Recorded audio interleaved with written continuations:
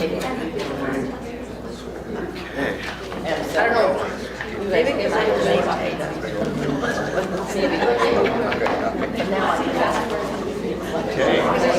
All right, good morning, folks. How's everyone doing today?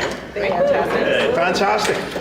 First of all, thank you so much for joining us for the Manufacturers Forum. It has been 8 months since we've done one of these.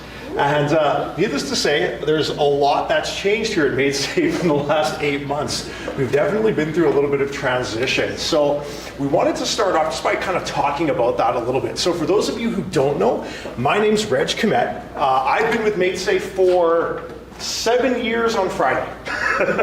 It feels like the time's flown by. But anyway, we just wanted to take the time to kind of maybe reintroduce ourselves a little bit to you and kind of give you an idea of what's happening here with MaidSafe today. So my current role, I'm the Technology Training and Development Manager. Okay, so what does that mean?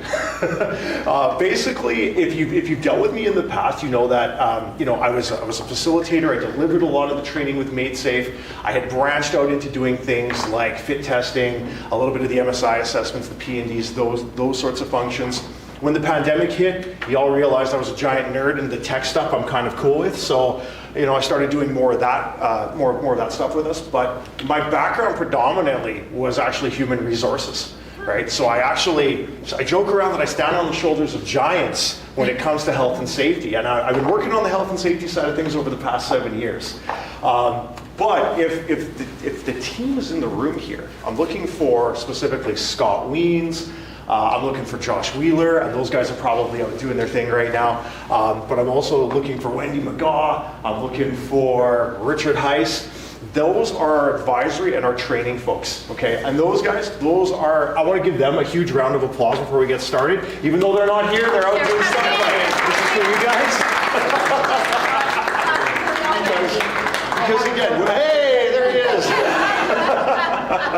Just because, again, with this, with all the transition we've been through this year, these guys have been the heroes who've helped get us to where we are today. Okay, it's been, it's definitely been a lot of work for all of us to be where we're at, but we've got a clear path forward, and that's the important thing. So, in my current capacity, right now I'm overseeing the advisory group, and I'm handling the training group here as well. Eventually, and I don't want to steal Mike's thunder, we're going to be introducing our new director to you guys today, but eventually, I'm going to focus predominantly on the training side of things. So it aligns a little bit better with my background as well, which is nice. So yeah, if you need a fit test, let me know. If you need an MSI assessment, let me know. If you need personal noise dosimetry, let me know. And to those of you in the room who are still waiting for a noise assessment, you have the patience of saints. Thank you. We've definitely had a few nuances with that. That's probably one of the longest processes because the equipment's got to stay on site for a while. And it's also subject to things like having to be calibrated. If there's damage to the equipment, it's got to get sent out to be rectified. So I do appreciate your patience. We have been grinding to be able to catch up with that backlog. So I'm happy to announce that if anyone who had requested in the spring or summer, we finally got to you. If you need those services, though, please reach out to us. I will get you in the queue for fit testing, okay? Or I will get you into the queue for personal noise dosimetry or MSI assessments. Wait times for MSI assessments and fit testing, really, really low. P&Ds is going to take a little bit of time as we keep working through that backlog, okay? On the training side of things, again, with my role, the way that it's kind of split up now, I'm going to be taking a more active role in things like course development, making sure that we are meeting Safe Work Certified standards. On that note, one of the things that we've done is we've actually submitted our lockout course, or we will be submitting our lockout course. That was the Safe Work standard that it came out, and that standard is actually based on our course. So here's hoping that we get our accreditation for that one. But I think we're going to be in good shape. And also, for January, we're going to be working on a psychological health and safety course as well. Okay, so that's kind of the highlights from my world right now. But again, there's been a little bit of change at the top here. So you guys know Janelle Stewart, and if you don't, this is Janelle, and she's going to fill you in a little bit about her role. Good morning and welcome. So I believe I've spoken with most everybody, but it's usually behind a computer screen. So my name is Janelle. I've been with MaidSafe for 10 years now. I'm currently the program manager, so I'm working closely with Reg, the training team, Mike, our new director, and give our certification team just with any needs that they may have. I support with training scheduling along with Kelsey. We do the events, just supporting internally and externally any needs that our trainers have or any needs that you may have. So any questions you have, concerns you have, feel free to reach out to me. If you're not sure who to reach out to, or if you have any questions, if I don't have the answer, I'll make sure I find it for you. And next, I'd like to introduce Gib from the team.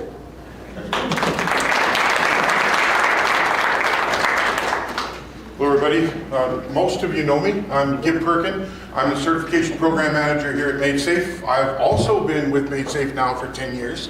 A little bit of my background is that I'm 35 years plus in manufacturing. I worked on the floor for most of my working career. I had my name on my blue shirt, so I kind of come from that end of safety. I got into safety in the last company that I was with. I was there for about 18 and a half years. And I got into safety working on the committee. I ended up being the co-chair. I got interested in safety and went out to Alberta, and I got an NCSO, National Construction Safety Officer certification. My practical safety experience is that I worked as a field safety officer up at the Mary River Iron Mine on Baffin Island for a couple of years. After that contract was up, I was fortunate enough to get on with MadeSafe, and I've been here now for 10 years. So Janelle and I both started on the same day. What I'm doing right now as a certification program manager, we're looking after all of the certification for the companies, certifications, recertifications. We do the current state assessments, quality review, or quality assurance reviews. Our team looks after all of those types of things. How many people here now are working with certified companies? Oh, there's a bunch of you. Good. So any of you folks that aren't working with certified companies, we have Michael Cardillo is working on the certification team as one of our auditors and advisors. Theo McPherson is also one of our auditors and advisors. Both of those young men have 7 years with MadeSafe, so they have a lot of experience with the current state assessments, things like that, the auditing. If anybody has any questions today regarding certification, Michael and Theo and I will be out and about during the breaks. Please feel free to come and speak to us. And really the best step is to talk about a current state assessment. And most of the companies that we provide a current state assessment for, we find that they're a lot further along towards certification than they thought they were. So like I said, I look forward to speaking to you throughout the day. If you have any questions regarding certification, if we don't get a conversation today, connect with one of us, Theo, Michael, or myself, and we'll make sure that you guys get all the answers that you need and all the support that you need to become Safe Work Certified. At this time, I'll introduce our director, Mike Forster. Come on down.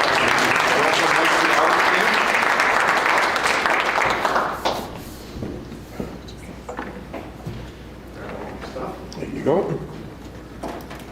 Just let me put this down so I don't drop that. You know, I'll drop it for sure. All right. Okay, thank you. All right. Well, I'm the new director with MadeSafe. My name is Mike Forster. I started in August. So I am somewhat still on the business end of a fire hose in terms of the learning curve. Really good team here with MadeSafe. Reg, Gib, and Janelle really have done a lot of work with the team here and supported through all the transition that's happened. I'm one of them. Really happy to be here. I come out of industry. I'll get to my history a little bit in a minute. Let's just take care of some housekeeping, shall we?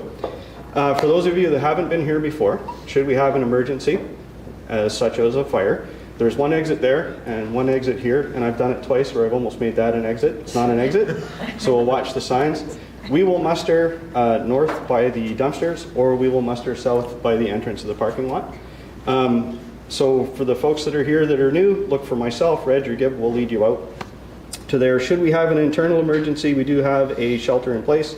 It's training room 3, and it is, we can contain ourselves in there. It'll be a little cozy, but we'll get through it. Next, I would like to do a land acknowledgement. Please with me. We acknowledge that we are gathered on Treaty 1 territory and that Manitoba is located in the treaty territories and ancestral lands of the Anishinaabe, Anishinaabe, Dakota, Oyate, always get that wrong, Denisovan and Nethinilwak nations. I apologize for that.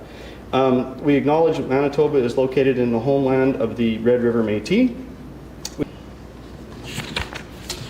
So my background, I come out of industry.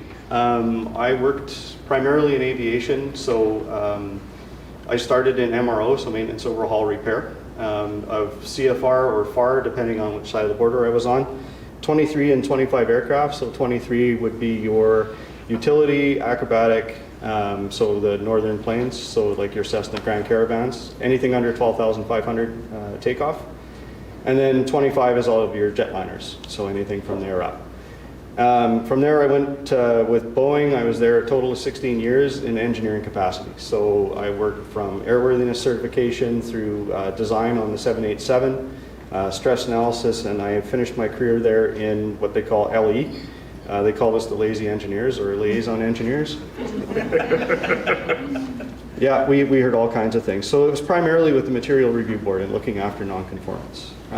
So my involvement in safety, when you work at a company like Boeing, if there's anybody here from Boeing, the safety program is world-class. It's the training that they do, and they have yearly safety commitments. It's vital to their overall operational excellence. And so I was always on the receiving end of the training and following the rules. Now I get to join the team where we're helping people be safe and really contribute to the overall operational excellence of their industry. My most recent stint was, if anybody's been into a Canadian Tire or Walmart or even like a Cabela's, or you go camping, I think it's a Manitoba law where you have the blue water container. Okay, I was plant manager there.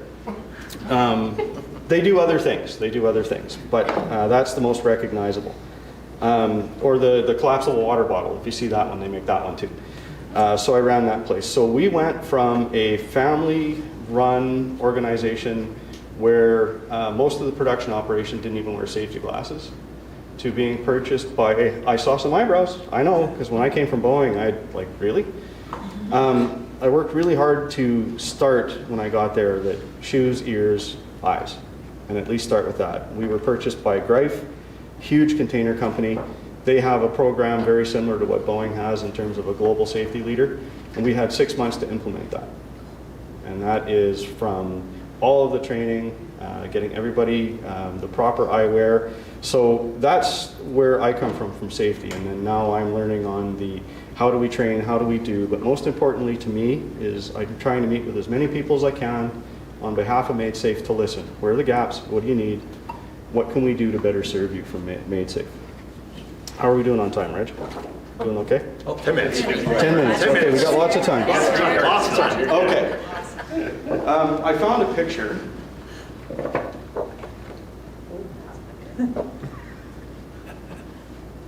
Does everybody agree that sometimes a picture tells the whole story? Seems pretty clear. Yeah. Wasn't me that did that. But if you look around, right, there's footprints. Now that's probably someone climbing out of whatever fell through the ice and walking out. But what's missing in this picture, where I think that we could all benefit from thinking about that for a second as a safety share, is that could be any scenario. That could be an equipment failure, a catastrophic failure. It could be a piece of equipment that's tipped over like a crane. If you go rushing in and you don't take a good look at the surroundings, do your own tests, look at your lockout, tagout, and do all of that kind of thing, it's really no different, right? Missing from this picture is 3 seasons of, I just want to get on the ice. I'm an ice fisher. I just want to get on the ice. I just want to get out there. I've had all summer, I've got all my gear organized. One simple ice test, right? Walk out with the lining bar and take a look. So I put that up there just as a safety share, because if you look out further in the picture, there's somebody way out there and drove past that. So it's very easy when we think about safety and we look at safety to rush into a situation or think we have it under control or think that we know how everybody's reacting to our safety program. And how this ties back into my last role is, at least I think it does, I hope it does, is that you think because you've implemented a safety program that's world-class, and you've got the posters up, and everybody's got the shoes, you're doing a morning safety briefing, you're doing all of those things, that you all of a sudden magically have a safety culture. And that takes time. And that comes from leadership really, really embracing that safety message. And then helping the people that deliver the safety message out to the teams be supported. And that was where my job came in, is to make sure that we have the tools, we have the understanding, and we have the ability for anybody to say, hold on, have we looked around? Have we checked the ice? Have we done the thing? So I'm hoping that with my experience from industry that I can really help understand how it all fits into the operational excellence of businesses and how we operate. One of the things I'd like to touch on, we can see the signage around the room. We are fortunate with MadeSafe, our host organization is CME. We can talk more about the advantages of being part of CME later. We have a lot of literature up here for Protein MB, made in Manitoba, and MadeSafe. Please check it out and look at it. That's my sales pitch to help with where we're all tied together. There's a fair amount of overlap, so if we have any questions, just please reach out, and we'll do our best to help you with that. I think with that, we'll move forward with our first speaker. All good. Yeah, no worries. Okay. So we have with us today Michael Boylo. He's a portfolio leader for SafeWork Manitoba, and he's going to deliver an update on behalf of SafeWork. Okay? All right.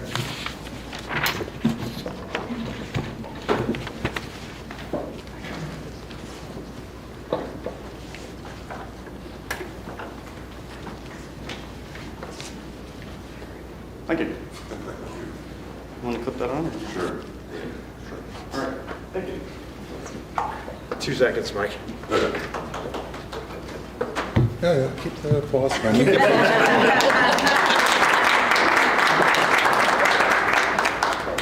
Yeah. There we go. How's this? Looks pretty good. Am I really loud?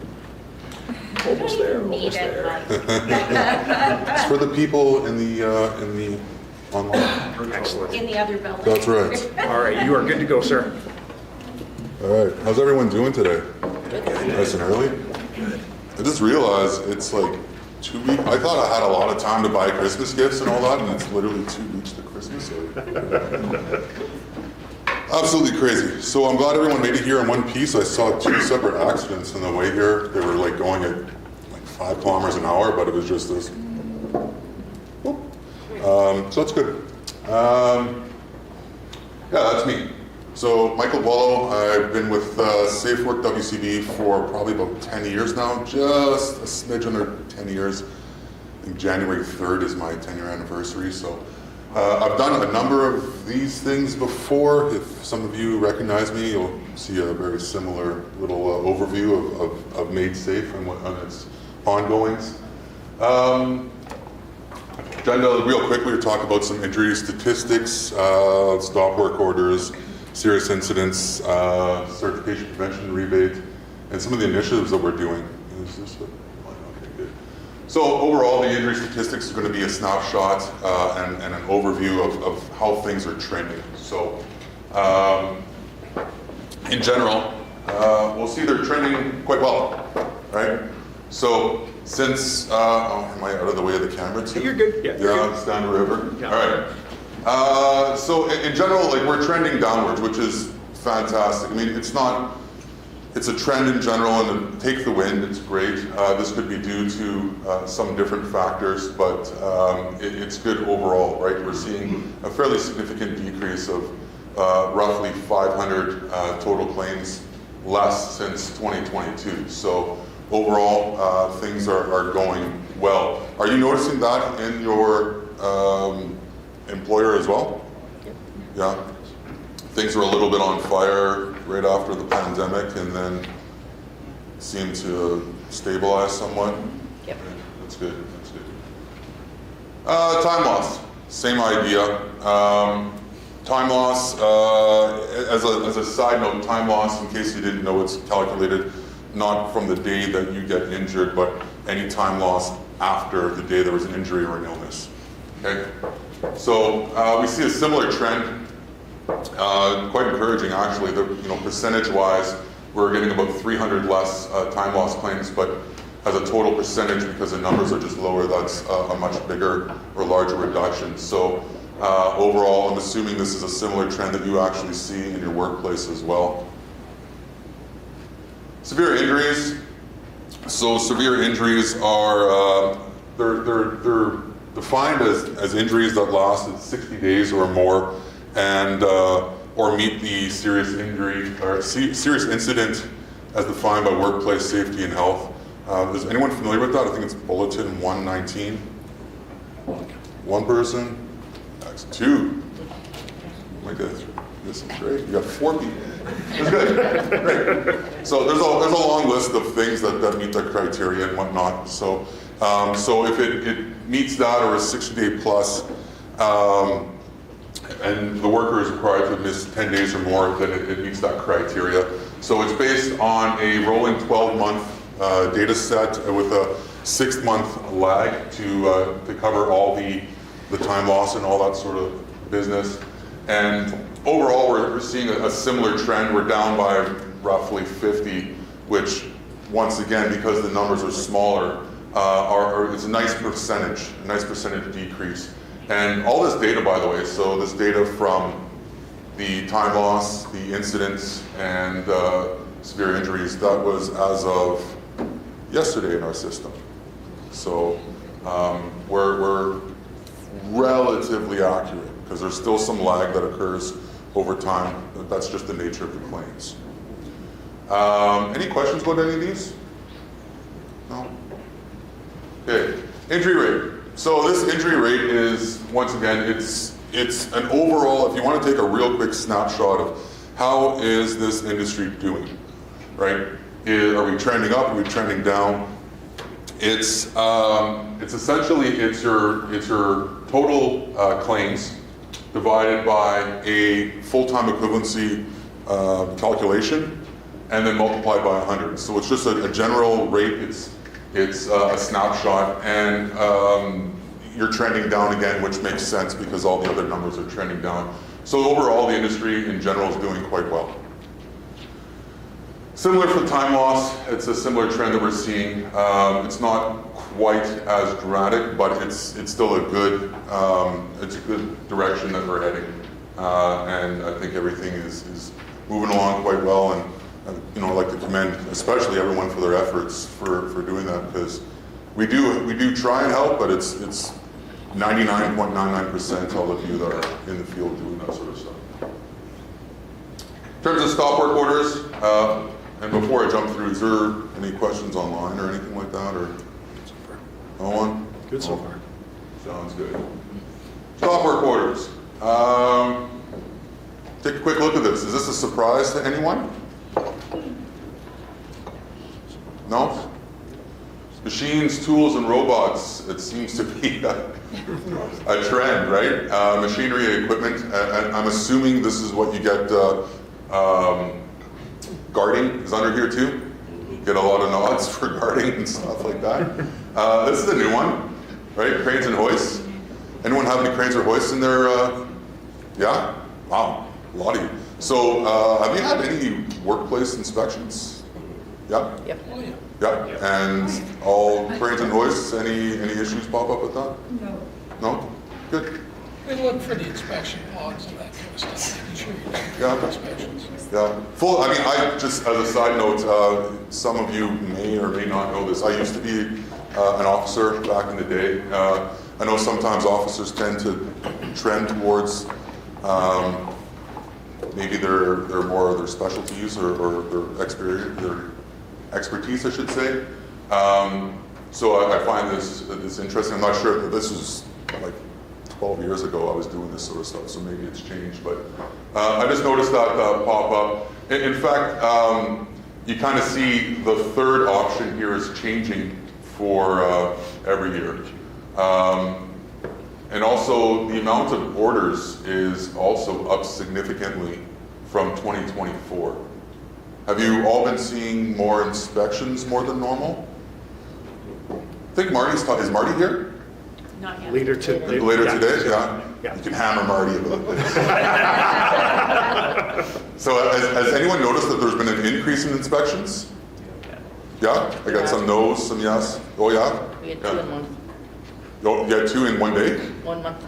2 in 1 month. Yeah, different departments. Wow. Yeah. Lucky you. I know. Yeah. Yeah. Lucky you. Yeah, so 32 orders. I mean, you contrast this by this data. I think you guys are doing well. Have you noticed there's more stop work orders, but if it sounds like there's an increasing amount of inspections, you know, maybe I don't have that data about how many total inspections are done. I think Marty will probably have that. Maybe this is actually a down number compared to the rest of these, right? So, just interesting though. Does anyone else find this out of whack, or do you think this is pretty consistent with what you're seeing in your places? Yeah? All right. Serious incidents and classifications. So this is where, this is the industries where we're seeing the most incidents occur. They're somewhat, I would say, flat. So we haven't really dropped those incidents down significantly in these particular industries. So dairy products, light metal products, manufacturing, ag equipment. Ag equipment. So it's going down, which is good, but you're seeing a lot of similar trends. Meatpacking, interestingly enough, is not on there. Anyone from meatpacking? No? Okay. Yeah, interesting. There has been a total of 101 certified employers. Employers applied for certification 54. Rebates received 97 with a total rebate amount of right around $1.6 million. So certification pays, right? And we're going to have, Jen, are you going to talk about a little bit about that too? Is that coming to your talk a little bit? Nope, Not at all. not at all. All right, not a You problem. go right ahead. Not a problem. So, certification, I mean, obviously, it pays. So if you're a certified company, then you know the benefits of being certified. So it's not only is there a financial rebate, but also the good folks here at MaidSafe, you know, now you have an unlock ability to get a lot of services, which you may have been more expensive in the past, right? So now things like our services too, so we'll talk a little bit about this, initiatives and updates. So a lot of the times when we do things internally at Safe Work Manitoba, WCD, we'll have different initiatives and all that sort of stuff, but our job also is to assist the IBSPs, and MaidSafe is under my umbrella. So I'm happy to throw on the MaidSafe t-shirt and things like noise and all these other, my background's in occupational hygiene. Not sure if anyone's ever encountered that sort of stuff or had to pay for it.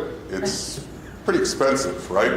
I think my charge out rate was close to $250 an hour, and that was like 20 years ago when I was in the private sector. So you get a lot of those things through MaidSafe via us. So there's benefits of being a member levied, and there's benefits also with being certified of the dollar amount. So this is all good.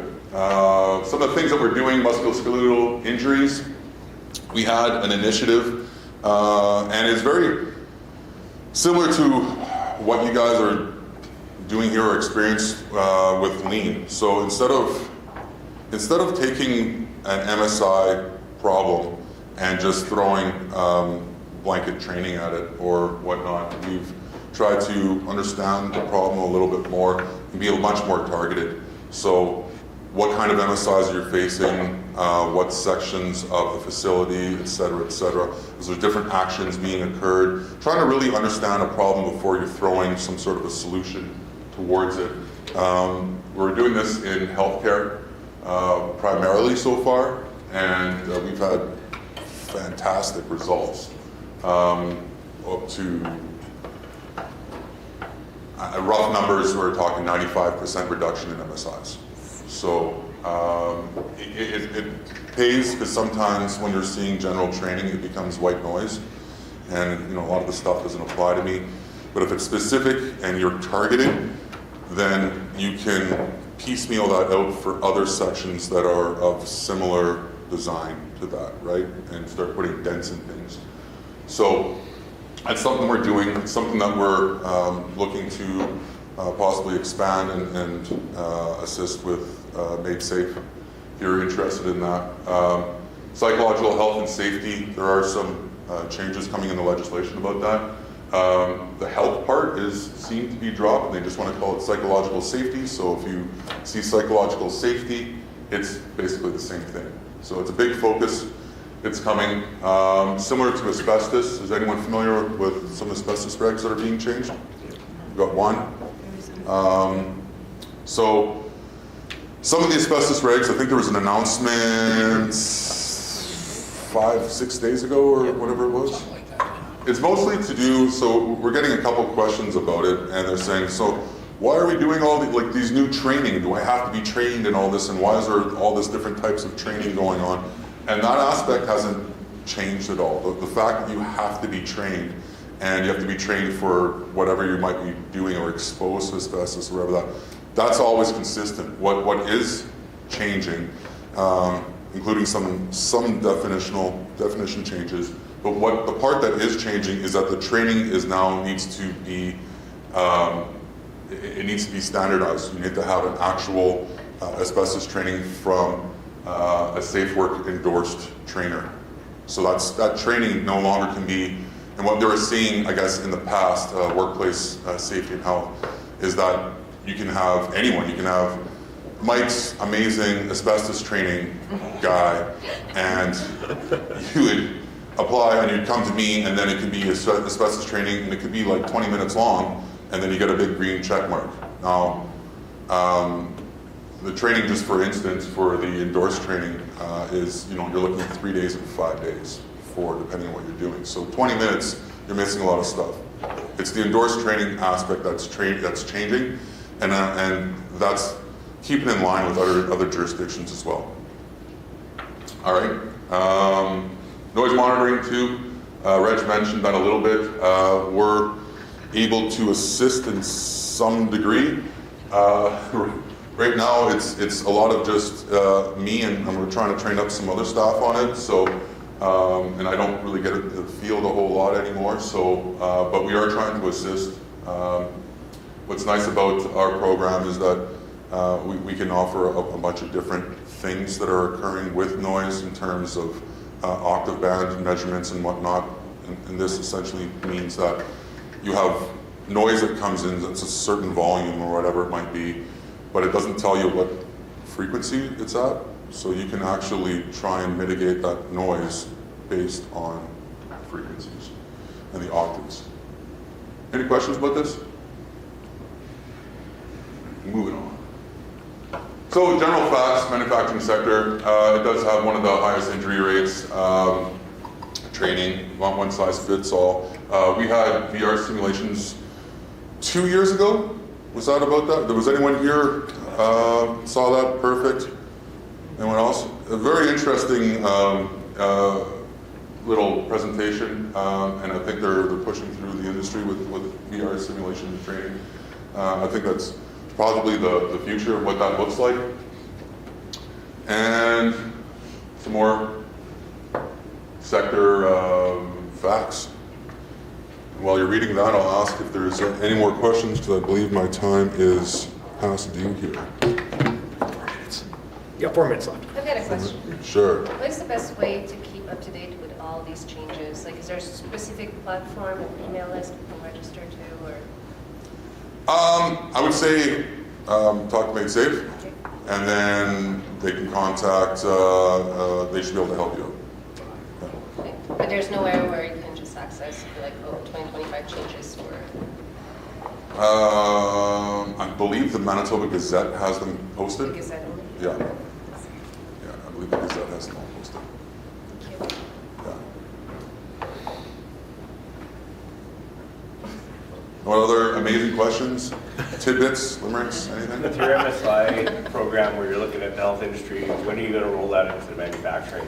The challenge, so we have looked at the manufacturing industry, so this is the challenge.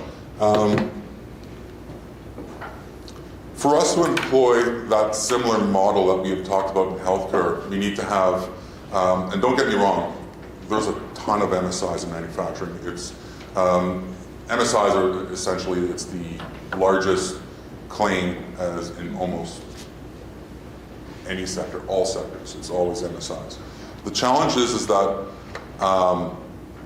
you want to have MSIs, you want to have enough meat on the bone, so enough data that you can target a particular thing that an MSI covers. So repetitive motion or whatever that might be, right?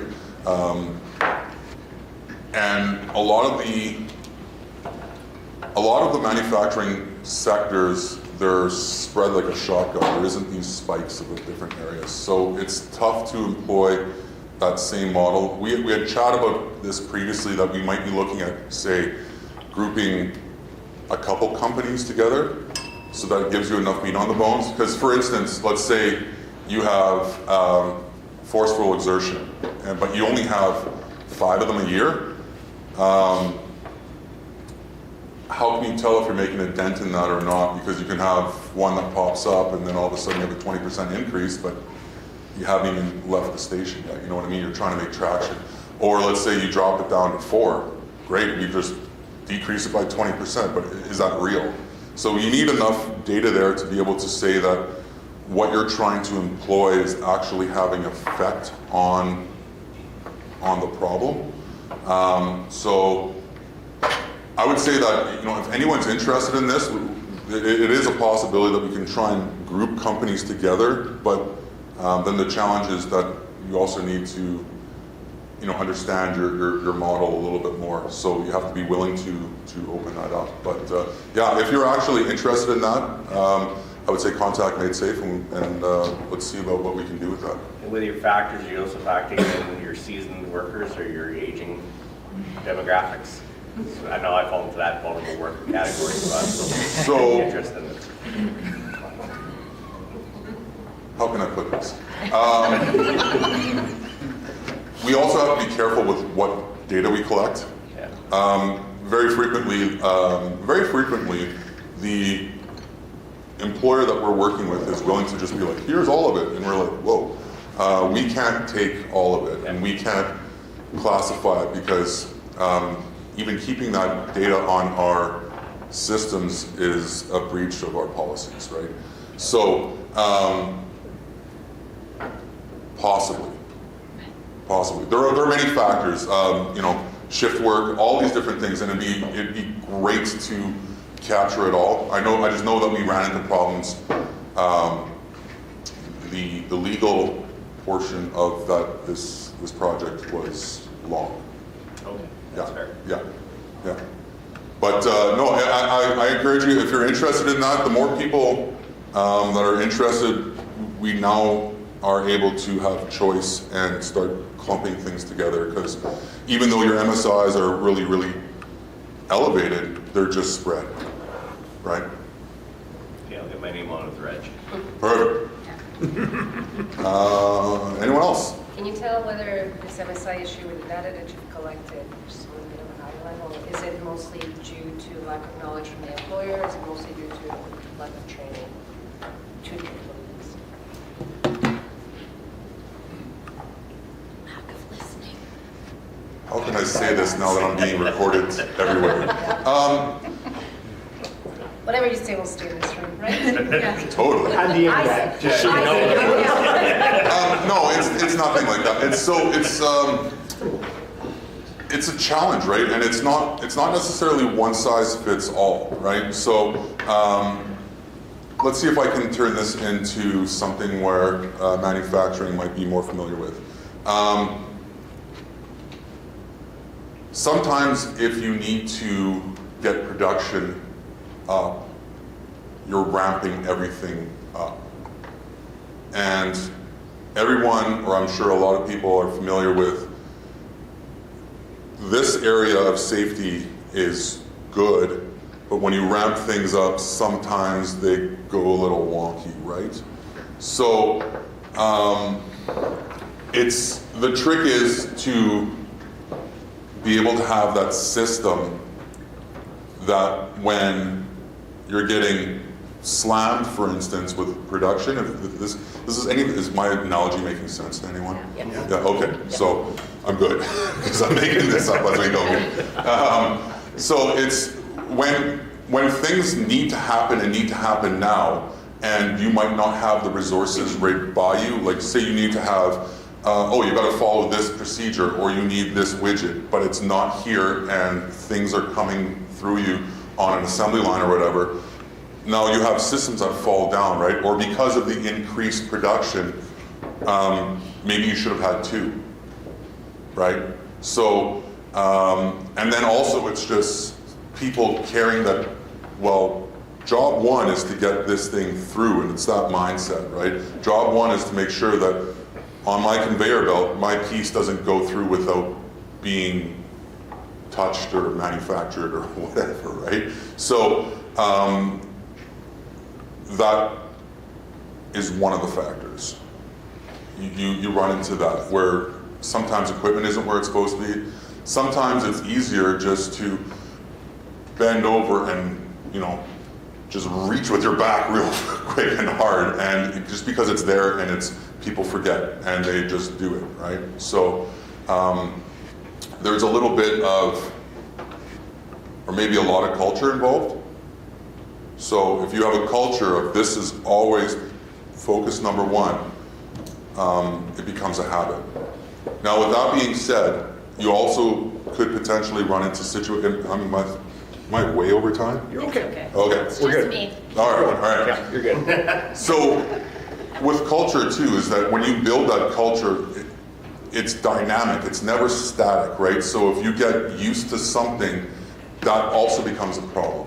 You want to constantly be revising the programs, and let's say you're doing an audit. If you have the same exact audit sheet all the time, it becomes second nature for people to fix that, but then they're just working towards the audit, right?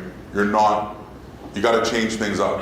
You got to change things up, and then it keeps people on their toes, and I think it creates a better culture, because audits can be a good tool, but now you have the challenge of the audit can't impede production, so then it has to be short, it has to be sweet, it has to be something, a teachable moment, because it can't be necessarily punitive.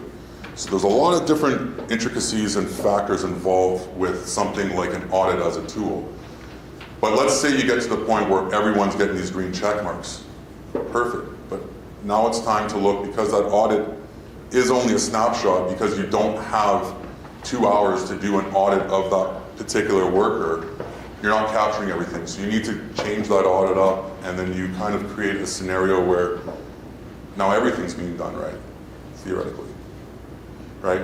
And then you have that culture, and then things are starting to go in the right direction when, Sarah and Timmy are like, hey, that's not the way we do things here, right?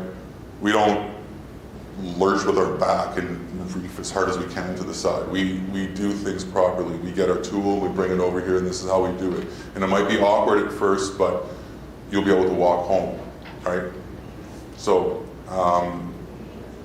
this cascades in a lot of different factors, and I'm sure, I'm preaching to the choir with all that sort of stuff, but every injured worker, you need someone to replace that person, right? And this is almost like free labor to the CFOs and whatnot, because you don't have to hire someone else, you don't have to mandate OT, you don't have to put strain and stress on systems where production will actually suffer. You're just keeping workers present. They'll also be happier because they're not injured all the time. They don't look over and they're not grumpy that they have to do all this extra work that they're now having to go faster just because there's less people. So there's a lot of benefits and economics behind this as well. I used to pitch these things to a bunch of different people. I always pitch to the CFOs because once you get them to sign off on it, it just works, right? And there's a very good argument for all this sort of stuff.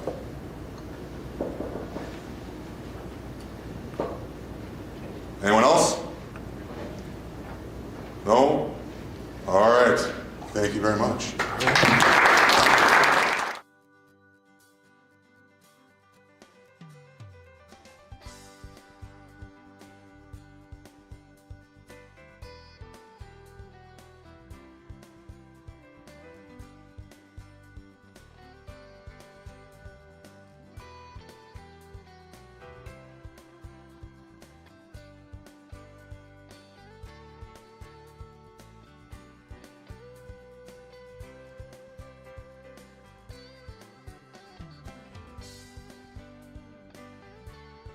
Okay, so we have Jennifer Wilms with us, return to work specialist. We'll be looking at the 7 principles of a successful return to work.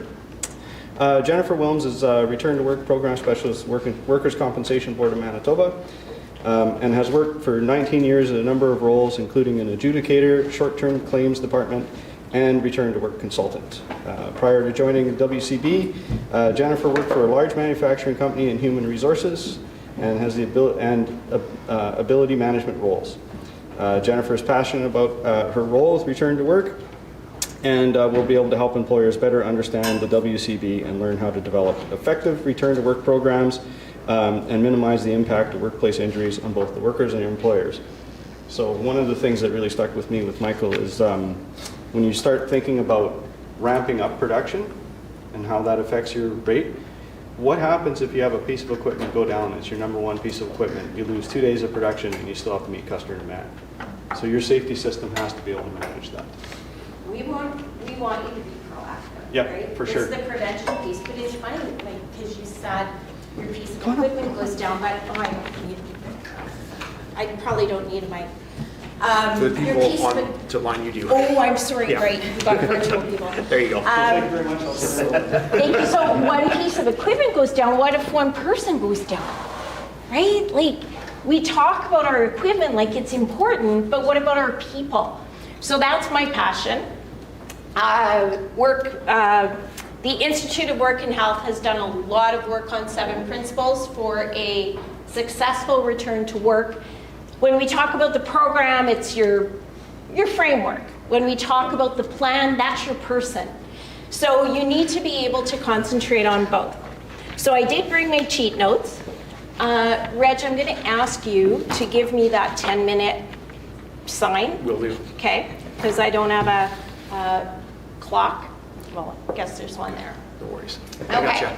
So I'm supposed to tell you that this is only reference material. You may need to modify it, but the information I give you is good as of today. So one thing that you should know and that I want you to share with your staff is that the Workers' Compensation Board is here to help. So about 100 years ago, there was no Workers' Compensation Board. There was no legislation, and workers had to sue their employer in order to get any benefits, whether that was healthcare, wage loss, whatever it be. So employers didn't like it. They were in long legal battles. Workers didn't like it. They were in long legal battles. Lots of them died before they got what they needed. So gentleman, Sir William Meredith, decided that he could do better and put into legislation what we call a historic compromise, where employers said, you're happy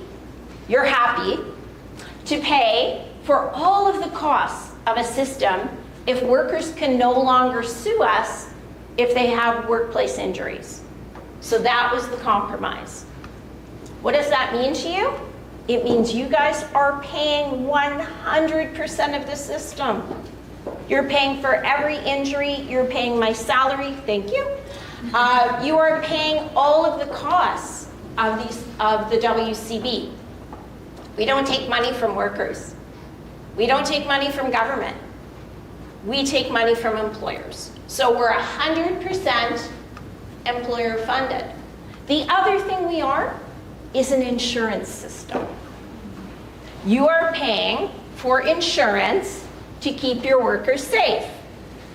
And if it's not safe, then we come and jack up your rates. So we're no different than any other insurance company. The more you use us, the more you pay. Right?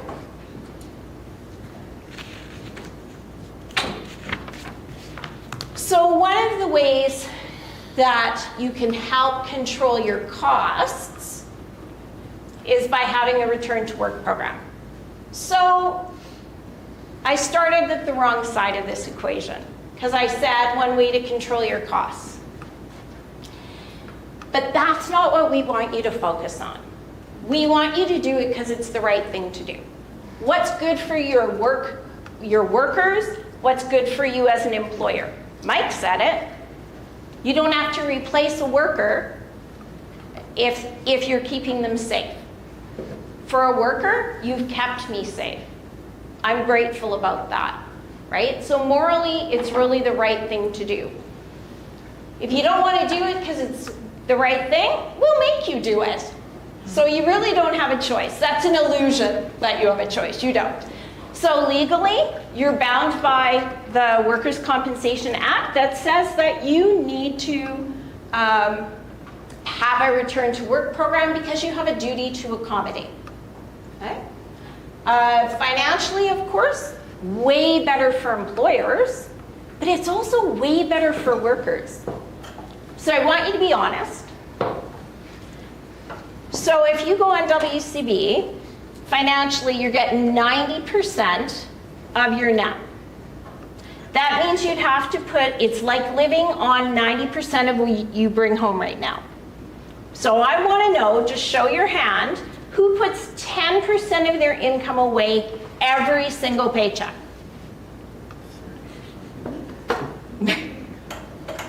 Can you live on 90%? It's hard. So it's much better for a worker financially if you've got this return to work program. You bring them back and they can do their job. They're feeling better about themselves and they're making their money. Okay, I have to open my notes because this is how MaidSafe members are impacting our system. My claim numbers are slightly different than Mike's because mine are from December 1st and because I wanted to get Reg my presentation on time. So, mine are from December 1st. 2024, because it's a full year, is the year I looked at.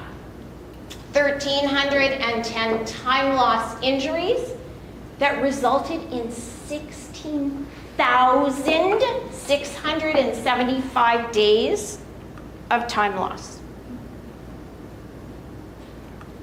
6,675 days of time loss. So when I looked at all the total time loss days in 2024 for all years, the amount was 52,268. So that means if somebody had a claim in 1998 and we were still paying them, or if you had a claim in 2024. So anytime from 24 and back, that total number of days lost is 52,268 days. There's only 250 working days in a year.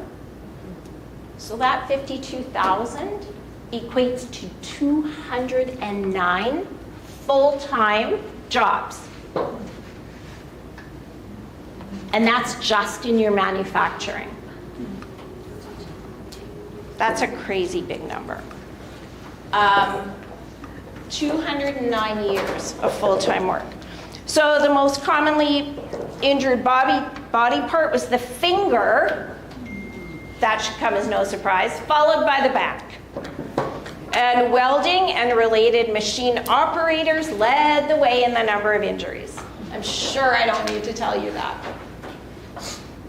So this is why you have 209 full-time employees who are not working because they're off on WCB in 2024. Where is the return to work program?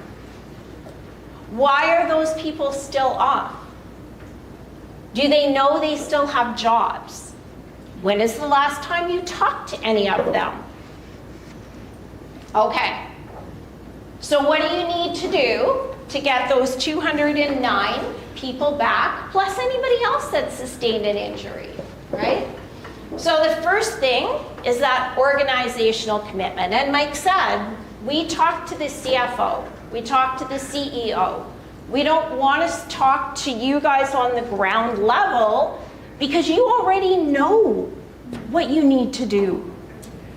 We need to get your boss to agree with you, right?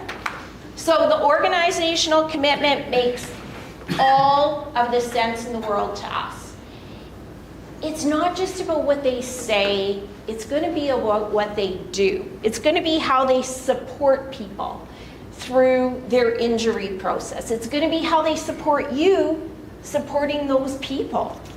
Okay, so if you're the leader, and you're the leader of somebody, right? You may not be the CFO, but you're the leader of somebody. Are you supporting those workers? Both in prevention and in return to work. So what are you doing to show that that person and their return to work is a priority for you? Are you putting your resources there? Are you taking them away and making them do something else? What are you doing to make your people a priority? If you keep pulling people off and putting them on different projects rather than poor Emily who got to be disability manager unbeknownst to her, so when she's needed in a different role, what priority does that show to organizational commitment? What about safe and suitable work? So it is important that the employer is able to offer safe and suitable work, safe within a worker's abilities. Okay? If you don't know what those are, we're going to talk about how you get those. Suitable means I can do the job. But part of the duty to accommodate means you might have to train me to do the job. And you're expected as an employer to do that. Do you have safe and suitable work? Oh no, the guy's just a forklift operator. He can't do anything else. The guy just runs this one machine.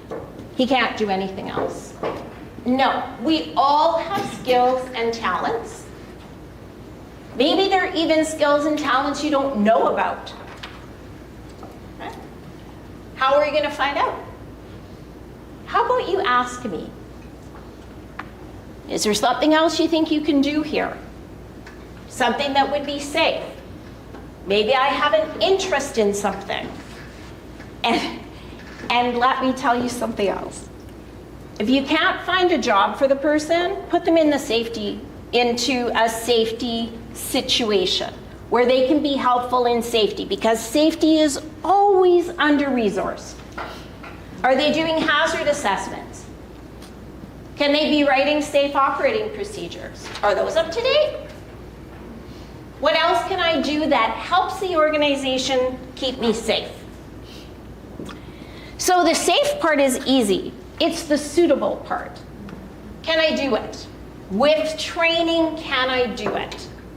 Well, if I work at Home Depot, some of you who've known me a long time know this example, but I work at Home Depot and I'm working in toilets and I hurt my back and they say, go and sort paint chips. It's very light work. Anybody, I love this one. Anybody can do it. Oh, guess what? They come back to check on me about an hour later and all the blue chips and green chips are mixed up. Why is that? Because I'm colorblind. Nobody asked me. They just gave me the lightest work. Ask the question. No matter how much training you give me, that is not going to be suitable for me, right? So make sure if you want the worker to feel valued, you definitely want to be asking them questions about what their abilities are. You want them to have enough work that they're busy enough that they're not wandering through the plant, but not so much work that they feel devalued, that they're not being able to do what you're asking of them. If you don't give them enough work, we're gonna have a chit chat, and I'm gonna disturb everybody who is working. And then what does it look like for your return to work program? Well, it looks pretty sweet, I don't have to do anything. That is not the impression you want to give, right? Because nobody else is going to want to come and do safe and suitable work if they think it's a nothing job. Okay? So be prepared. Consider compiling a list. What are all the jobs in your plant that you could do if you're injured your finger? Because we saw fingers were a big one. What are jobs you could do if you injured your back? Get each department to create a list. If you have a job that's new, before you get started, look at each of the tasks and see what you can do. You can bundle tasks. You can move people through in and out of a bargaining unit. Whatever you need to do, but be prepared, because the sooner you can get them back, the better it is. If they've been off for 6 months, there's only a 50% chance they're coming back. Do you know how long it takes to hire somebody? And if you're losing experience, no matter how good the new person is, they don't have that experience, right? So be prepared. There are lots and lots of opportunities.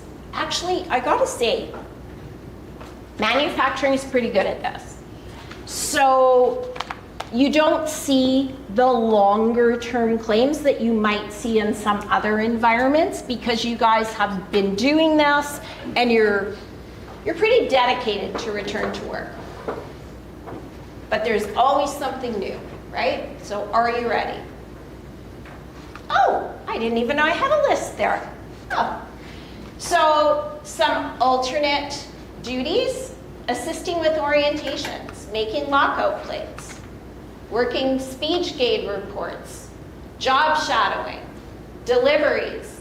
This looks like one that might have been, I'm sorry, more for trucking. I didn't even know it was in there. Sorry about that. So you guys can have a list too, though, right? What's on your list? What's on your list, Marion? Oh, Yeah, what's on your list? Well, we'll have them help with scanning documents that need to be scanned. Recently, he helped us out with doing secret talks as well. So Good. stuff like that. Awesome. What's on your list, Peter? Developing qualification checklists for machines. Awesome. One, Mike, I think, mentioned the audit document. Does anybody do a pre-work check on the equipment? Do you ever change up those sheets? Even the order of the questions? I had an employer tell me that they did the checklist, and at the end of the day, they called the work team together, and they said, I want to say thank you to Jack and Jill for working for free today. And Jack and Jill both looked at him and said, what do you mean? And he said, well, in the pre-work check, one of the questions was, do you agree to work for free today? Because they had gone down the list and just went check, check, check, check, check. Do we ever change that up? Because clearly people aren't reading it. Okay? Maybe that's a good modified work duty, right? You know your workplace, so you guys are going to be the experts. Okay, for number 3, principle 3 is a supportive workplace culture. Yeah. All right. First thing I got to say is, if the guy or girl who is injured is a dud, before they start, being injured is not going to magically turn them into a good employee. So let's just start there. However, if they were a dud before they got injured, whose responsibility was it to create a better worker out of them? Exactly. So now, you can't take it out on them now, right? You need to be supportive. So, what I find is, people who are truly injured really want to get back to work. You can't hold them down. People who are looking for time away from work sometimes will claim an injury that didn't happen. We use return to work as that supportive tool, right, to help people who want to get back. But it also helps the other people because you're not getting what you want, right? I'm not getting the time off. So that person, everybody sees that everybody's being treated equally, and now I don't need to claim an accident because I'm not going to get what I'm looking for, which is the time away from work, okay? The support is that you want everybody who's there to be supportive of the worker, but not too supportive, okay? So here's another story I'm going to tell you. I was talking to another employer and they said, hey, like, our workforce is so good. And I'm like, oh, that's great. Oh, we love and they did. They were just lovely. We love everyone. I'm like, oh, that's nice. And she goes, but you know, we brought this person back to work and her abilities were, like, she was supposed to get up and move around. She was supposed to walk a bit. And so what they found was the team loved her so much, they wouldn't let her get up. Oh, you just sit there, I'll get the work for you. Oh, I'll be right back, I'll get your coffee. She wasn't even leaving her chair, even though she was supposed to be, because they were all so worried about her, okay? Much as that's supportive, and I love the idea of you catering to my every whim, Richard, thank you, I really do, but the problem with that is I'm not getting better. I'm not using that return to work plan for what it's meant for, which is to improve and help me to recover, right? So there is such a thing as too much support.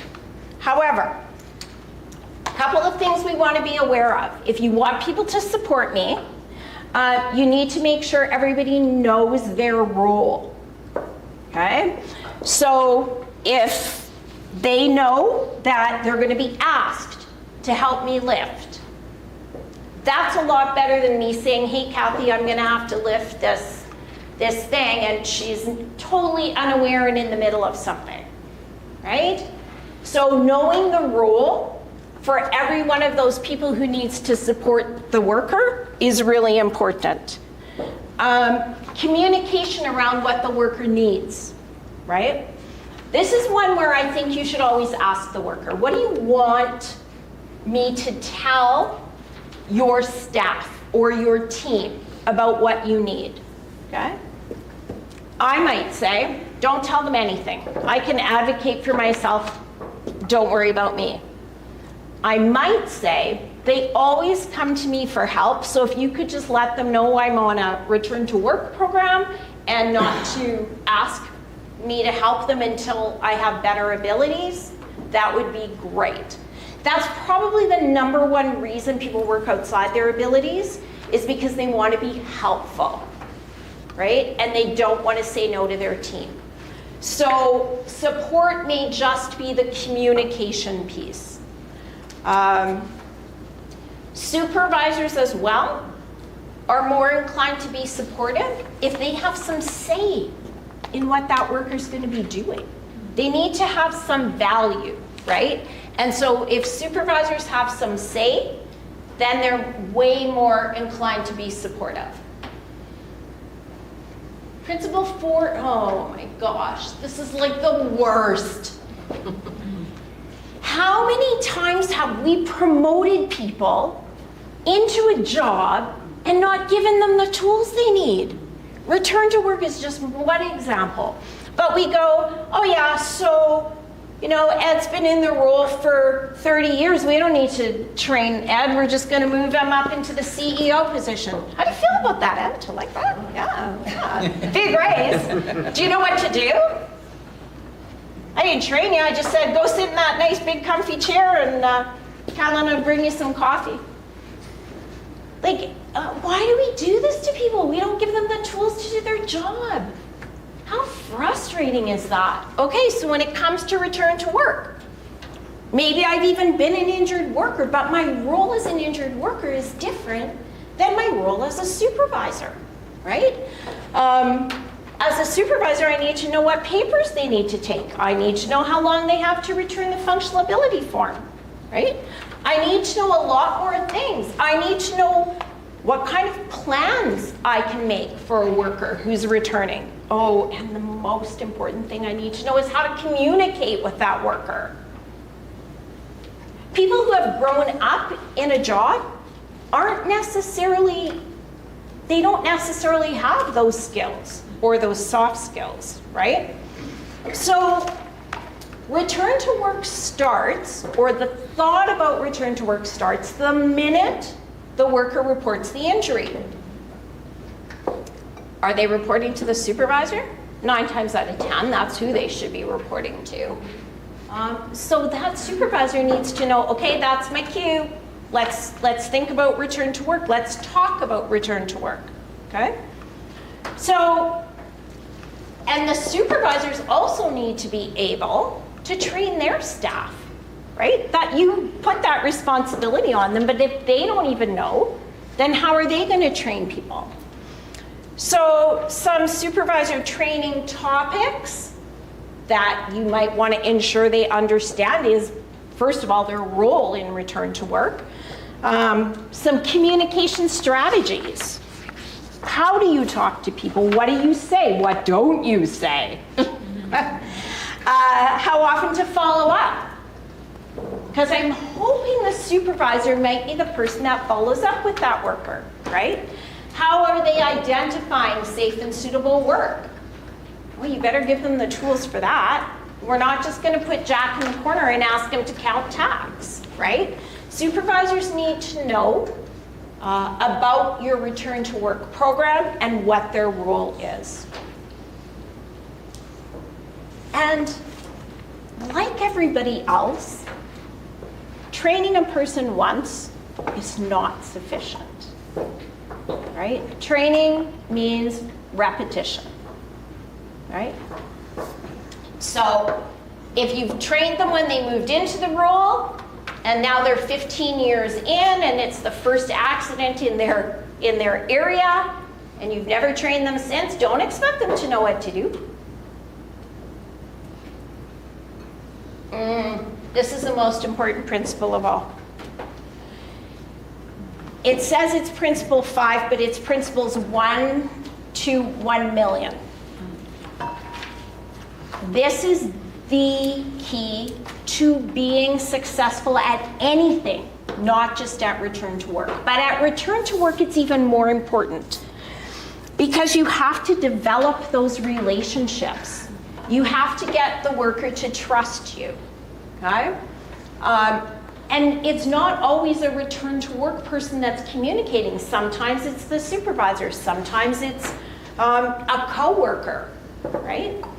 So the communication is key. It's a vital piece of the program.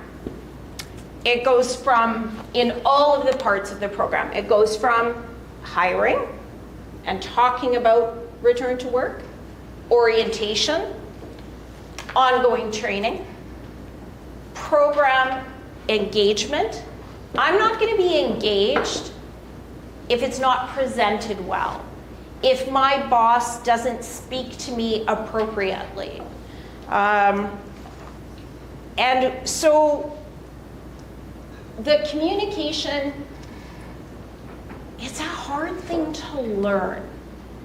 Some people just have it and take it for granted, and other people think they have it and they don't.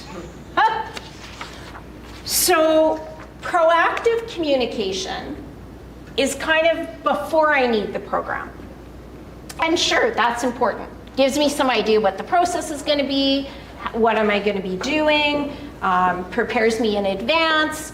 But then if the injury occurs, you need a strategy to ensure the worker's needs are met through communication. So the first thing is, who is going to be the contact person for that worker? Alex, in your organization, who's your contact person with that worker when they're injured? Typically, the supervisor is the first line, and then it goes to the safety department following that. Perfect. And I know that at least one of those people has communication skills. I've worked with Alex long enough to know that. But it's interesting. Okay, I just want to say, so my three friends over here, and the communication has been the most important piece. He's picked two wonderful coworkers who have those skills. Here too. And I only can pinpoint because I know and have worked a lot with these two organizations. So low and two, right? It's not necessarily that you're picking a particular skill set outside of the communication. Safety is not really that different than return to work, right? Because you have to get people to engage. You have to talk them into safety. Well, you have to talk them into return to work too. So it's really about what is that skill you have and who has that skill to be able to do that properly. Okay, so the who. What kind of communication? When do we communicate? How often? It's important to keep that a regular occurrence, okay? So, I talked to a person, and the person said, our problem is the guy never calls in. He's been injured and he's been off work and he never calls us. I'm a bit of a lippy person, a bit sassy. So I said, I'm sorry to hear about your phone, that you can't make any outgoing calls, you can just take incoming ones. So he got a little bit, you know, I stepped on his nerve. So then he said, oh no, like I just talked to him. So I said, oh yeah, okay, when did you talk to him? I'm talking to this gentleman in April. When do you think the last time was he talked to him? March. December, Christmas. Oh, we just talked to him at Christmas. 4 months have gone by. No. What? In 4 months? I could be off on a beach in Jamaica. I could be thinking I don't have a job. I could be job hunting. I could be working somewhere else. But you don't know because you're not communicating with me. So it has to go two ways. And it also has to be frequent enough that we don't lose touch with that person. That's still your employee. WCB calls them when we need them, but they're your employee.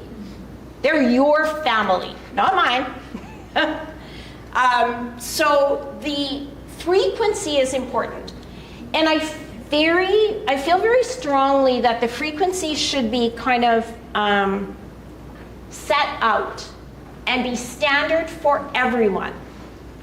So every 2 weeks is what I like. When I was an adjudicator at the WCB, I would talk to people weekly because a lot can happen in a week. But if it's a longer term, I'm okay with every 2 weeks. But I think it needs to be consistent because the person's going to fall off the map, or you're going to get busy and you're going to forget to do it, and then a month has gone by, and then apparently 4 months have gone by. The thing about making a regular contact is if you put it in your policy that I'm going to talk to you every 2 weeks, then Frank, who doesn't want to talk to me, knows I'm going to call every 2 weeks and he has to talk to me because it's in our policy. But John, who wants to talk to me every single day, we have those guys too, right? Yes. Every day.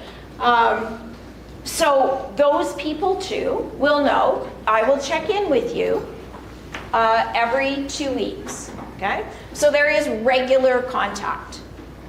And what kind of communication? Well, we can take text, we can take phone calls, we can do emails, but there is a preferred method, right? So in a preferred method, you would feel my tone.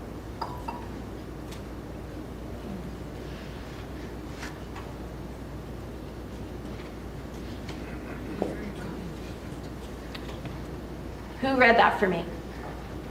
I just heard somebody say it. Say it out, Tracy, say it out loud. Oh, that was nice. Is that how you read it? Did anybody else read it differently? When are you coming back to work? That's me. 100%. Thank you, Peter. That's how I read it. When are you coming back to work? Not like lovely Tracy said, when are you coming back to work?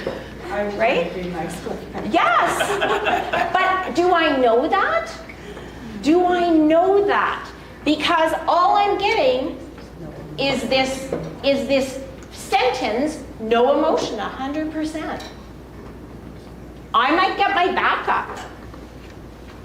I read a file the other day where there was a return to work and the person was struggling through the return to work and ended up going off work, and they got sent an email that said, hey, oh, by the way, it's from somebody who he doesn't actually work with. It's a disability return to work coordinator, so may not have had much of a relationship, I don't know. But he had gone home because it wasn't working out for him, he was really struggling, and the email he got said, hey, call me ASAP.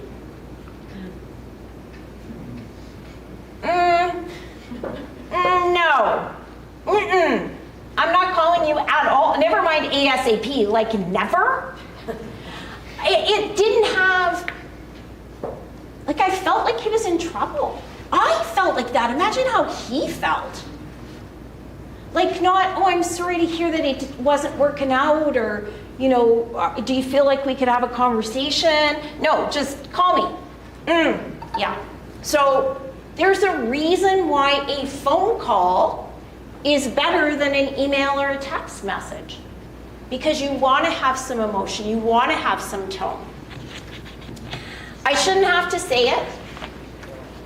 Be nice. Santa's watching, especially this month, so be nice.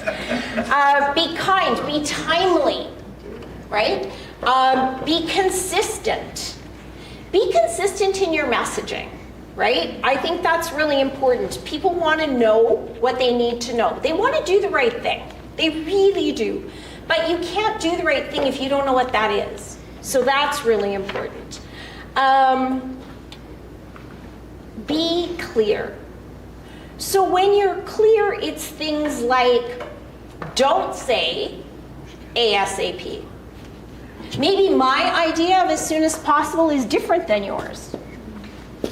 I have 2 as soon as possible goals in my mind.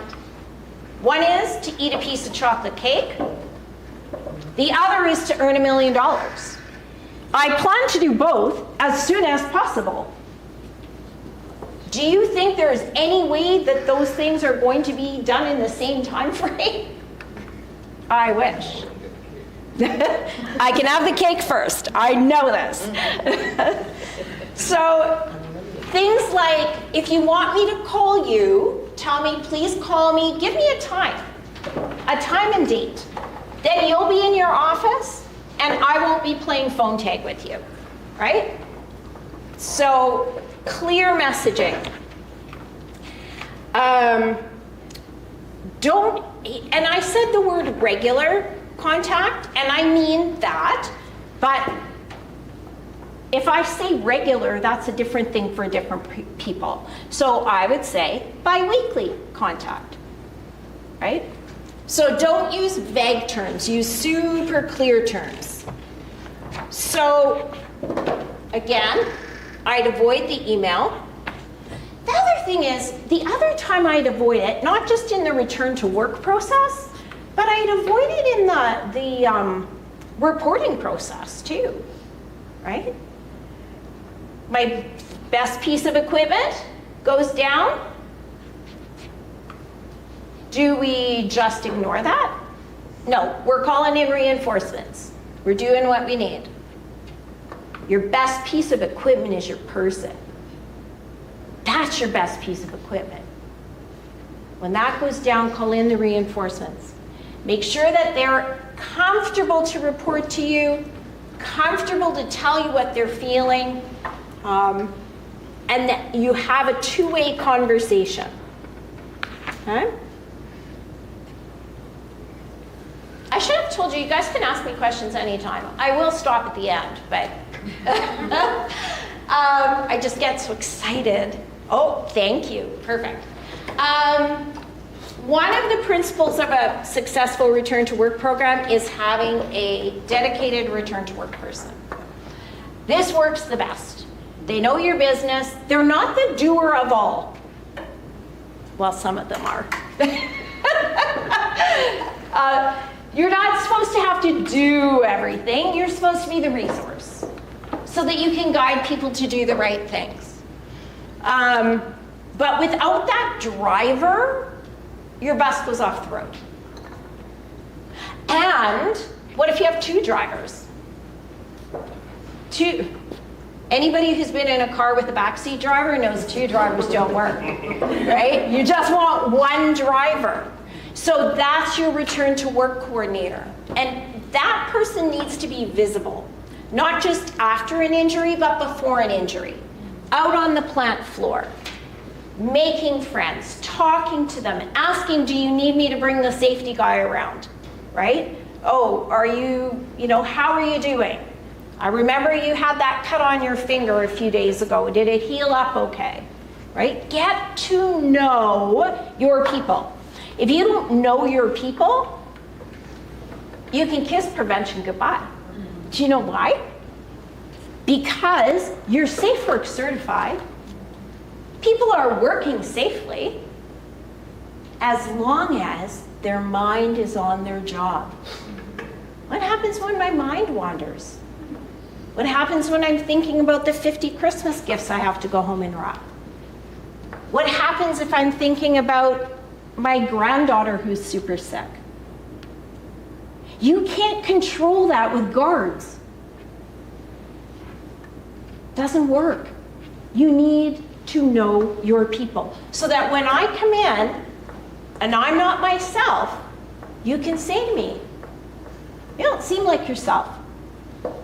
Are you okay to be here? Is there something you need to share? It's a simple question, right? It's a non-intrusive question if you are a good communicator. Right? Okay.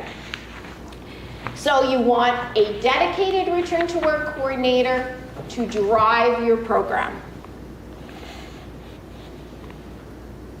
So the last principle is, how are we going to get a person's abilities? And we all as employers struggle with this because it's getting harder and harder to engage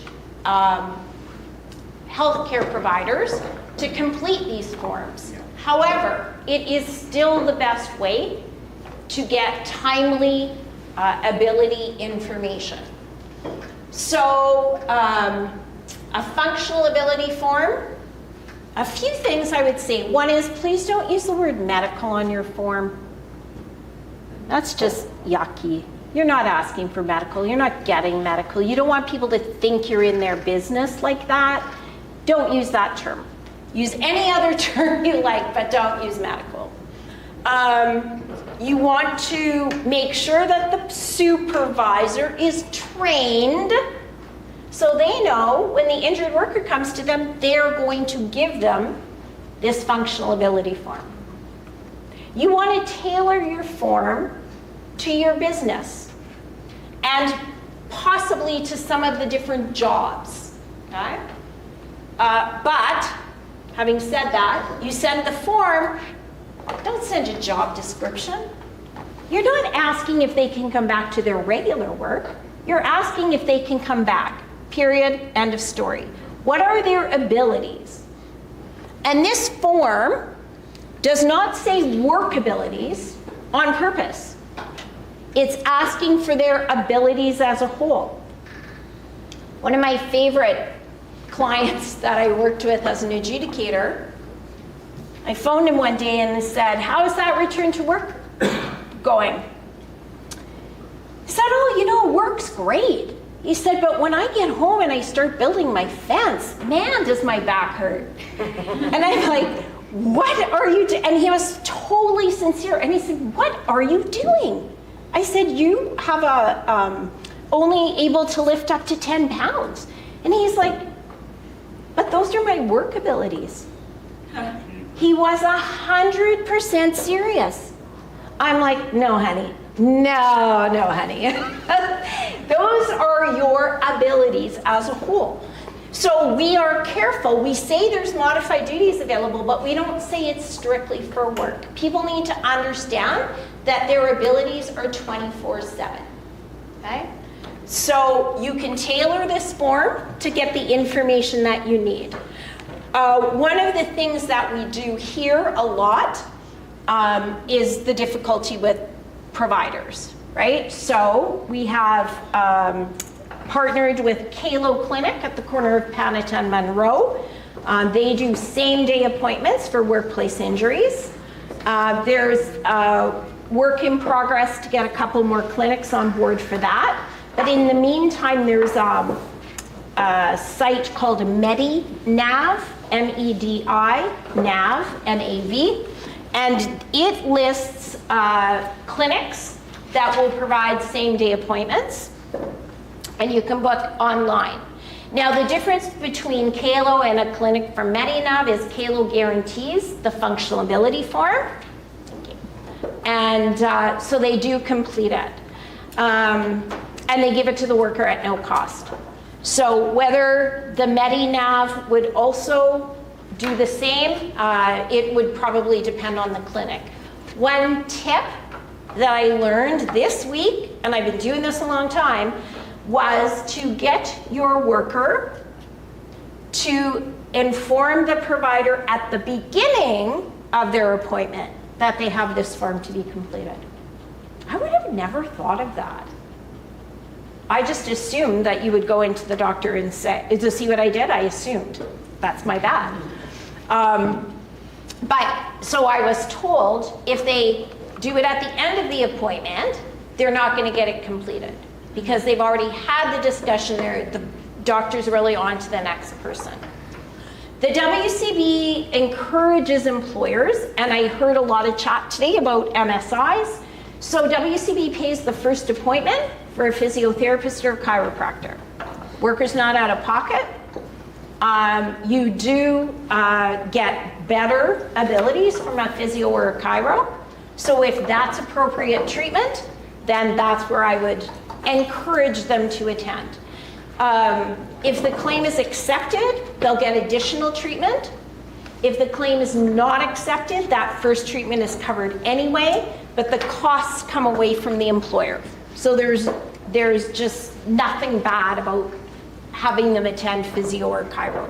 There's employers that have arrangements with clinics, physios and chiros. If you have a single site location, some will, pick a physio or chiro that's close by and have them for a site tour, or invite them out, or go and meet with them, or just arrange for direct billing of functional ability forms. Those are some of the things you can do as an employer. So some of the best practices when it comes to the functional ability form, again, don't attach the job description. Yeah, Trace. I see your time turning on, so I wanted to ask some questions. What can an employer do for employees that have doctors that will ask them what they want? How much time would you like off for that? Oh, you mean every doctor in creation? Good question. So No. one of the things, I know that WCB has doctors that can assess, but Yeah. Previously, when I tried to go that route, there was a backlog. What else can an employer do besides that? So one of the things you can do is you can let us know if there is a specific doctor that is causing you grief. Because our medical advisors will go out and talk to them or have a little chit chat about the importance of return to work. Another thing you can do is if it's a specific person where you're looking for their abilities, that doesn't always have to go to our healthcare department. Sometimes an adjudicator can say what they should be able to do. Okay? If you are suspecting that they're unable to do some things, then what I would do is I would make them the offer and just say, like, it seems to me that with your right hand injury, you should be able to do left-handed work. We've got some work for you. This is what it looks like. And they say, no, thank you, clearly. So you say, okay, I'm just gonna let the WCB know that I made this offer to you. Sometimes we'll say that offer is fine and the worker can choose to go back or not. And if they've chosen not to go back, but we've said that the outlined plan is fine, then we don't pay them any further.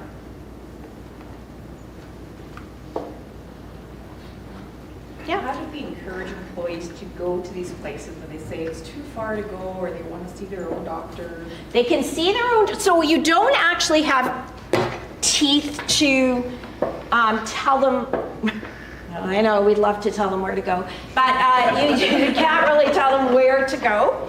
So they do have the right to attend the provider of their choice. However, if you have a policy that says you need to get the functional ability form back within 3 days, let's say. 3 tends to now be more of the norm given the healthcare issues that we have. So we'll say within 3 days, and they say, I can't get into my doctor till, for 2 weeks. You'll say, you can go to your own doctor, but in the meantime, you need to see someone else because we have to have a functional ability form. So then you can say, do you need suggestions? You can go here, here, here. Yeah. So it's more about enforcing. Now, a lot of these things that we're saying are yours to enforce. So it's going to be, what is your return to work policy? So even the things like the contact, the return of the functional ability form, how many days is that? How do we return the form? That's going to be in your policy. Can I send it in the mail? Can I snap it and send it to you by text? Do I have to drop it off? Yeah. Those 24 hours too much of, not enough time? With all the available sources that are out there between chiro, physio, these clinics, 3 days sounds like you could lose a lot of time. You can lose a lot of time. You can have some of those sooner. When I was in manufacturing, it was before that started the next shift. But that was pre-COVID and is that yours? That's Yeah. our policies before the next Yeah. scheduled shift. Some of us, and we don't have an issue with it. No. It seems to work fine. Yeah. And I think, the more resources you're able to give them, right, the less they can kind of complain about that, if that's the right word. I always drive them myself, like, I take them. Love it. Because like other people, they get in the car and go home, or they Yeah. say they get the bus. So our policy is that when it happens, I get in my car, I take it, and I sit and wait, and I take it back to work. Good. Well, okay, good on you. But I had an employer say they did that, and the worker was like, he said, but our workers don't like it. I was, what do you mean they don't like it? I was thinking, oh, they had to leave their car there or whatever. We don't like it. Okay, are you ready for this? When the employer comes into the examination room with us.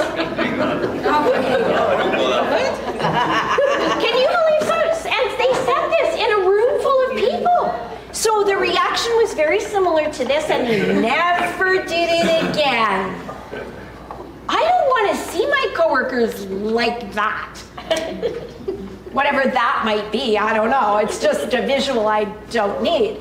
But driving them there is perfect. Like I just drive them there, and then I'll be like, I'm dropping you off, and then I'll just either go to Tim's or I'll go do some grocery shopping. So just give me a call and text me when you want to be picked up. When you're ready, Either take them home or take them back to work.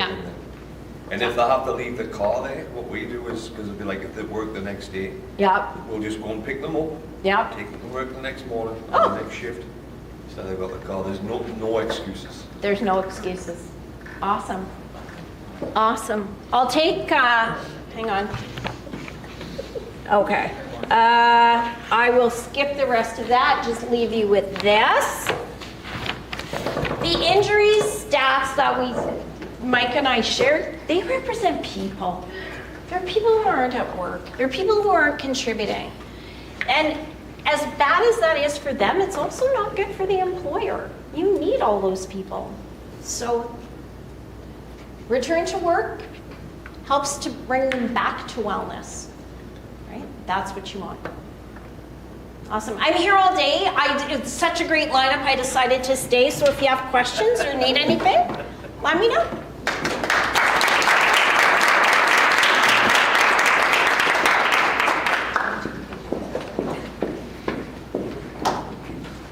Oh, it's coffee break. Oh, I wasn't supposed to tell them. That's okay. We got a couple of things we got to do. I can see how to get this. All right, well, thank you very much for that. One of the things that I think resonates the most is the communication part of that, and knowing where your paperwork is and having a standard operating to be able to get it out and get people back. I had a personal issue, medical issue. It wasn't an injury. I was written off for 9 weeks, and I had to plead to go back to work. I think I was back in 10 days because it was the safest place on earth because everybody knew what happened to me. So like the building the fence, I was there. People were looking after me. The team was great. If I was left on my own, I'd get bored. I'd go out to my shop. I would do something and go straight back to the hospital. Right? So, yeah, really good information. So this slide kind of resonated with that. So with this, we are at break time. And more importantly, we have a giveaway. Does everybody have their tickets? Everybody have their tickets? Okay. I have the number 112504. Whoa, there we are. All right. So what time are we? 10:35. We're back at 10:35. We have a networking room outside. There's some refreshments. Question. Keep your tickets, because there's giveaways at every break, so. Every break there's a giveaway, so keep your tickets. Okay, everybody? Okay, thank you very much. We'll see you back at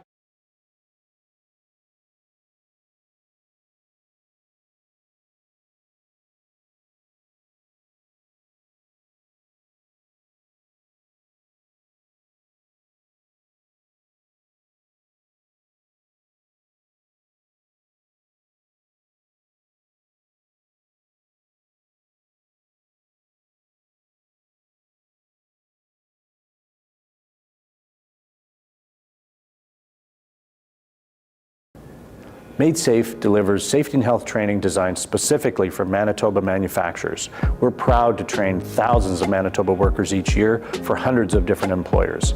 Some of those training participants attend sessions here in our building in Winnipeg, while others receive training through live, instructor-led virtual sessions conducted over Zoom. Beyond that, we do private on-site training across the province from places like Boissevain, Thompson, Steinbach, and everywhere in between. If you are a Manitoba manufacturing, mining, or agribusiness employer, we hope you reach out when you're ready to learn more.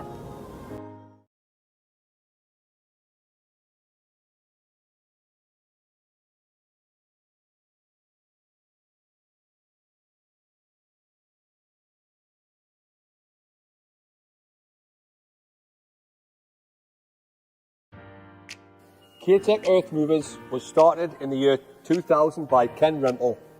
In 2020, K-Tech Earth Movers merged with Wisconsin-based Ashland Industries to create the KA Group. Scrapers are now used all around the world, with units on every continent, including Antarctica, and have become known for their innovation, performance, and quality. This has allowed the company to grow quickly over the last 25 years, employing 104 people at our facility in Rosenau. Hello, I am Anthony Wilson, the Director of Operations here at K-Tech, with 31 years experience in the manufacturing industry. I had the privilege of working at K-Tech for the past year. I am excited to be part of this incredible team as we continue our journey of excellence.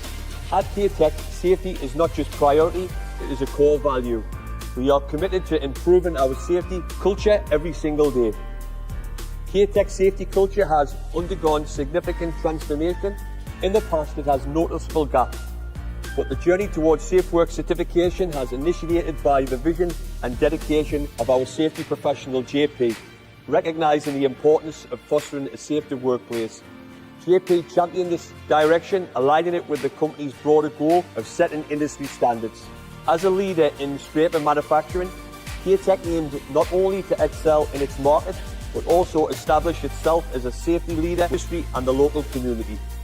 This commitment to safety has since become a core value, guided continuous improvements and fostered a culture where safety is prioritised at all levels. The journey to achieving Safe Work certification came with its share of hurdles, the most significant being the cultural shift within the organisation. Changing the mindset and gaining buy-in from employees was challenging and essential.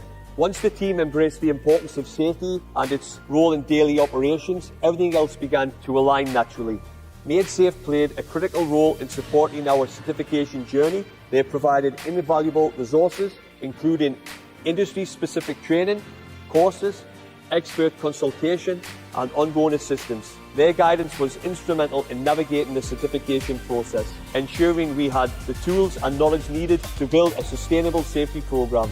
The biggest benefit of achieving Safe Work certification has been the creation of a more organised and safer workplace, implementing structured performances such as safe work procedures, regular workplace inspections, and effective systems for reporting and investigating incidents has significantly improved overall safety.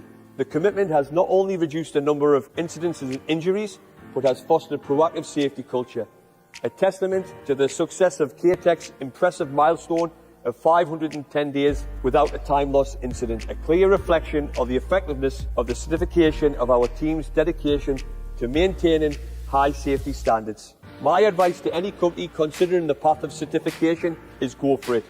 Beyond the financial benefits of saving 15% in WCB premiums, the most valuable outcome is creating a safe and healthy workplace. The certification process is an investment in our people and our company's future, fostering a culture where safety is priority. It's a step that not only protects your employees, but also enhances operational efficiency and builds a positive reputation within our industry and community. The journey may require effort and commitment, but the rewards are well worth it. If you or your organization would like additional information on becoming Safe Work certified, please reach out to us at Made Safe. We're here to help.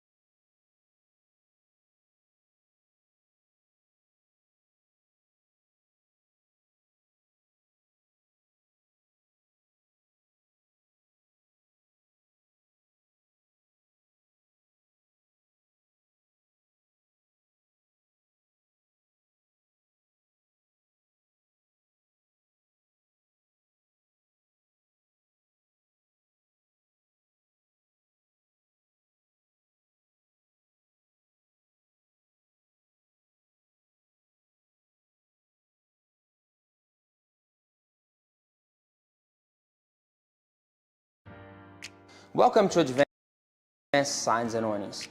Our company has been part of the Winnipeg community for over 50 years, and we're proud to be a Canadian manufacturer. Over time, we've grown into Manitoba's leading specialist of awnings, canopies, CSA certified electrical signs like storefront signage, and recently we opened up a new branch called Winnipeg Shutters. We serve both residential and commercial clients, from small local shops to large national brands. Hi, my name is Marcos and I'm the General Manager here at Advanced Signs and Awnings. Here at Advanced, we have a team of dedicated people who love taking on challenging projects and bringing our clients' ideas to life. And because our team means everything to us, we make safety our top priority, so everyone goes home safe at the end of the day. Hi, I'm Terry, the President of Advance. As our company expands, keeping our employees safe has become our top priority. Working towards safety certification is our way of building a healthier and more productive workplace, while creating a stronger and safer future for everyone on our team. My name is George. I'm the safety coordinator for Advanced Tentanani. The challenge in our certification journey was figuring out which programs and training we required to comply with the standard set by Safe Work. Made Safe guided us with professionalism, pointing us to the right courses and resources, and they were always there when we had questions. The final audit highlighted areas where we required improvement, and with their support, we strengthened our safety culture and built a better workplace for our team. I'm JB, the foreman at Advance, and I've been with the company for over 35 years. What I've seen is that safety has become part of our everyday routine. The team looks out for each other, and that made our jobs easier and safer. My name is Yuri, and I'm the safety rep at Advance. The biggest benefit of certification is that it helped our team keep safety in mind and stop incidents even before they happen. It also made our workspace safer, and everyone gets credit for that. Now we are all on the same page, we work safe, and we know our worker rights. When it comes to certification, don't feel overwhelmed. The beginning is always the hardest part. One thing that really helped us was keeping everything electronic. We set up a cloud database and an internal portal so our employees can search and find safety information anytime. Having it all in one place makes things much easier and keeps everyone on track. You're able to access things like WMIS, reports, incident investigations, and even do courses. This made it very easy when it came to working with Made Safe on the audit, as it allowed us to upload what we've already had in our online database. Made Safe was a fantastic resource, and they can help you on your journey for certification. If you or your organization would like additional information on becoming SafeWork certified, please reach out to us at Made Safe. We're here to help.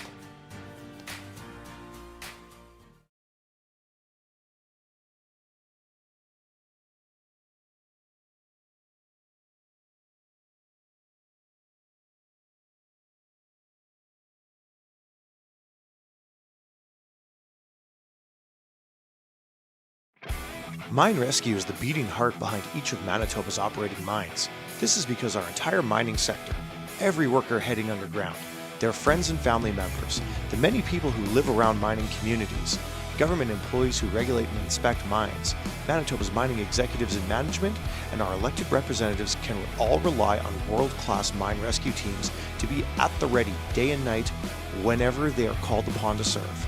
To do this, mine rescuers must not only be well-trained, experienced, disciplined, precise, strategic, methodical, and organized. They must also be driven, dedicated, confident in their skills, and above all, brave. Here in Manitoba, we have the ability to deploy hundreds of people each day through kilometers of underground tunnels and a wide range of working conditions because we know we have the best mine rescue teams functioning at the highest standards in the world to immediately respond when crisis strikes. Held in May, MAMI's annual Manitoba Provincial Mine Rescue Competition ensures the skills of mine rescue personnel remain sharp and that the industry continues to build on its record of strong safety performance. These competitions are a vital part of keeping our personnel safe and a valuable opportunity for teams to learn from one another. competition takes place at a different operating mine each year on a rotational basis. Over 2 days of competition, teams challenge themselves and each other in underground and first aid mine rescue missions, the technicians competition. They tackle the written exam and conduct firefighting tests, as well as other practical skills events, such as the perfect square, tug of war, target practice, and Jaws of Life Jenga. The intense training and numerous hours these individuals put in to hone their skills prior to competing and the teamwork and support from their families all contribute to the competitors' success during the competition.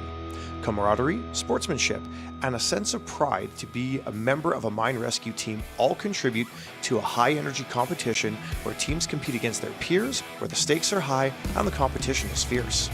The general public may not be aware of what mine rescue is and the impact it has had on the communities and families.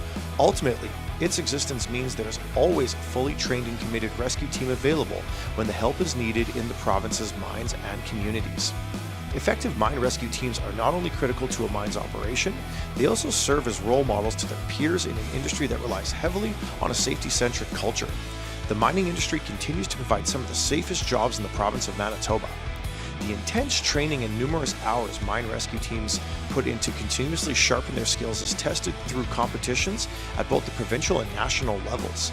This includes arduous endurance competitions of the team's mining emergency response knowledge, firefighting skills, first aid response, use of emergency equipment, and decision-making abilities while under stress.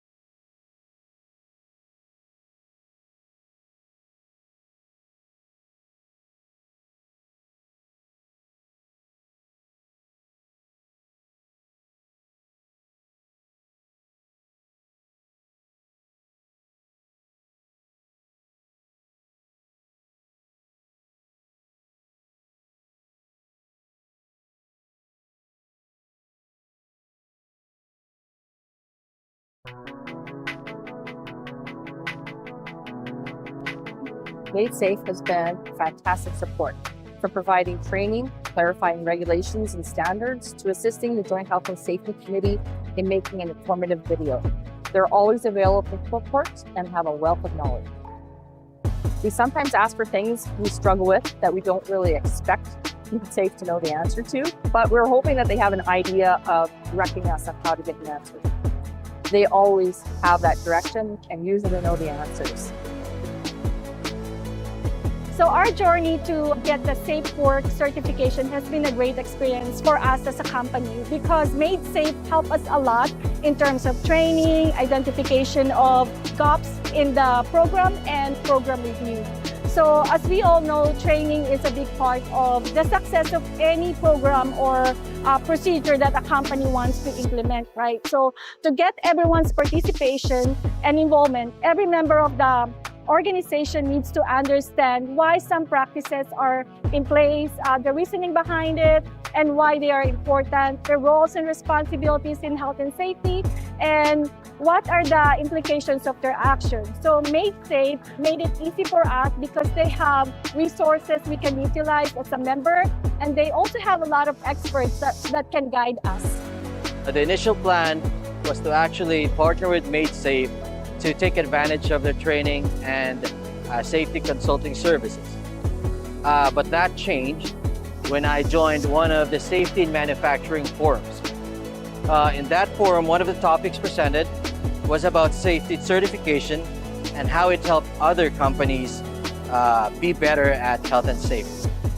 I got this idea, presented it to our team leadership here in Winnipeg, and they liked it. The auditors for Made Safe were very knowledgeable. The experience they have shows, and it helps us identify gaps in our system, our safe work procedures, and even our documentations.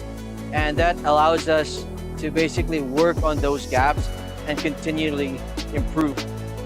Made Safe was an excellent partner in the certification process, and they can help you with yours too in your path to certification.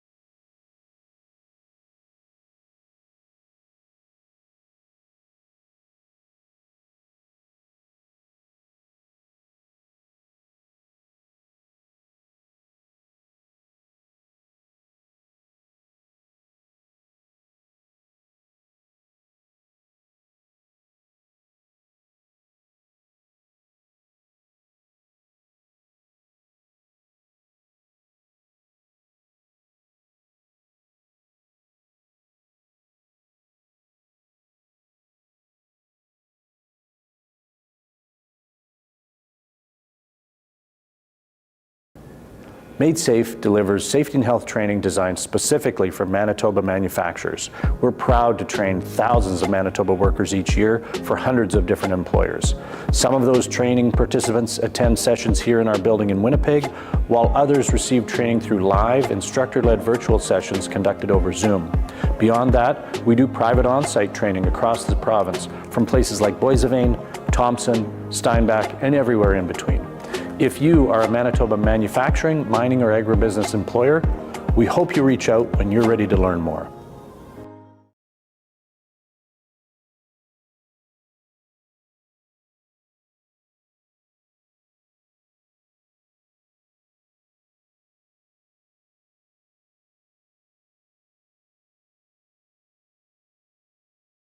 Okay, you're good. Okay, all right, so we're gonna take two, so welcome back again.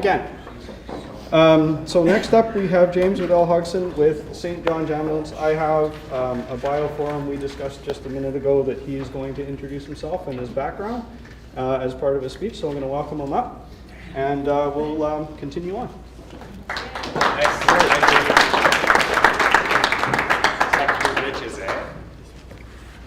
we are. Thank you. Stick that on here. Everybody, I had the likely thing of Brian actually calling me back here early in the week, said, hey, I can't make the conference, would you come and speak for St. John Ambulance? So that's talking about one of those stressful kind of things. Yeah, so today I'll kind of talk about some of the stuff that St. John Ambulance is doing in terms of mental wellness. A little bit of background from me. I come from manufacturing. In a way, I manufacture people's change. So I work in corrections. I've been 27 years in jail, so it's really nice to get out and meet some good people, which is awesome. And then I also do a lot of facilitating kind of with, that justice kind of community, and as well as in some manufacturing areas as well. So I work a lot with Mental Health Commission of Canada, and today I'll kind of talk about some of those 13 psychological kind of psychosocial things that we're moving forward to with workplace health and standards with psychological safety. Worked with kind of a Tundra Oil kind of situation where there's like, hey, we need to have something for our people. And really, I think the biggest piece that we talked about earlier with a lot of the people in Rutgers was talking about, yeah, we've got all those machines, we've got the things, but the most important part of the picture is our people. So what do we need to do to keep our people safe? In corrections, we've come a long way, preparing people for those jobs, some of the stressors that they face. We've kind of worked those foundations, and I think we see a lot of those foundations that we work in all those kind of job roles in industry, right? So my experience really is facilitation with the Mental Health Commission of Canada, do the mental health first aid, and then Brian's kind of contracted me to come and do some of their. They used to do the mental health first aid, but they've actually turned away from the Mental Health Commission of Canada to kind of focus on their own kind of courses and managers and leaders, mental health and wellness, and then the peer-to-peer kind of situation. I'll tell some stories kind of from the background, from my perspective, with some of those psychological safety and health things, because we recognize that there's some big changes coming up with legislation, right? And adding that to that picture. So impacts. Everybody knows these impacts, right? They talk about 1 in 5 injured this year experiencing mental health injuries. These are tangible things we really can't see, So some of these things are repetitive use injuries. Some of those things are those acute kind of stressors that happen. 1 in 5, yeah, 1 in 3 in a lifetime. Actually, they're talking 1 in 2 in a lifetime by the age of 44. Everybody just had a break. I mean, I know the three-legged stool of mental health is, sleep, nutrition, exercise. Great coming from Brandon this morning. Yeah, 5 in the morning. It's dark out, right? I'm driving on the highway by myself. Lack of sleep, those kind of things. Shift work, all those situations, sleep issues. It comes along with all mental health issues, right? We recognize sleep disturbances are huge. Nutrition. Yeah, I'll get you guys through to lunch here right away. And exercise. So just a quick exercise, get you guys up and moving a little bit. I know everybody's kind of stretched their legs. We still got some sprinkled donuts sitting there. It's a great thing, right? Let's stand up if we'd rather see the World Series or the Stanley Cup. So if you prefer World Series, stand up. Stanley Cup, sit down. You don't care. All right? Oh, there's only one baseball fan, so yeah. All right, a couple baseball fans. Yeah. She counts for two. You know, in the former lifetimes, I did a little bit of toiling in the minor leagues, so I've always been in touch with the baseball fans. It was the Royals, which we don't even like the Royals anymore because of that. You can sit down.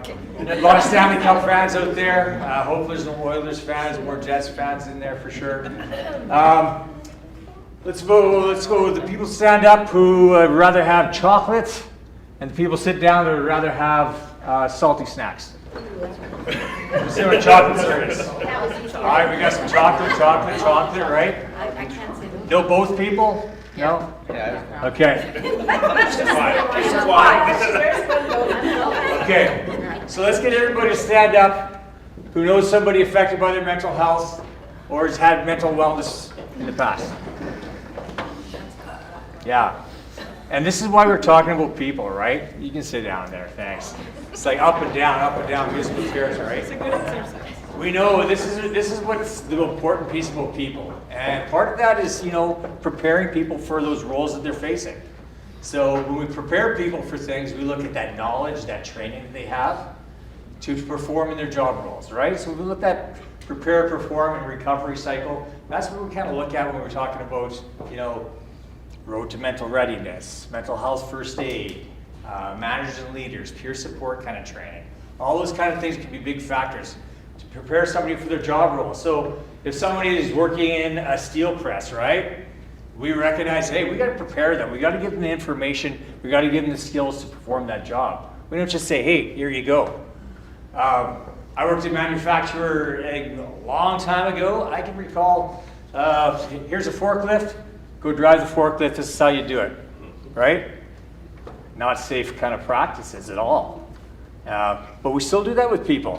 We don't prepare them mentally sometimes for those job roles. The goals of St. John Ambulance are to have participants really kind of leave equipped with strategies and resources, right? To improve that psychological safety and culture, as well as address those risk factors tied to those working conditions. I think that's a really big piece of the puzzle. We've long recognized kind of all those impacts of the psychological safety in the workplace, and we've already kind of taken strides in our guidance to build that foundation of that house, right? What kind of policies do we have in place for civility and respect? Respectful workplace policies? Absolutely. So those are those foundations, and we recognize, you know, some of the changes in legislation. You know, that as of June 3rd, 2025, I believe, that legal framework will align with those Canadian standards, those CSA kind of things, on psychological health and safety in the workplace. Do those stats, you guys, health and safety people, right? Industry, do those stats shock anybody? We've seen some of those similar stats talking with people from Safe Work Manitoba, Workers' Comp, right? In some industries, a lot higher. In my industry, working with people, we recognize, yeah, we have a lot of people that are affected by their mental health. Some of those things we don't see at all until they leave the workplace. Jennifer, you said how many days out of the workplace before it's 50% chance of return? 6 months. 6 months. I know in my workplace, of 300 staff, we've probably got 10 to 15 people off for well more than that time. So yeah, we have that psychological toll, right? It's that injury that we don't see. So for some people, we talked about it's easier. Hey, yeah, I'd rather just break my leg than have a mental health injury, right, from the workplace. But we recognize those are big standards. So yeah, stress leave absences, yeah, 20 days per year, quite likely on the lower end when it comes to some industries for sure. The workplace, yeah, it's a huge defining part. Look at Bill 29.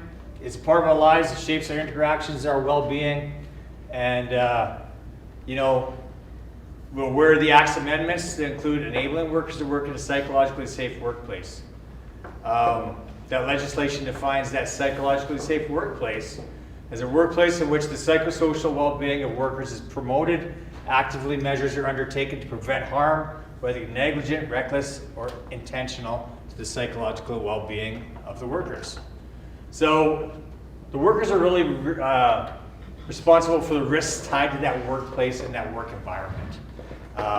Not to the workers' broader mental health terms or those pre-existing medical conditions. We know with Mental Health Commission of Canada, we do the mental health first aid courses, which are really kind of that basis for understanding, reducing stigma, increasing mental health literacy. Anybody taking a mental health first aid course at all? Basic or anything otherwise? So the commission has really kind of moved forward with effects of mental health. The national standard in Canada is that psychological health and safety in the workplace. Is anybody aware of that workplace standard that was put out in 2013 through correctional for the Canadian CSA standards, and then the standard they talked about through Mental Health Commission of Canada? So as we kind of move forward with things, it really empowers those organizations to kind of create those environments where that mental health is a priority. It's rooted in compassion, and it's guided by those evidence-based things on the Mental Health Commission of Canada site. It's more than guidelines, it's kind of a commitment to the culture of psychological safety. So how does the standard Canada for psychological safety affect the work? Let's take a look at some of those things that will affect our work. So if you look at the Mental Health Commission of Canada site, they published, I think in 2013, they reaffirmed it in 2022. And that's the big standard really talking about, right? CSA Z1003. So that is set for reaffirming, and a new standard coming out in 2026. So that's going to be kind of one of those frameworks for a lot of organizations to guide things. It shows how each factor in these 13 psychological and safety factors connect to that legal duty in Manitoba and provide a psychologically safe workplace to prevent harm to the well-being of workers. So let's take a look at some of these standards that we have in the Mental Health Commission of Canada and the CSAs. So there's 12 of them we talk about. And we've touched base with some of the other people talking, right? Workers' comp, organizational culture.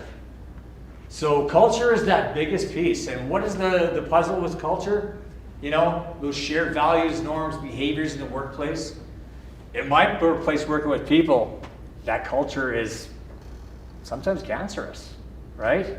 We've not come all the way forward with things. And we recognize those mental health injuries. We try and take those things away, right? So that toxic culture, we kind of talk about fear.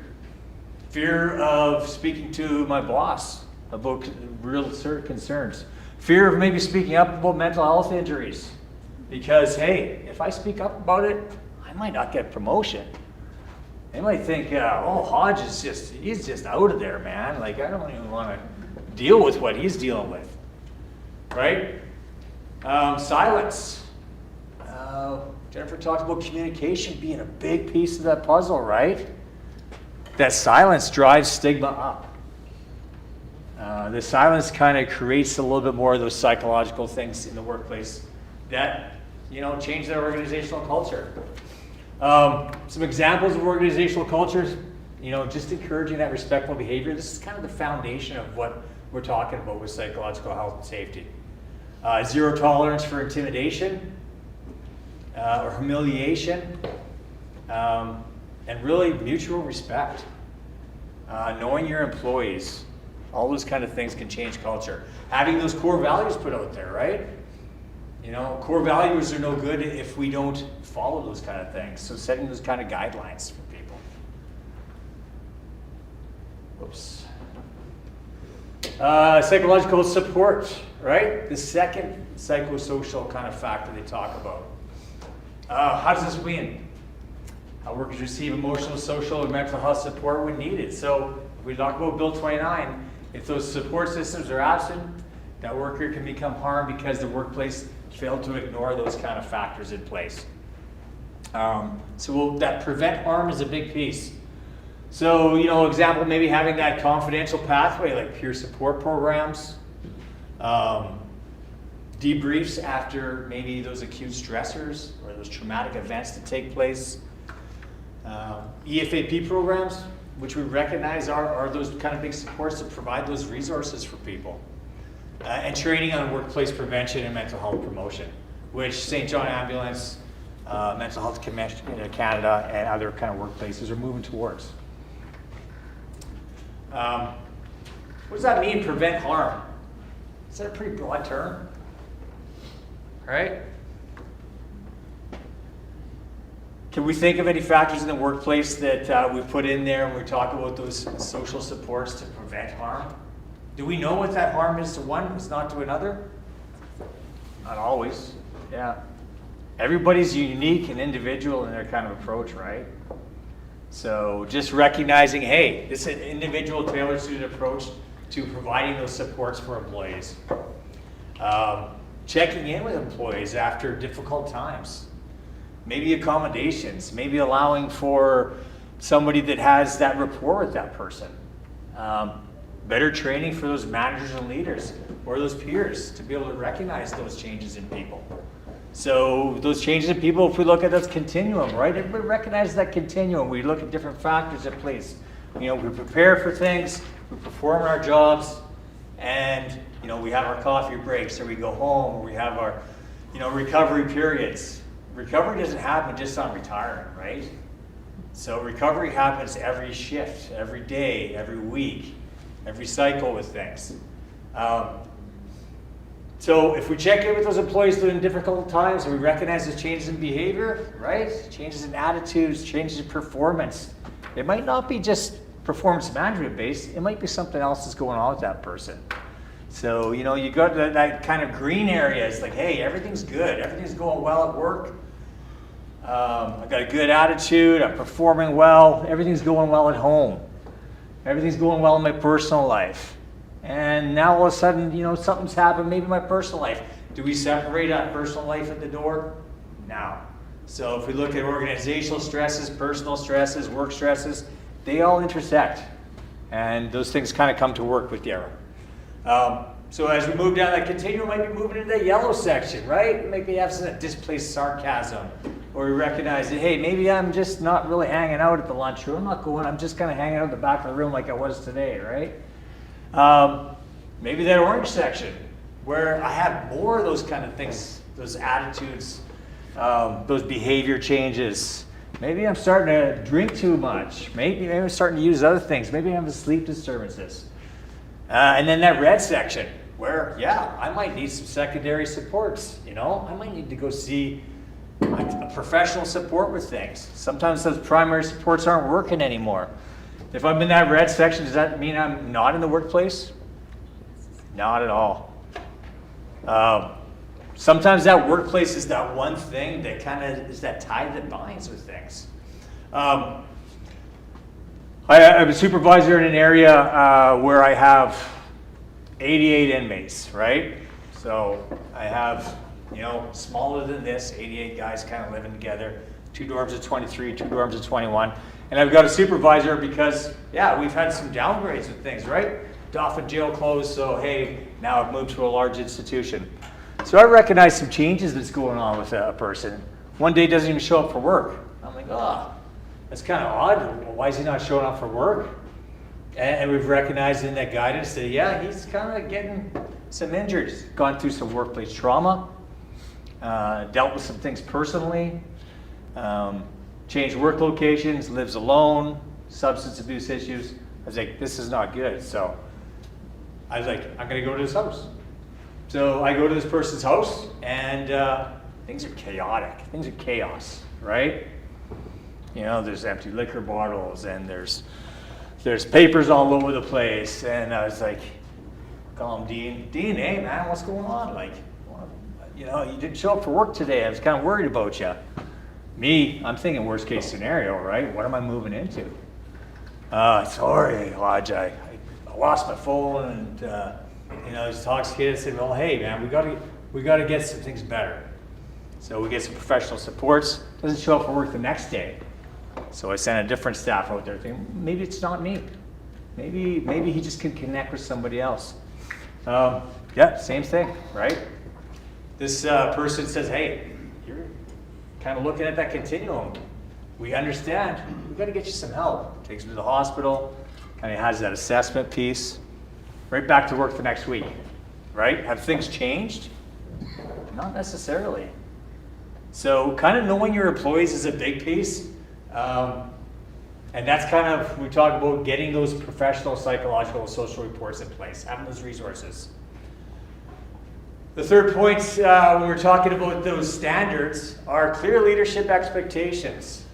Having that effective communication really can help ensure that employees understand their roles and how they contribute to that organization. That is basic being in touch with the group, right? Having people understand, hey, this is my clear leadership role. This is my expectation. Ensuring employees are informed about important changes in that timely manner so they don't hear from somebody else can be a big thing. And it gives people and teams that sense of purpose. Managers, leaders, they can be kind of the agents of change who transmit that purpose and motivate those others, and maybe recognize those changes in their mental health. This could be kind of just basically supervisors giving that consistent instructions and feedback, not playing favorites or those inconsistencies that can kind of create that, right? So if you have that culture in the workplace, we recognize, yeah, hey, he's been here for 27 years. He knows exactly how this works. Whereas we don't have to worry about Mel, but we got to worry about Joe here that just started last week that's really screwing up, right? So those inconsistent practices in place. Favorites, positive, negative feedback, kind of based on those relationships at work, right? Two different standards kind of things. And we really want to talk about those leaders kind of adapting with empathy and understanding and not moving from judgment to curiosity. So that is a big piece is, hey, not what's happened to you, what's wrong with you, but what's got you to this point where we can, start moving forward. Remember that continuum from green to red, it works both ways, right? At any one point, some of us could be in that yellow. We could be thinking of, that, I'm driving to Winnipeg at 5 in the morning, don't know these people, right? I'm sitting in the back row, it's like, who's that guy back there, right? That anxiety builds up. Finding those practical skills could be like, hey, yeah, I don't know things, right? It might be mental rehearsal. Those things about, hey, this is how it's going to go. Goal setting, preparing for the things. That arousal, that tactical breathing or that deep breathing techniques, all those kind of things can be big pieces. And that starts with that training, as we talked about, training to perform. Civility and respect. Pretty broad term, right? Civility and respect. It starts with that foundation of our house, that respectful workplace practice. Treating people with appreciation and courtesy. So, addressing those rude or dismissive or offensive behaviors proactively, not reactively, and developing guidelines or policies to kind of understand this practice. Recognizing when those stressors affect those coworkers around you, and having the skills to reach out with those proper interventions. Basic kind of foundation of the workplace, right? Do we have that all the time with people? Yeah. Has anybody had somebody in their office who was like, hey, Frank's he's just an asshole. I don't know what you say. I can't work with that guy anymore, right? People butt heads, let's face it, I see it in my line of business working with people. Yeah, I work with difficult people. I work with more difficult staff at times. But why is it difficult, right? So we've got the same foundation, the same training, maybe not have the same experiences that take place, but we're preparing for that same role. We're performing that same role. So people are people. So civility and respect can be a big piece of the puzzle there. Chronic disrespect or rudeness can qualify, right? If that's the culture of the organization, that can qualify to kind of looking at one of those psychological standards, which employees must prevent. Psychological demands of the job. So reorganizing week loads when those demands exceed capacity. I heard people talk about, you know, wrapping up production. We got to get kind of that production when we talk about manufacturing. With us, it's more structure based, right? It's like, hey, we have to do the feed, we have to change bedding, we have to do this, this, and this. It's all structures, right? So sometimes those job demands can be huge. What happens when you have that acute stressor that happens? What happens when you have those 88 guys that are living in a confined space closer to this that don't get along, and you have the fights in the washroom? It changes that structure, right? Increase those job demands. Are they foreseeable? Potentially.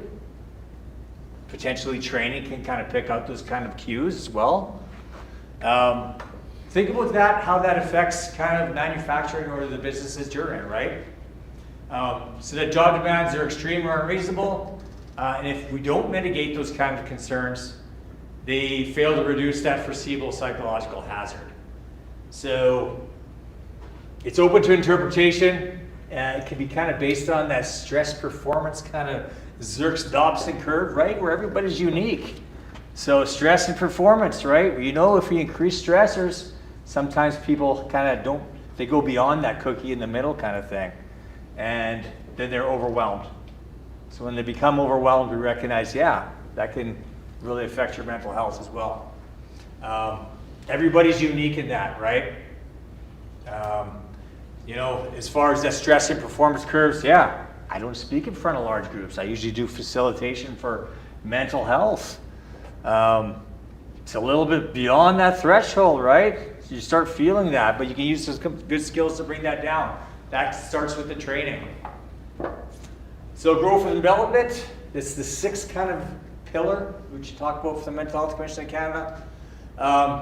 Workers are really encouraged and supported in the development of their interpersonal, emotional, and job skills. Internal and external opportunities to develop, maybe hone those competencies, and help out with both their current and future job preparation. So, you know, kind of give them fair access to training opportunities, maybe mentorship, or acting opportunities for job mobility or enhancement. So giving that fair kind of consistent thing with employees, right? For instance, we'll always have, in the government, we have a lot of acting kind of things, right? Hey, you can't fill numbers. We have, you know, and we were talking about that number thing. It's like, hey, there's only so many numbers in the government. The taxpayers are paying these kind of things. So what do? We act for years and years. So for some people, they don't get those same opportunities for growth and development. Again, we talk about Bill 29, that lack of growth itself isn't the violation, but if that worker's stress, sometimes burnout or insecurity arise from unfair denial, then that's that kind of grievance procedure. So, some things we can do, yeah, we have to performance manage people, right? You know, approach those conversations with compassion, with empathy, recognize those stressors that are taking place and how that's affecting people. And work collaboratively with the people that you work with to find those solutions on interest-based kind of approaches, right? Not that position-based, it's my way or it's no way. We've been there. I've been there, right? Not a psychologically safe workplace in 1999 in corrections as opposed to 2026. The duty officer that's like, hey, if you can't take it, go work at Walmart, get out. That's not good enough, right? That's not showing anything for that growth or development piece, right? It's like, hey, if you can't take the fire, jump out of the fire. So look at those additional training professional opportunities. They're more likely to respond positively to any concerns when they feel supported in their efforts. And that's where we're talking about growth and development. Recognition and reward. So the seventh piece with this. So chronic lack of recognition contribute to harm. We talk about burnout, demoralization of your colleagues. Those are big pieces when we talk about, you know, psychosocial kind of factors affecting your the mental health. So consider this as part of addressing those psychosocial hazards. Document progress right? Find those wins with employee feedback.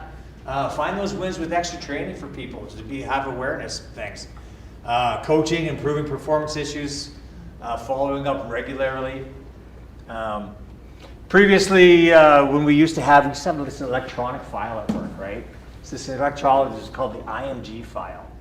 So we had a few superintendents like, nobody told you what you did wrong, but if you screwed up, guess what? Someone's writing something and putting it on this electronic file. So the employee's not even aware of those kind of concerns, right?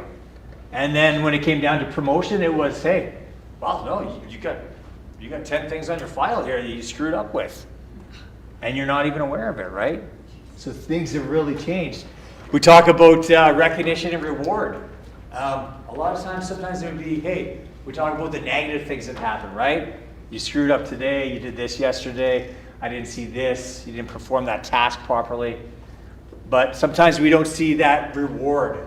So definitely people celebrate those things, promote those kind of well-being of staff, right? See those positive things in people, kind of create that change and be the agent of change. Involvement and influence. So the 8th piece, what it means, workers have a voice in decisions affecting their work. Does this mean that I can just dictate what I do on the floor in a manufacturing area or something? No, not at all, right? But having that say, having those working groups, sometimes people know their roles, looking at efficiencies, assessment pieces can be a big piece. So excluding them from decisions can directly affect their workers' well-being, and it can be a source of psychological harm. So including people involving staff when reasonable, consulting employees on scheduling changes. Big piece of that puzzle, right? Hey, not coming in the next day and say, hey, now we've moved you to 12-hour shifts. We moved you to shift work, but you were working straight days, right? So we always have those kind of things in place where we have to give those notices. That could be a big thing, right? Regular team meetings. Keeping everybody kind of on that same page and letting people feel heard and understood. Wellness groups, giving people a voice. So we look at that change from the bottom up with people we work with or the top down approach. So those wellness groups can be a big piece to bring the voice of people that want some of that change. Peer support groups also beneficial. Peer support training, if you haven't put that in place, it is a fantastic thing for people to go to with like-minded people that have gone through that process, right? I may not be, if I'm injured in the workplace or I've got a mental health injury or I've got a mental health illness, I might not be wanting to go to my supervisor, right? I think the stats show you're twice as likely to think that, hey, I'm not going to get a job promotion. Stigma says they're going to treat me differently. There's stats out there that show that's the case. So even if that bias is there, it's still that involvement and influence. Workload management. What do we know about workload management?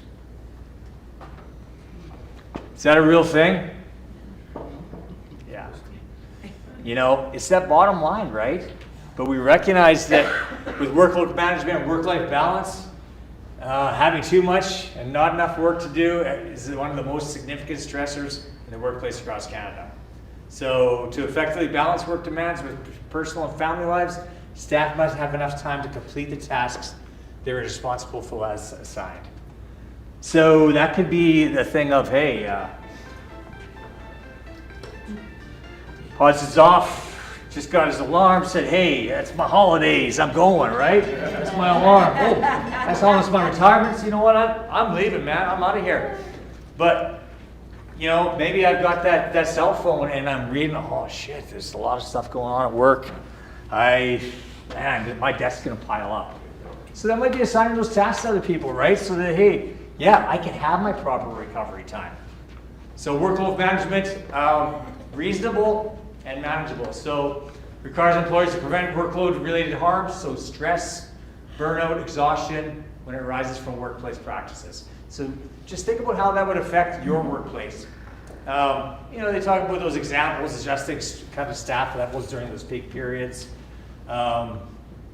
not doing more with less, right? Replacing employees, and that doesn't count the cost of, presenteeism, where, hey, I'm at the workplace, but I'm thinking about all this stuff that's going on at home, right? My wife's leaving me, and my mother just died, and stuff like that. Presenteeism is real, right? It's going to affect that workload management.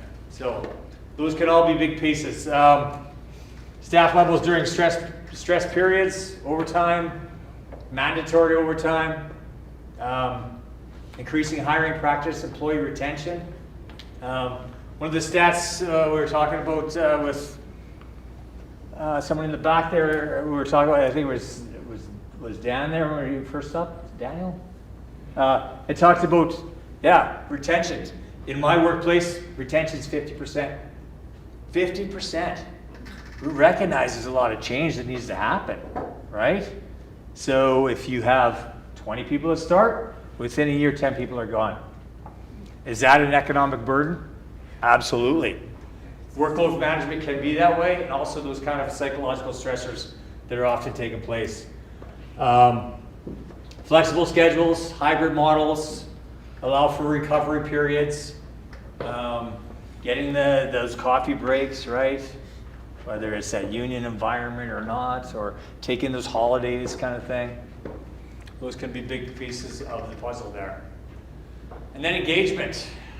We talked about engagement already with a lot of the kind of things. So when staff really enjoy their work and they're motivated to do their job well, this reflects in the bottom line and has increased kind of retention for people. So that could be ensuring workers have meaningful input in the tasks that we talked about earlier, recognizing the skills of workers in their roles, and creating an environment of connection. So that interconnected piece is a big piece of the puzzle.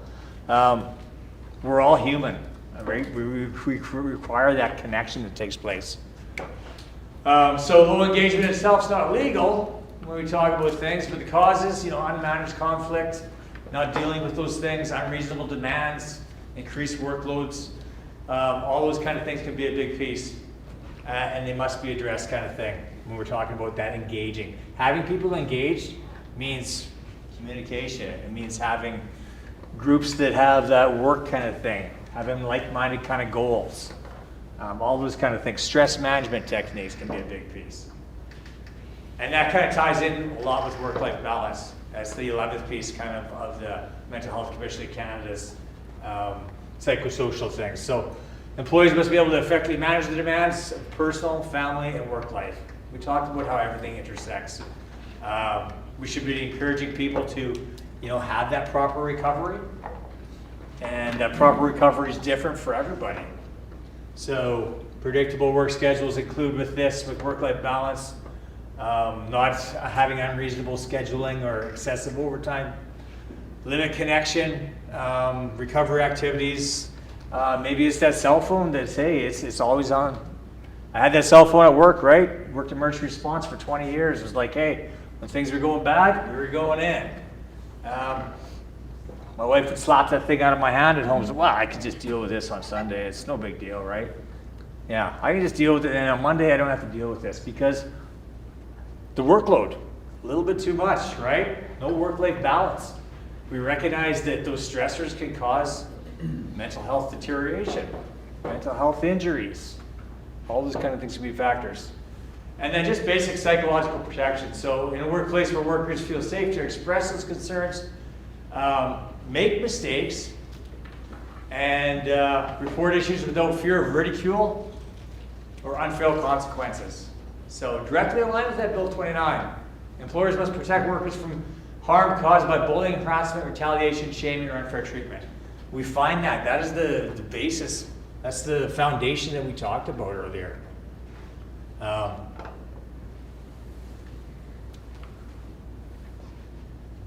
Psychological protection, protection of physical safety. What is physical safety? If we talk about Maslow's hierarchy of needs, right? Physical safety is on the top of that pyramid, right? So, unsafe physical conditions. We talk about it's easier to see those unsafe physical things, but it's harder to see those psychological pieces that take place. So physical hazards cause anxiety. So violence in the workplace, equipment failure, unsafe buildings, they also can become those kind of psychosocial hazards. And it's kind of a balance to mitigate both of those. So changes, when we talk about that protection of physical safety, it might be that training, right? So in my line of business, we do road to mental readiness. It's like, hey, we prepare people for the roles that they face. Because we found it's like, hey, how do I prepare somebody for going in the workplace where we see things that are against maybe my moral code? How do we deal with those kind of things when people are in that, that primitive brain, right? How do we get them back to that frontal cortex where they can use some of those skill sets? Often we'll see that when it comes to physical safety, right? If you talk about anxiety, depression, the number 1, 2 things in Canada, anxiety and depression. Depression, I think, is overtaken that. No one's immune to that. Physical safety is that number 1 thing. So having procedures to prevent workplace violence, those are big pieces of that. For my line of business is training people in that use of force, understanding what stress is and how much that can affect you. Having procedures to prevent that workplace violence, recognizing have a level of unpredictability to them. We're working with people. So if there's violence in the workplace, recognizing having those policies in place that, hey, it's unacceptable. And that's that changing culture that needs to happen sometimes. Chronic stress, we know, we can manage some of those acute stressors that happen. 98% of the people manage that on their own without kind of, those friends and family support, or don't need that secondary support. It's the chronic stress that we recognize that, it can shorten your lifestyle, right? We see a lot of physical kind of things from chronic stress. The aches and pains, the irritable bowels, a lot of kind of mind and body are one. Mental health and wellness in the workplace. So one of the best practice for organizations is to commit to evaluation and continual improvement. Continual improvement is of your assessments of the psychosocial factors that affect your workplace are pretty vital. They're not a one-time fix, right? What happened back in '99 is different from what's happened in 2016. So those risk assessments, feedback loops, updates based on previous outcomes could be big factors with that. And at St. John Ambulance, the psychosocial safety is kind of embraced. Mental health and wellness for managers and leaders, and the peer-to-peer training was created in partnership, as you see, with the TEMA Foundation. Linky Partners, so the TEMA Foundation and St. John Ambulance is kind of that leader in health and safety and community programs. And as Brian says, feel free to reach out. You have the card when we talk about your team does matter. And that's the message from St. John Ambulance. Any questions on some of those psychosocial factors that we listed? Or where to find those? Is anybody aware of that standard that they put in place in 2013? If you look at the Mental Health Commission of Canada's site, it is a fantastic resource for all those factors that take place. That is exactly where they're from, the 13 factors. So although they're not embedded in legislation, we recognize some of those factors in this new 2026 standard that's going to come up with CSA. Will probably be kind of, as that goes forward, building, from the foundation up, building those floors and then building that ceiling to protect workers from psychological health and safety kind of issues. Questions at all, you guys? It's a complex issue, but we recognize that, some of those changes that are taking place, I think it was June, does anyone remember June 3rd, 2025? So changes to the Workers' Safety and Health Act can kind of take a look at those psychological factors. Just encourage to kind of look at those kind of issues, have those assessments at work, and find out what's, the culture. Everything's a big piece of the puzzle. It's different, right? When you have that physical injury, we see that stigma's huge. That's why people don't like to seek help. And that's when we see that ultimate kind of crisis what takes place. So find some things, put some things in place, and I know some talking to some people, there's a lot of resources that are in place for that. Mental health training for assist, that direct stuff with suicide, that ultimate crisis can be a big piece, like a one-day course kind of with that. I don't think St. John Ambulance has that, but some of their managers and leaders and peer-to-peer support kind of things, kind of look at that continuum piece as well, and kind of help your employees kind of understand that, how it's affecting somebody else. And if we can see somebody affecting somebody else and prevent that from deteriorating, then that's the big goal. Hey. So when, for instance, an employee decides to claim work-related stress, would that be something we have to investigate, like injury, and turn down the road into WCB claim? Or would that be something different? I know I can speak from my line of business when we talk about, and we were talking, earlier there kind of with Michael about, some of those work-related claims. We didn't see, the health kind of services up here. We didn't see the non-manufacturing things. And talking on the break, we recognize high rates. Is stress the major factor for psychological health? No, but it can exacerbate other issues. It can exacerbate all those pre-existing issues as well. So I'm not an expert by any means on the Safety and Health Act, and Safe Work Manitoba definitely can be that expert, right, with training as well. There's different training that's happening everywhere around. I know St. John Ambulance is kind of trying to hone in on some stuff. Mental Health Commission of Canada is doing stuff. Red Cross is doing stuff as well. You got to find something that kind of suits your organization. But just recognizing trying to reduce those stressors is that psychologically safe workplace for safety and health. I don't know if that answers your question at all. It's kind of a broad kind of thing. It's funny that all the things that James talks about in all those components, there's something in almost every one of them that would make an acceptable workplace injury claim. So it's interesting to sit in this chair and watch that from my perspective.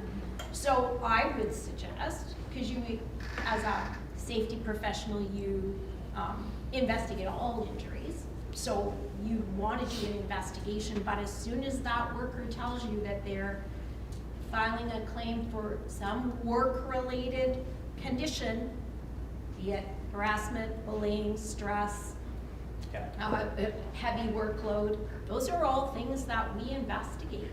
And they're all things that we cover given the right circumstances. But for you, what you're looking at is how do we prevent it from happening again? That's where your investigation would be, right? That's your purpose. So for some of those things, yeah, sometimes it can be triggers. The workplace itself could be a trigger for some. We recognize high rates in my industry. Yeah, there's a certain smell that takes place, right? If that's going to remind me of those kind of traumatic events that took place, or the slamming of cell doors, right?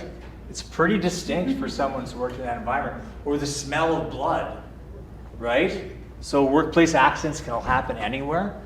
So just be aware of those kind of stressors sometimes that happen in the workplace and trying to eliminate that. And take the fear of, hey, speaking up about things, right? The fear and the stigma behind mental health is huge, right? For a lot of people that are in crisis, hey, we got blinders on. It's like, I'm looking for my keys this morning because it's 5 in the morning and I got to drive to Winnipeg, and they didn't hang them up on the hook, right? So it's like, holy, now I'm in that kind of stress head. Definitely for some people that have faced that kind of stuff in the workplace, that can be a big factor about returning or not. So often people have blinders, and then we talk about that crisis that happens because, hey, early intervention is a big piece, and finding that support, whatever that is. So just be aware of those 988 numbers, providing those cards, being aware, like, the employee assistance programs, whatever there is, that they're out there. So when we have, those major events that take place at times, it's like, hey, I'm gonna put anybody is affected, here it is. Am I gonna pick that up in front of the whole group? No. Probably not, right? So I'm always on that scatter and improve approach, or we have drives on the employee sites where people can access those resources, where they're not feeling stigmatized or shamed or weak for their, suffering that's taking place. James, can I ask a question about peer-to-peer? Who picks the peer? Who picks the peer? So in my business, we actually screen people for peer support. So we have obviously some changing in work environment. Historically, we did not have, different speaking people. We've recognized with immigration, we're having a lot of people move in. So we try to pick the peers as a wider group. It might not be the person who's 27 years in, who's seen everything, because I might be that person that's a little more in the yellow, right? And I might not be that person who says to that new employee is like, suck it up. Get out now. Yeah. Get out now while you can. Yeah, go into manufacturing. That's where the money is. Yeah.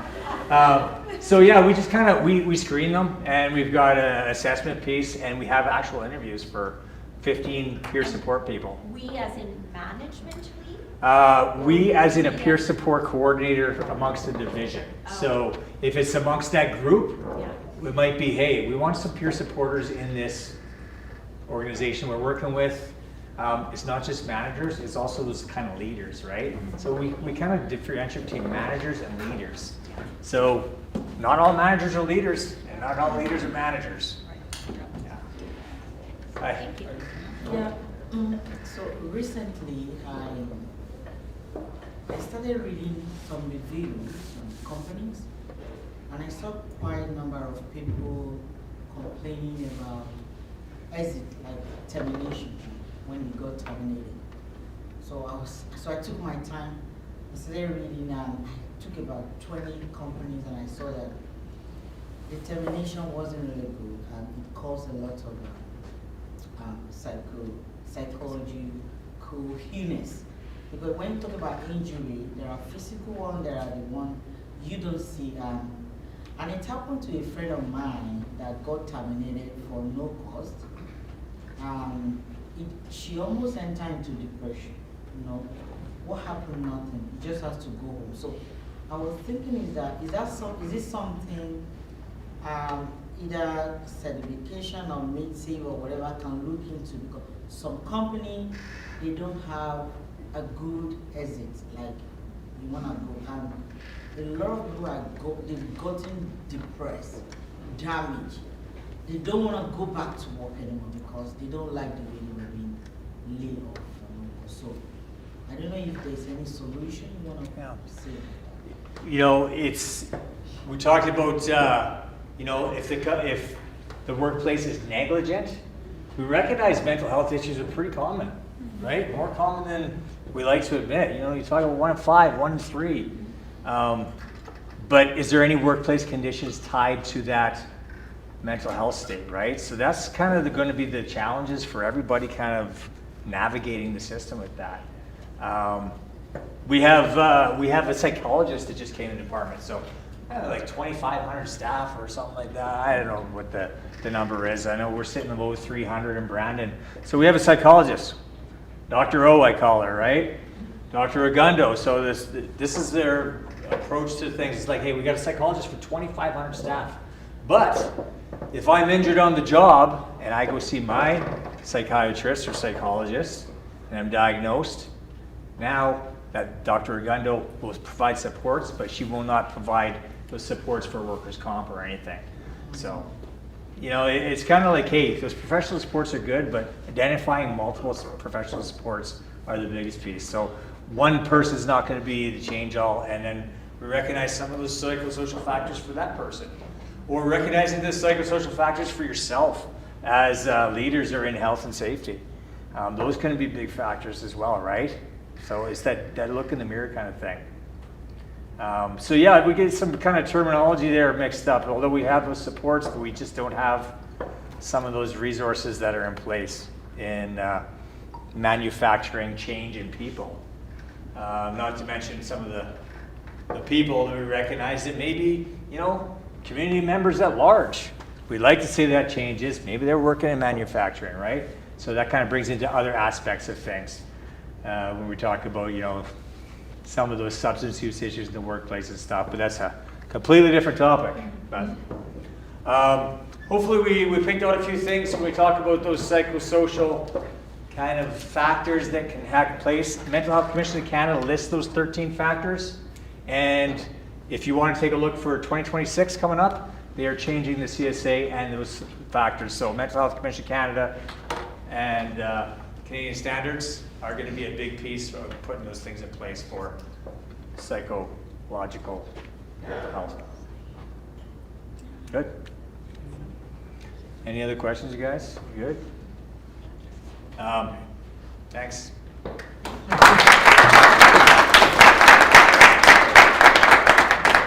Take you guys to lunch.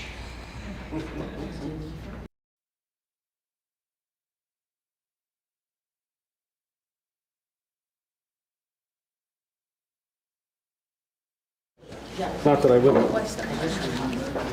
Okay, we'll get to this in a second. So one of the things that kind of resonated with me with this is the statement, we're all human. And I don't know if anybody's seen the picture, but I know this isn't going to be on camera, but if this is the person you think you know, you probably know about that much, right? You don't know what's going on, you don't know what's happening at home, exactly what they said. So that comes to be distractions at work, and it can take its toll on the entire team. So that's really, it's something that when I made the transition out of engineering into working with people and leading, it doesn't matter how big of a mess the catastrophic failure is of a piece of equipment. There's a manual, there's spare parts, there's things you can do. Ultimately, you could even call a service professional and have them come in and fix it. What do you do with people? Very different. So a lot of times when there's the pamphlets with the numbers for psychological support, they're very small. So one of the things that I did was printed it out big enough that you can't possibly miss it. It's something you can take a picture of so that you don't have to walk up, like you say, and get the pamphlet, right? Like there can be a resistance to do that. So that can really help out. So yeah, that kind of resonated with me. That's really good. So thank you for that. That brings us to the next giveaway. Everybody's got their tickets? That still has a ticket? Okay, ready? Right. It's 112514. probably me, I lost my ticket. You lost your ticket. Is it there? Oh, yes. You didn't win. No, it's not that. I'll be, but you didn't win. Nobody's got that ticket.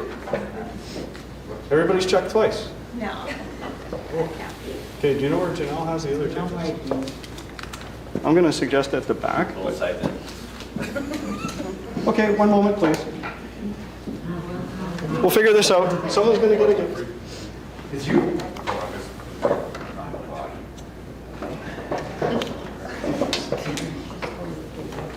Check the. I want to do it. How about the book there, Rich? It's my one. Yeah.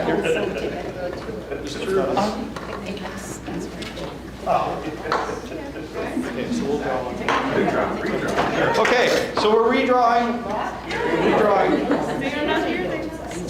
Okay, redrawing. I'll get my pen. 112501. Hey! Okay. All right, I'll trade you for the ticket. Great. Okay, so that takes us to just about lunch. Just about lunch. So we are set up for a buffet. It will be located right here. So what we're going to do is have everybody out this back door, up the hallway this way, and we'll come around through the line. Okay? Reg, what time are we back? You know what? Looks like we're going to be back 12:45. 12:45. Okay. What time are we now? 1:45. All right. Thank you, everybody. Excellent.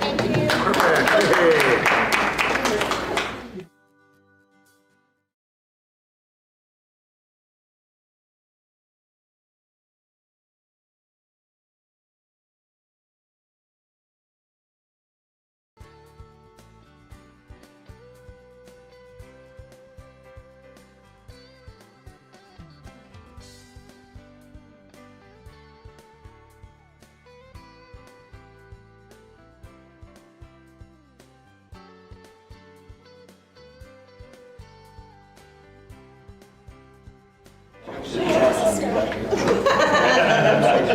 to go, Mike. Okay, we'll get going again. So welcome back from lunch. I hope everybody got enough to eat. I'll be standing up for the rest of the day, I think, so it's not as easy to fall asleep. So getting started this afternoon, we have Andrew Doley, Occupational Health Center, with us. I have a bit of a write-up, but we're going to introduce him. You're going to do it for yourself and introduce yourself. Okay, very good. I'll give you this. Thank you. And take it away, Andrew. Thank you. Hopefully not too close. Okay, good.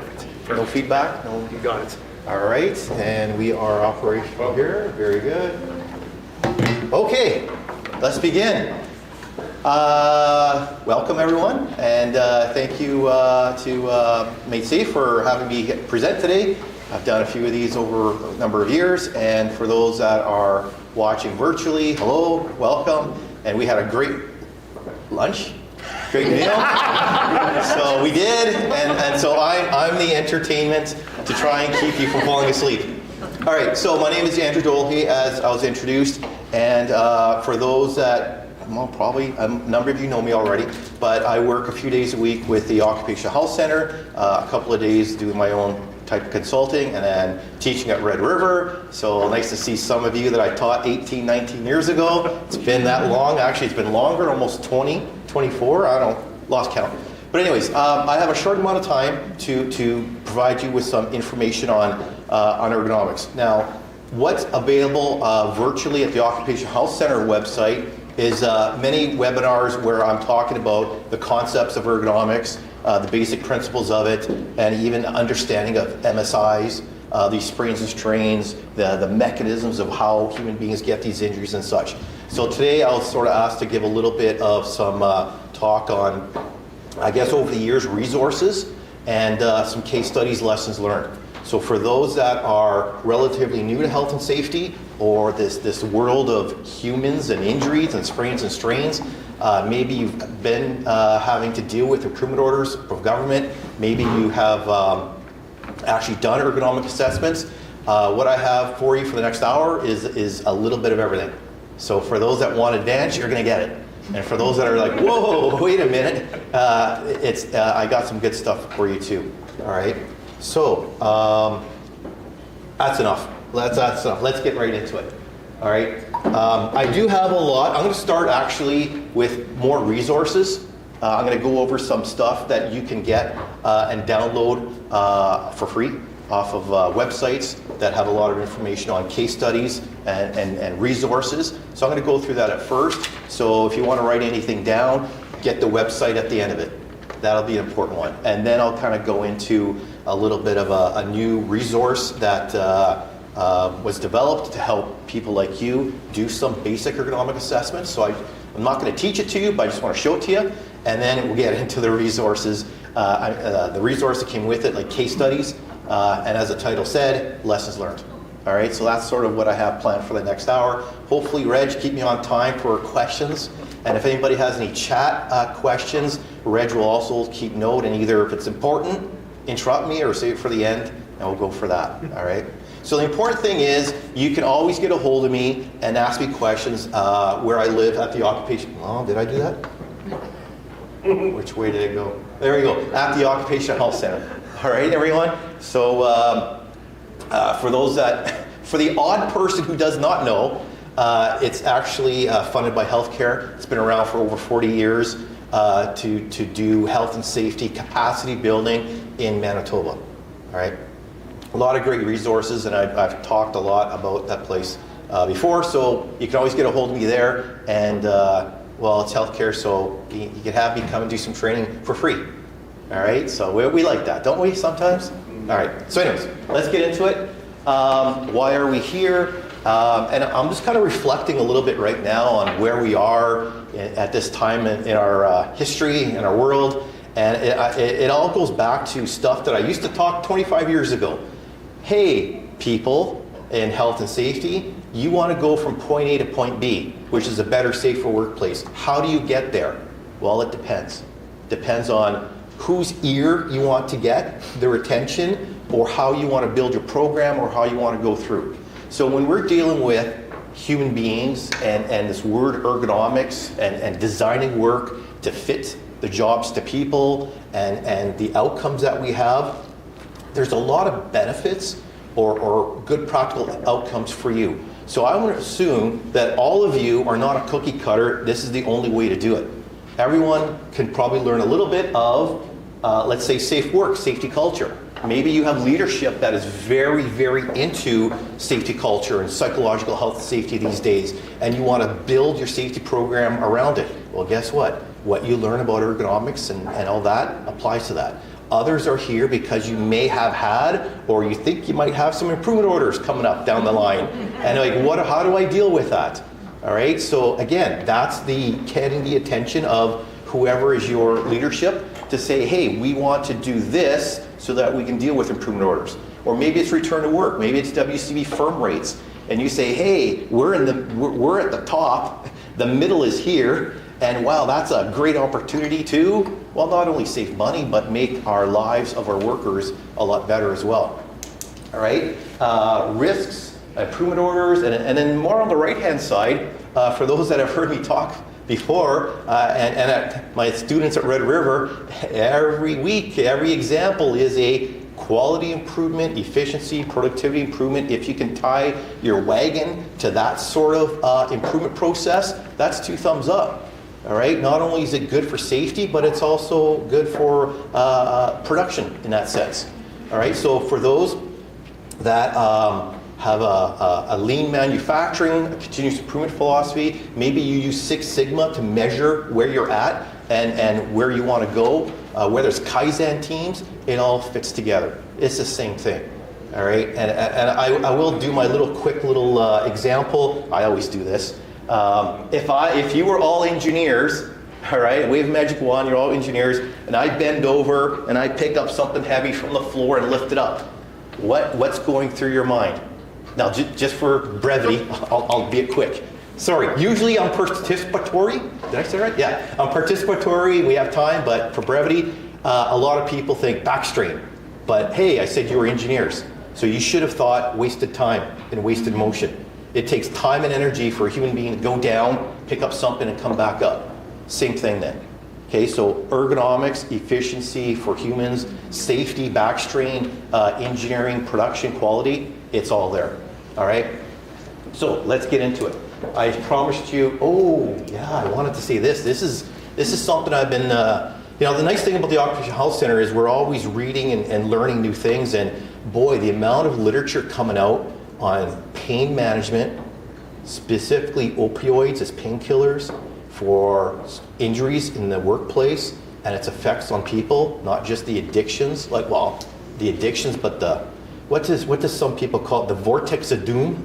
You know, once you get hurt and if it goes bad, it goes off the rails, it really does. So the amount of suicides that are linked to this, that is in certain industries, specifically construction, but I don't know what it's like in your sector, but pay attention to that. It's sort of really big, all right? So being aware of that. And so a little plug. RSI Day is the end of February 28th of every year, and at the Occupational Health Center we do something. This year we're going to do something on pain management. So we're going to get a whole bunch of experts talking about that kind of stuff. Okay, so let's go on. Before I get into some more, I thought I'd just share a general concept slide about injuries. And at the end of the day, a lot of these sprain strains are back tweaks, little muscle pull, lasts a day or two. As far as lost time claims, it could be a day or two. And in that sense, in the big picture of WCB, not very costly at all, and it doesn't really take workers away too much. And honestly, that's the majority. But there are injuries that last, according to this, two months worth, maybe 3. That's where the costs start going up because of the medical and the lost days. But then again, on the far right-hand side of the slide, you'll see years. All right, so yeah, some of these injuries are so disabling on human beings that it can go into the years. And that's where costs skyrocket. Of course, the human effect The toll on them is unmeasurable, all right? So the point here is, when you're doing an inspection, when you're doing an investigation, or more, maybe something preventative, like a job hazard assessment, how do you look at a job and say, oh, that's only gonna be a back strain, a tweak, last a day or two, as opposed to, oh, that's potentially a years gone. You can't. I can't do it. No research or medical professional can do it. So this is kind of where it kind of gets a little muddy here, right? Unless you do a JHA, where you're ranking the no lost time medical aid and severity for cutting your finger off, like machine guarding, right? You know what the severity could be, right? But when it comes to my world, that's very difficult to do. And that's going to tie in a little bit into case studies and such. So I just thought, I got that from WCB in 2021 as a concept. Just let that sink in a little bit for you. Okay, so for legislation then, I'm not going to get into too much detail, but if you have a safety culture, a safety program that's around safe work, spot the hazards, assess risk, find a safer way every day, you're meeting the requirements of the legislation, which basically says when proactively or reactively you're told there's a potential problem, conduct an assessment, and then if you find that there is something wrong, we need you to monitor it and find a safer way, fix it, and then provide information instruction to workers. So I want to throw that up because what's on the far right-hand side? That same magic wand engineer example, the continuous improvement. So for those that are familiar with it, the words of define, measure, analyze, improve, control, it's the same thing.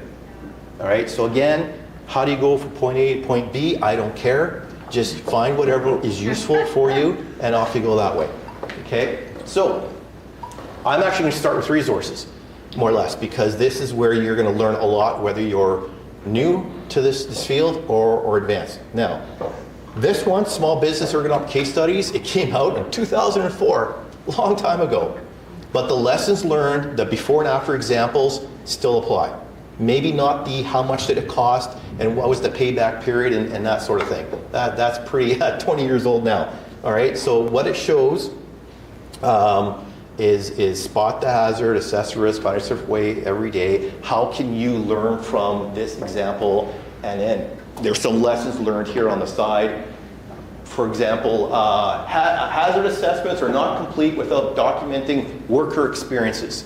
So if you pull out any textbook on health and safety, they'll have a chapter involve workers everywhere in your safety program. It applies also to investigations and assessments. So you can have an ergonomic checklist says it's good or bad, but you need to put another layer on involving the workers to somehow, and not just saying, hey, how are you doing today? How are you feeling? What's wrong? There's a systematic way of involving workers. All right, so real quick, that is available on a few different websites. I'll show you a good one that has it later. All right, so there's the first part. The second part, results. Find a safer way every day. All right, that's enough on that one. Okay, that's a great place to start for people who are just new to safety that want to use one of these as part of their safety talk. Maybe they're once a week, once a month safety talk. You pull off one of these and say, hey, this is maybe this industry, but applies to us as well. Okay. So after that, this other resource that's available to you is more of a small workplace resource guide that has questions and answers about ergonomics. It has checklists in it. It has a section on hazard identification and resources. Again, excellent resource for you. This is the one that people like the best. There's 20 common hazards that describes what it is, what makes it worse, what makes it better, and examples. All right, so forceful exertions, how is it common, how does it increase, and fixing at the source, along the path, and at the level of the worker. Sort of that technical textbook health and safety solution angle to it. All right, so again, it's kind of old, but it's still the same, and it's very valuable. Like I said, to people who find it, look at it, oh, I should have had this 10 years ago. So for those that are new or advanced, it's very good for you that way. Okay, and then another one on return to work. All right, we can talk a lot of real examples, and I'll show you when we go through the case studies and the lessons learned. There's some return to work in there, but this is a thin one on making changes to jobs when you have job restrictions. And it actually was based on a research project that we got funded for a number of years ago, where we looked at the quality of life of workers that were in a return to work program. Now, obviously, when you're hurt physically, both your physical quality of life and of course the stresses that you're on and everything else you have to manage, your cognitive and mental health goes down as well. So that's to be expected. But in our research, with all the subjects and all the data we collected, the type of return to work that kept people from decreasing a lot physically or mentally was returning to the same job, but with an ergonomic improvement. All right, so it's not light duties in another department. It's not the same job, but reduce the repetition, like do every third one instead of every one, or only work for 4 hours instead of 8 hours, or some other return to work concept. Those are all valid, by the way. Those are all valid. But according to the study, the best thing to do was to use their current job, assess it, make ergonomic changes so that it doesn't keep picking the scab of the injury in that sense. All right? So this resource has some basic principles at the top, which are good for prevention and return to work, by the way, two sides of the same coin. But if you have low back injury accommodations for sitting work, standing work, vibration, jarring motions, reaching, stooping, mandatory handling, it's giving you ideas on how to make those changes. So if anyone here is struggling with making changes for return to work, making accommodations, this resource is for you. For anybody that wants to take these backs, hands, necks, shoulders, legs, and 3 key principles and turn that into your own little one-page safety program for ergonomics, go have fun with that. Okay? Yeah, example, off we go. And then a number of years after that, aging workers. So WCB put out a grant program, through their grant program, for research involving older workers. So, hey, back when I did the small business case studies, well, let's do aging workers now. So I can talk for hours about older worker issues, but I'm going to sum it up in one statement. How do you know it's you or older worker issues unless you've looked at the job first? Okay, so now I'm going to be kind of funny here, but when a worker goes, oh, Andrew, I'm getting older, I kind of want to go smack. No, wait, let's look at the job first. All right, because of all these case studies where it was, yes, we have injuries, yes, we have older workers, pretty much 89–90% of the time, it was the job. It didn't matter who you were. You could have been younger or older. You could have had a lifetime of sitting in a chair and a couch and you're really, or a lifetime of heavy physical labor and you're kind of beat up and sore. That kind of didn't matter. It was still the job. So again, my simple statement, taking a 4-hour lecture into one statement, is look at the job first. Okay? And actually, since we're talking about return to work a little bit, please, as much as you can, look at the job either as the worker is filling in the incident report or at least the day they come back with restrictions. All right? So, okay, I don't want to go on too long, but the doctors, the occupational physicians that I work with at the Occupational Health Center, I get involved usually when it's years down the road. And when you look at the case file and you kind of go back to the beginning, it's like, oh, no one assessed the return to work job to see if it's actually within the standards. All right, and there's some tricks in there. So for those that know a lot about ergonomics, you will agree that it's not so much the weight, it's kind of how you're lifting it. So if you have a job restriction that says no lifting more than 10 pounds, okay, and your job has 6, yay, you're good. That's kind of how it kind of works. But if you got the 6 pounds and it's out far and down by your ankles, well, you're destroying your back. It doesn't matter what the weight is. So as a joke, I would rather lift 80 pounds here than 20 pounds out there and down low. All right, so weight, yes, plays a role, but it's not just the weight. So I really like it over the number of years where I've seen healthcare professionals saying, return to work restrictions or the opposite, these are your work abilities, plus have a health and safety and ergonomic assessment of their job.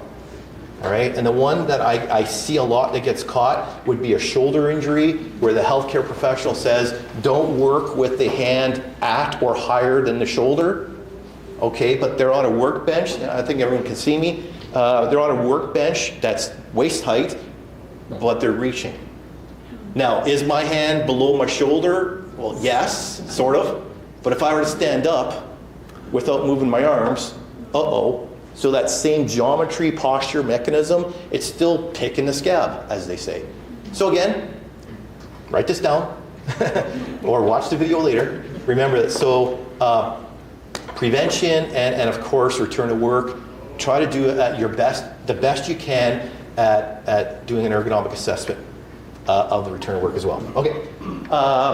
So older workers, that was my main point, and here's one of the case studies that came out of it. I kind of like it. It's farming and blind spots, and we know there's everything from fatalities, runovers, to bumping into other equipment and equipment damage and other stuff.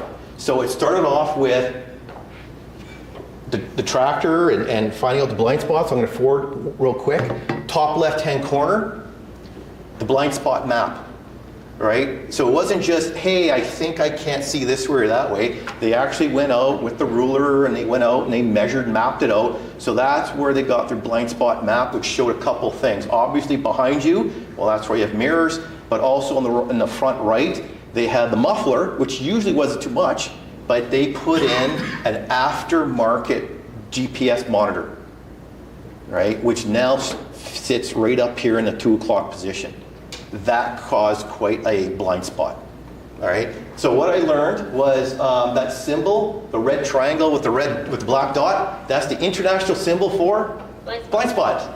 There you go. So there you learned something new today too. So obviously, on the one hand, worker awareness and training of your blind spots, and they've done this in the mining industry too, and other places, construction sites.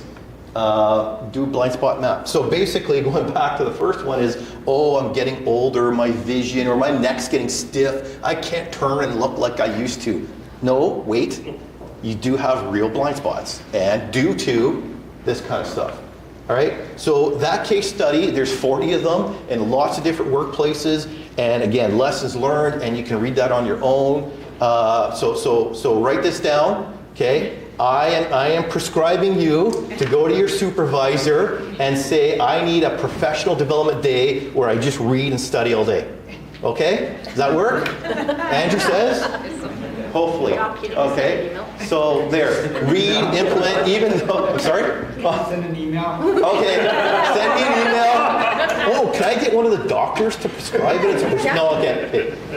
Okay, so these resources used to be on the Safe Work website, but because of accessibility, they changed, and accessibility where the colors and other things, they've taken a lot of it off and are slowly putting it back. So right now, the only and best place to get these PDFs for free is my website. All right, so I'm not a website developer. I'm kind of playing with it on my own. I'm also too cheap to pay somebody. So there you are. And at the top it says home merit. It also right now says resources. So click on those resources and all of them are there. Okay, so everything I've said so far, they're all there. And maybe they'll come back to the Safe Work one day in the future or something like that. But now it's going to bring your attention. Oh, I got a few more things to say, but yeah, a couple more resources actually.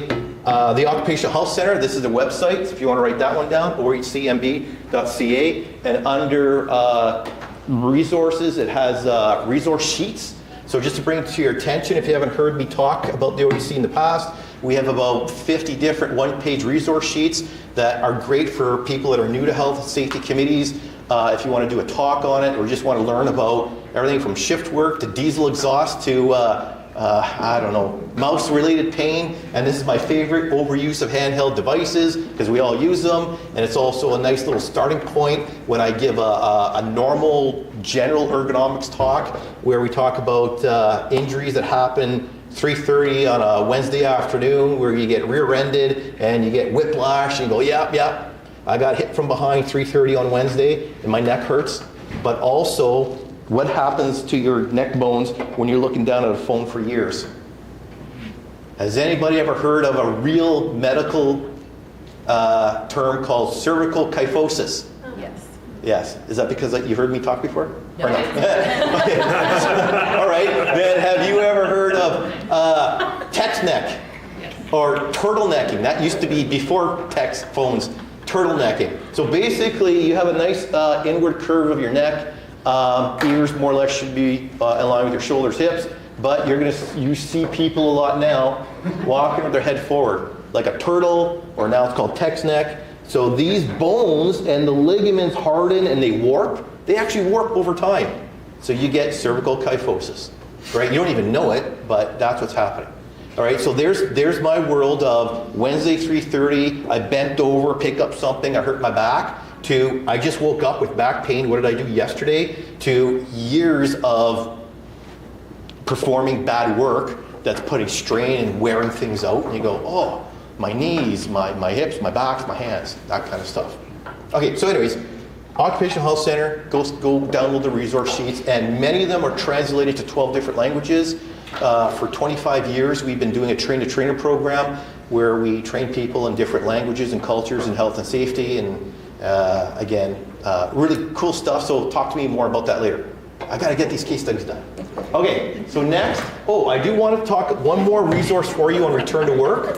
One more. The Institute of Work and Health. They're out of Ontario. They're academics and they do research, excellent high quality stuff. So a little while ago, they came up with an online software for helping return to work, both workers and employers. And there's two of them. One's called JDAP, which stands for Job Demands and Assessment PT.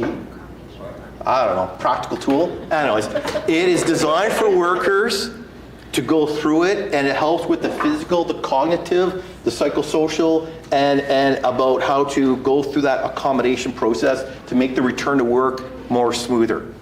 All right? So kind of award-winning type of thing. And you don't need a login, or you don't need to put in any personal information. So that's available. And then they came up with another one called Decide. So that's when you have episodic and chronic disabilities, like long-term, that come and go. Kind of like when you have, let's say for example, you have arthritic conditions. On some days it's bad, some days it's okay. But how do you as a worker communicate that to your employer without giving too much, or without, I don't feel like I want to tell them anything about my personal health? So it's a Decide tool on how do you as a worker decide to tell the employer so much, but also on the employer side, teaching them how to ask appropriate questions to workers so you can have a better return to work program. All right, so for those that are interested in that kind of stuff, go to their website, and excellent resource. All right, now, hazards. We all know there's no such thing as a perfect job. We know that everything has at least one or two things wrong with it. So how do we as health and safety professionals figure out where the line in the sand is? What's too much? What's okay? Well, that's Red River College, right? Is that what I say? I teach the students how to assess jobs. So on a very basic level, you have what used to be the 1980s. I know there's something about jobs with forceful exertions, continuous repetitive motion, postures where the elbow's winging out, you're bending your wrist, rounding your back. I know there's something about those jobs that increase risk. Okay, but that's very muddy, very subjective. All right. Nowadays, it's a lot better. There's actual tools where you actually say exactly how much, how often, and then you can make that line in the sand decision. Plus, obviously, solutions. Solution A, B, and C. Which one's going to bring it down a little bit? What's going to bring it down a lot? And how much? And such. So when it comes to psychosocial factors, that is something that we've known since the 80s and 90s as well. But right now, there's no real numbers to it. Right? There's sort of, I know that there's these factors that either increase the reporting, and sometimes those same factors decrease reporting. Oh, getting kind of confusing, but we don't really have numbers to it. So it's as important though. Okay, it is as important. Okay, so let's get into a little bit so that's a very basic one. For you who need to do some inspections or some assessments, This is another way of looking at jobs. Instead of that forced repetition posture, which kind of works, you can think of it as, can the worker fit in the job that they need to do? Can they reach what they need to reach? And can they visually see what they need to do? That actually covers a lot. So if someone's looking for something easy for their inspections as they walk around, you know, WMIS labels and fire exits and ergonomics, or are you moving okay, or sprains and strains, what do you do now, right? I can open up and have a nice little discussion, but this is, again, no one's a cookie cutter, so if you like this fits in really nice in terms of what I just said, inspections, fit, reach, and see. Now, motion should be nice and smooth. Very basic ergonomic principle. So if you see someone who's fighting jerky or go to lift and they get this tweak motion, pushing a cart and get that's not healthy for the body. That's where wear and tear starts. So jerky, awkward motions, and then direct pressure. I'm sure everyone here knows that resting the elbow on a hard, sharp edge can do what in the fingers? Numbness, tingling. Oh, good. You all get A+. You remember my exam, right? All right, so yeah, it comes under different names. Some people call it mechanical compression, others call it contact stress, direct pressure, but basically resting a soft part, wrist, palm, or even this little part of the elbow on a hard, sharp edge, mostly a workbench or an office desk where you're either rubbing or putting pressure on it. That can cut off blood flow and irritate the nerve and give you numbness, tingling. Carpal tunnel, all right? So anyways, there's that, constrained body postures, that's being glued to one spot for too long, and then other stuff, repetition in terms of not just, am I doing something repetitive? Give me a job that's not repetitive. Doesn't exist. Everything you do is kind of repetitive. So it's more on the frequency, speed, and duration. So how quick, the speed, and the duration kind of puts it together. So if you're looking for something for assessment, maybe wrap that around your head. If you're looking for inspection, that can help too. Also in that resource guide, that second resource guide I mentioned, for small workplaces, lots of forms, this is one of them. This is now more of a 2-pager, and it's just yes, no. Okay, so it takes that working motion posture, it takes forceful exertions and other things, and it has some text with it. Okay, now, I use this too, still, right? Because it's a nice reminder. So whether you're new or you've been advanced and you've done a lot of this ergonomic stuff, it's nice to have something as a reminder of what to look for so you don't miss things. So there's your lesson. Here's a 25 years Andrew lesson for you. Have checklists or something to remind you when you're doing an inspection investigation, because sometimes you miss things that are kind of obvious. So that is in there as well. And this is my example, all right? We've all used a pressure washer at some point in our life for cars, but there are industry where people are going 2.5, 3 hours of constant washing down. In this case, food processing, washing it down after they're done, all right? So, safety person, my shoulder, my knee, my back, everything is sore. I do this all the time. I need breaks, or I need stretching. That does work, but anyways. So you look at it and you say, okay, so you're constantly squeezing. You have the other hand holding it, or else it's going to go like this. And your kind of motion is repetitive, a little bit of awkward posture, a little bit of constant grip force, not heavy, but it's constant. Aha, there you go, there's the problem. We need a new tool, we need something else, maybe job rotation, maybe take breaks, I don't know, something else. Point is, lesson, what did I just say? Use that checklist to look through everything. Because when you get to the question that says, where is it? I can't find it. Are workers standing stationary for a long period of time without adequate leg support? You're like, okay, well, what does that mean? It means look at the legs. What's going on with the legs? Now, when you watch this worker, I'm going to exaggerate, but this is kind of what they're doing. They're starting with their left foot, going in this motion counterclockwise. So when you do this, and okay, I'll make it worse than it really was, but just look at all the twists on the knee, on the hip, and what happens to the right arm? It goes up. All right? So on one hand, wait a minute, Why are you doing like that? Is it a bad habit? Were you trained like that from the beginning by somebody else?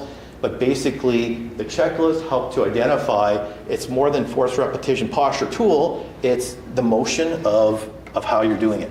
So that kind of lands into the safe work procedures, training, coaching, whatever you want to call it. So in this case, it would be more of a right foot, start, take a step. Oh, I don't want to call it dancing, but it's a nice rhythmic motion to go this way, right? The arms are more in. You're not putting a lot of strain on the hip or the knee, and as such.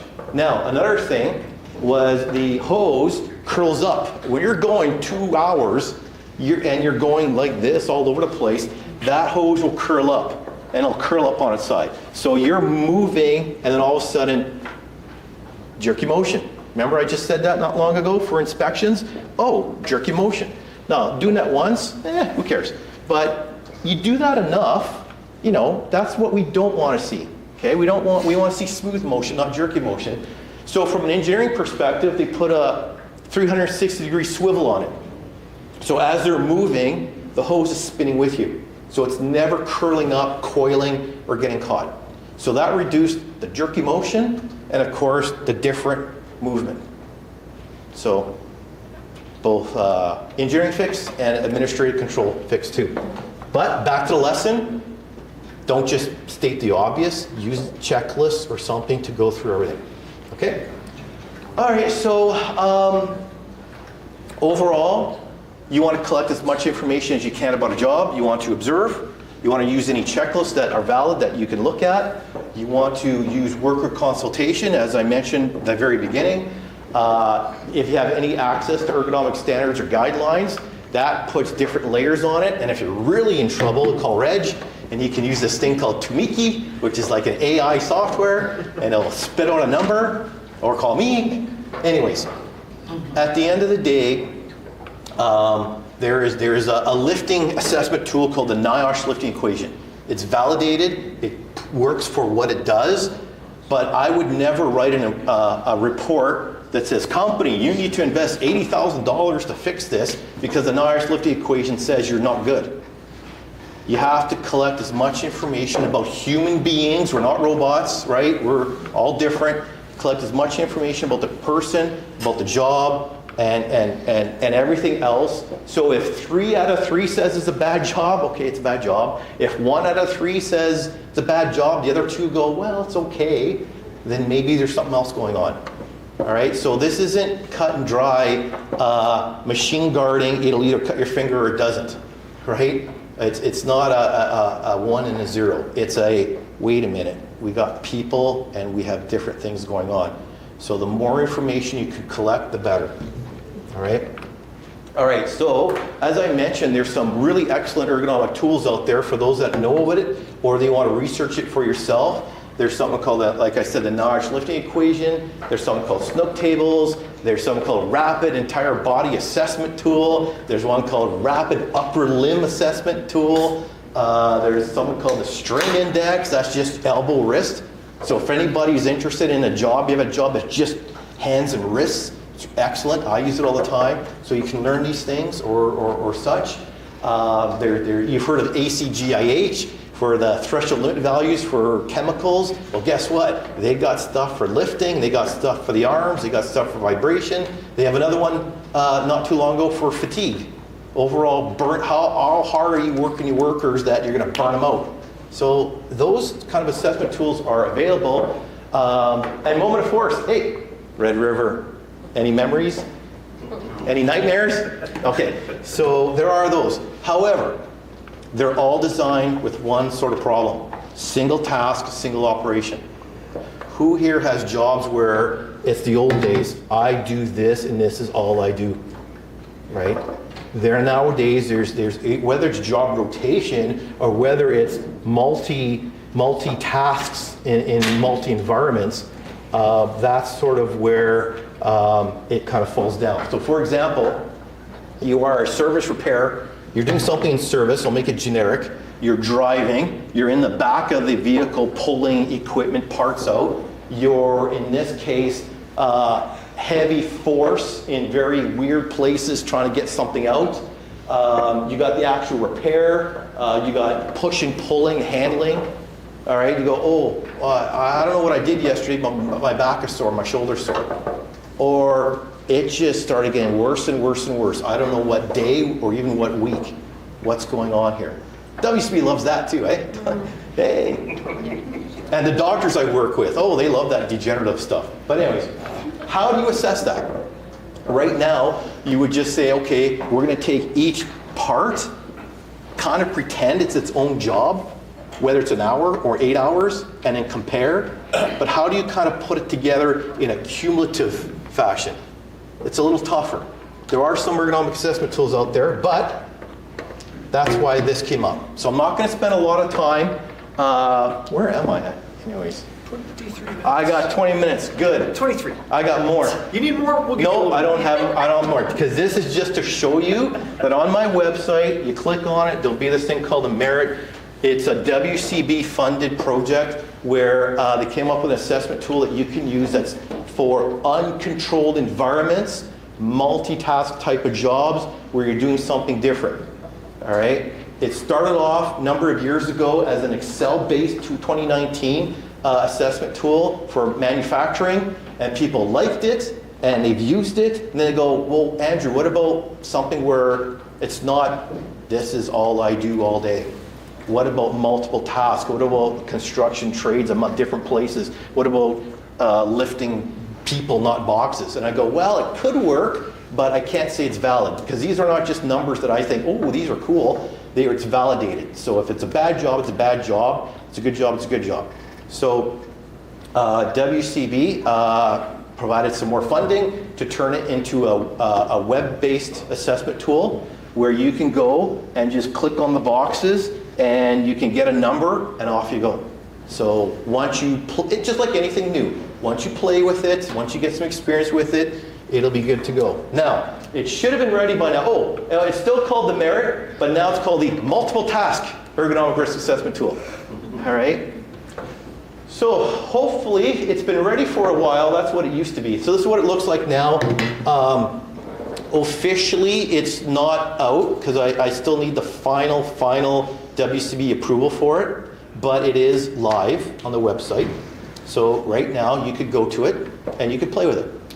All right, and again, today is not how to use it. Today is just telling you it's there and where some of these case studies that I'm going to go to real soon come from. Now, there's no login, there's no account, there's no email, there's no personal information. I wanted it that way. I want nothing to do with you. I want nothing about knowing anything about you. All right, so that means nothing is saved. So you're going to have to take the numbers that come out. You could download the PDF of it, which gives you the numbers, but you're going to have to create your own access database for jobs.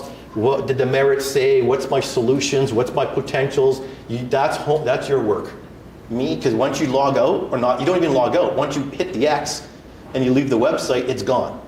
All right? So on that note, very quickly, there's 13 elements, okay? And then if the very first one is access to work. And you see that there's 3 tasks. So of the multiple tasks that your workers will be doing, you ask the workers, and in your expert opinion, you pick the 3 worst. That there is a way of doing it with a statistical algorithm that is just too complicated. That's for researchers. You know, like take a firefighter. Think of how many different tasks depending on what they do. It's quite complicated. So for you, between the workers and yourselves, you pick the top 3. And off you go. And then you fill it out, just drop down menu, okay? And then there's more to it. So besides the actual left-hand side of what you're talking about, it has some numbers too. So if you say, Andrew, I don't really have a real job, it's kind of in my head, it's being planned out by production or engineering, can we kind of do it without actually looking at a person? Yes, because there's sort of numbers of reaches and distances. So sort of for those that are into planning, you can do that. Okay, so motion, access to work, there's force, whether you actually have a weight or you have a subjective effort of, noticeable, obvious effort, task 1, 2, 3. And there's repetition, exertion, vibration, contact stress, pinch grip. And then the neat part is you either pick this as this task occurs for 10 minutes or less in the day, or it kind of something happens over an hour, or I just look at it as if it's like an 8-hour day. And each of my tasks is 1 to 3 hours. Or you can pick it differently. All right? But then that changes the repetition. So how many times are you doing this in 10 minutes versus how many times you're doing it in 8 hours? So there's a resource guide that's not on yet, because that's why I'm waiting for WCB to get final approval. But there's a resource guide with examples. It's all written out. It teaches you how to do it. Okay? So look forward to that one day soon. Hopefully December 31st. And psychosocial issues. See, I had my back turned when I said that. By the way, for those that are getting more into the psychosocial aspect as it relates to sprains and strains, I have something that's kind of unique on there as well. All right, another day we'll talk about that. So this is sort of the output, all right, and there's actually 3 outputs. There's a cumulative effect, high force body posture, and then for the 3 tasks. So if you're in the red, there's a little something going on. However, the criteria is you have to have 2 out of the 3 per task to be considered a high risk, or you have the total job score, which if you see it on there, more than 20, this one's 19. So again, I don't want to kind of bore you, it's kind of hitting you in the head right now, but it's not just a number. Okay, so there's 3 criteria plus a cumulative number. The resource guide tells you how to do it. So in the exam, hey, that's a low risk job, prepping meds, maneuvering cart, giving meds. Next one, microscope work, pipette work, fume hood. For those that do have laboratories or quality control, they're like, well, I'm doing different things all through the day, depending on the season, the week, the product. How do I do this? So in this case, it shows up as a moderate risk because you have the total 120. So there's a cumulative effect. If you say to the workers, what's the worst part of the job? They'll go, well, not really one task, but boy, at the end of the day, I'm feeling beat up. That's sort of how that kind of works. All right, now this is the high risk. This is that service one that I showed you pictures of. And now everyone's different, right? You can't just say all service work, but depending on what they were doing and how they were doing it, they had the laptop that they had to do a lot of work in while driving the driver's seat, hard on the back, obtaining equipment out there work, so you can see some of the red, they're high.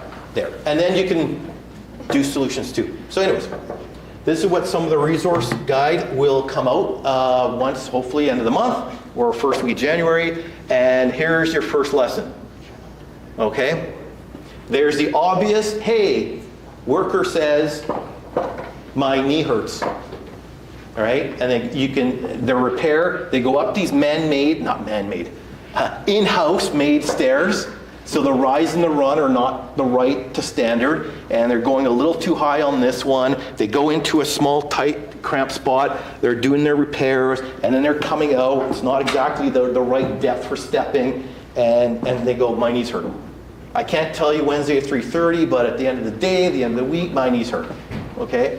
So you do your assessment, and what did I say besides the obvious force, repetition, posture? Go through everything. So by observing, you will see, well, you can't really see by the case study, but what the committee and myself saw was they were sort of rushed to get out, and they always wanted to go this way, the handrail's on the right. So instead of going straight down and then turning, they were actually stepping down and turning at the same time. So do you think that's going to be hard on the knee? All your body weight going down on the knee as you're turning. I'm exaggerating for effect.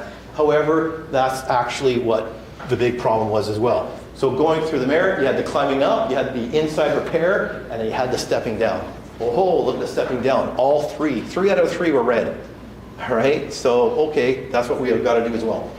And then the other side is what did you do, risk level, discomfort, payback period. So there's the cost of what it costs to put it in. So again, for those here that are a little bit on the production side of cost benefit analysis, payback period, those case studies have that as well.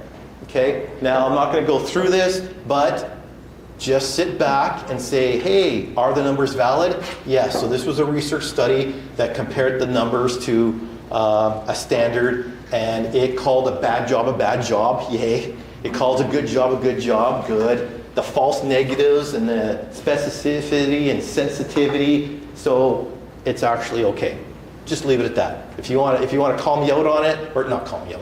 If you want more detail, call me later, and we'll do that. So you have a little bit more confidence. So there's soon for Christmas. Make your own Christmas present. Hopefully it'll be out there. 40 case studies for many different kind of examples.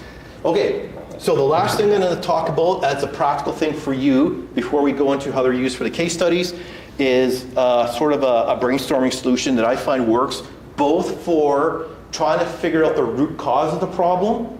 Once you collect all your information, all right, you put it all down in one piece of paper where what is it about the humans, the workers? Is it the shoulder injury, back injury? Is it maybe it's acute, maybe it's chronic? Is it one person out of 11? Maybe 5 out of 6 say I have a sore back but no injuries. So get as much information you can, rookies, veterans, whatever else about the people. Then what is it about the equipment? What is it about the layout? What is it about the environment? What is it about the work system? What is it about the work method? And then sometimes, most of the time, the root cause sort of jumps out at you. That's how you figure out sort of the main issue. Also, as the title goes, solution brainstorming, you have an idea, let's just say buy a new piece of equipment, okay, but that changed how the worker's method is. Does that change the work system? Maybe. Because sometimes we all have examples of doing safety, and you think you're doing something good, and then, I forgot about that, or it didn't really work. All right, so this is an excellent tool for you to also think about your solutions and go from there. All right, so I already did this one. Sore knees, and it's more than the obvious. Okay, so it's the layout. So what they did, they put the railing on the other side. So it forced the worker to go down past the railing, down to the ground, without putting that pressure on their knee, and then turn. Okay, so maybe at first they didn't like it, but it forced them to take that twist pound off. All right, so there's your lesson. It's more than just the obvious forced repetition posture or the rise and the run. They also fixed that too, by the way. Okay, the next one, this is where someone is waiting for a process to finish, and then they had to do some lifting, not heavy, but their back was getting sore. All right, so have you ever heard me say this in the past? Okay, worker, or okay, health and safety committee activist, professional, assessor, always ask, what were you doing the previous 2, 3, 4, 5 hours? You've heard me say that before, and probably any textbook will say that to you too. Because you go, oh, I bent down and I hurt my back. Well, it's small parts. I did my assessments, the frequency, duration, the NIOSH lifting equation, everything says it's good. What else are you doing? Or is it just you? You're getting older. Oh, wait a minute. Look at all the tasks, right? So what are you doing before that? You're sitting on a stool, slouching, doing desk work for hours or whatever, some long period of time, waiting for the process to finish, and then you jump up and say, I'm going to do some lifting. All right? There you go. There's the problem. Now, so lesson learned, previous work, previous hours. What were you doing before? That's the important one. So if you looked at the parrot, well, that's sort of the after, but basically you don't need an ergonomic chair, just a better industrial type of chair. And they put a podium on there, so they knew maybe, let's say 10, 15 minutes before the process was up, they actually stood up and did some movement as they did their work. All right, so it got them from sitting to standing for a bit, which is good for fatigue and such, and then they went off to do their lifting, and of course proper lifting, not just lazy rounding your back lifting. All right, so there's your lesson learned on that. What else are you doing? Because these ergonomic checklists still won't really pick up on all that kind of fatigue part. Okay. Next one, kind of interesting, it's cleaning. So after the process is done, the workers have to manually scrub these parts, hard on your arm. It's stressful that way, very obvious. There's another task of inspecting. Now it's kind of exaggerated, but there were shadows, the lighting wasn't the best. So under the merit, 3 tasks, they did the assessment, and waste disposal as well. So it wasn't so much job like I do believe in job rotation, yay, and stretching, yes, too. But I just want to show you examples of other than job rotation stretching. But I'll say, oh, the first thing was, okay, maybe it's really tough on your arms, so let's say every half an hour you switch workers and then get the job done and off you go. Well, someone had the brilliant idea of building their own custom-made tub with sanitizer and hot water, and the parts were left in there, and then 5-10 minutes later, just like melted butter coming right off. The force, and then the time, and of course they weren't just waiting, they went to do something else, their other inspection work, and then they came back to do it. All right, so this is one of those, brilliant solutions, right? So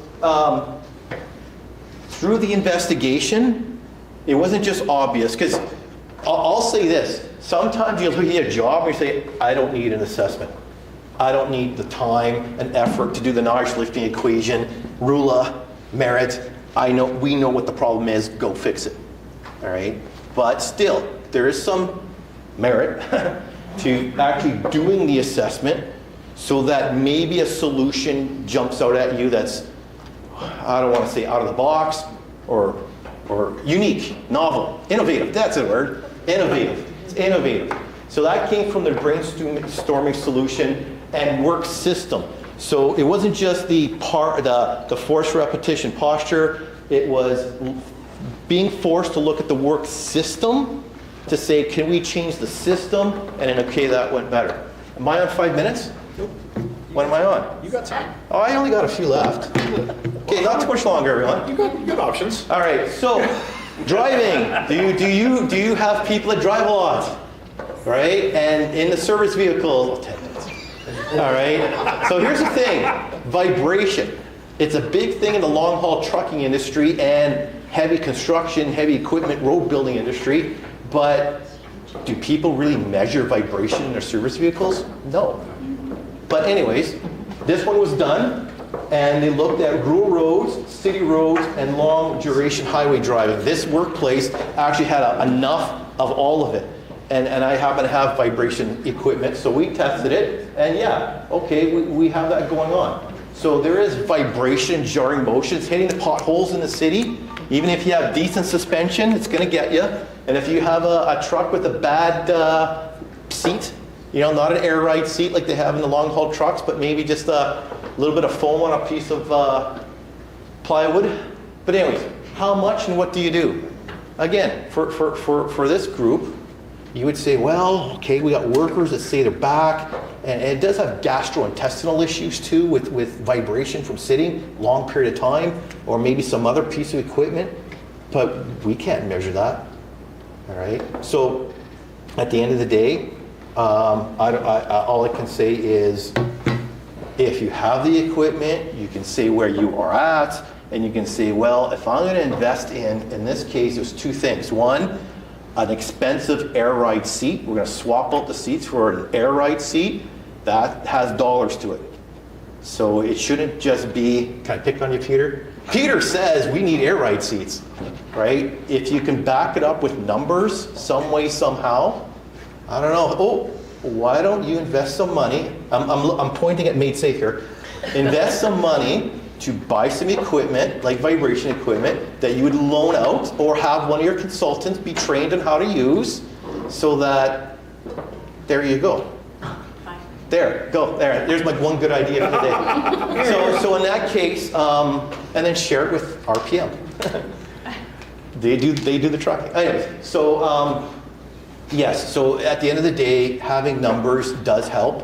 Whether you don't have vibration measuring equipment, if you just use the merit, which has vibration, it says, do you have vibration under 2 hours or more than 2 hours? Do you have anti-vibration equipment to go with it? So in that category, there's 5 different things you can choose, and then you can see if it plays with the numbers a bit. Okay, it's not going to go to the scale of, buy a $8,000 air ride seat.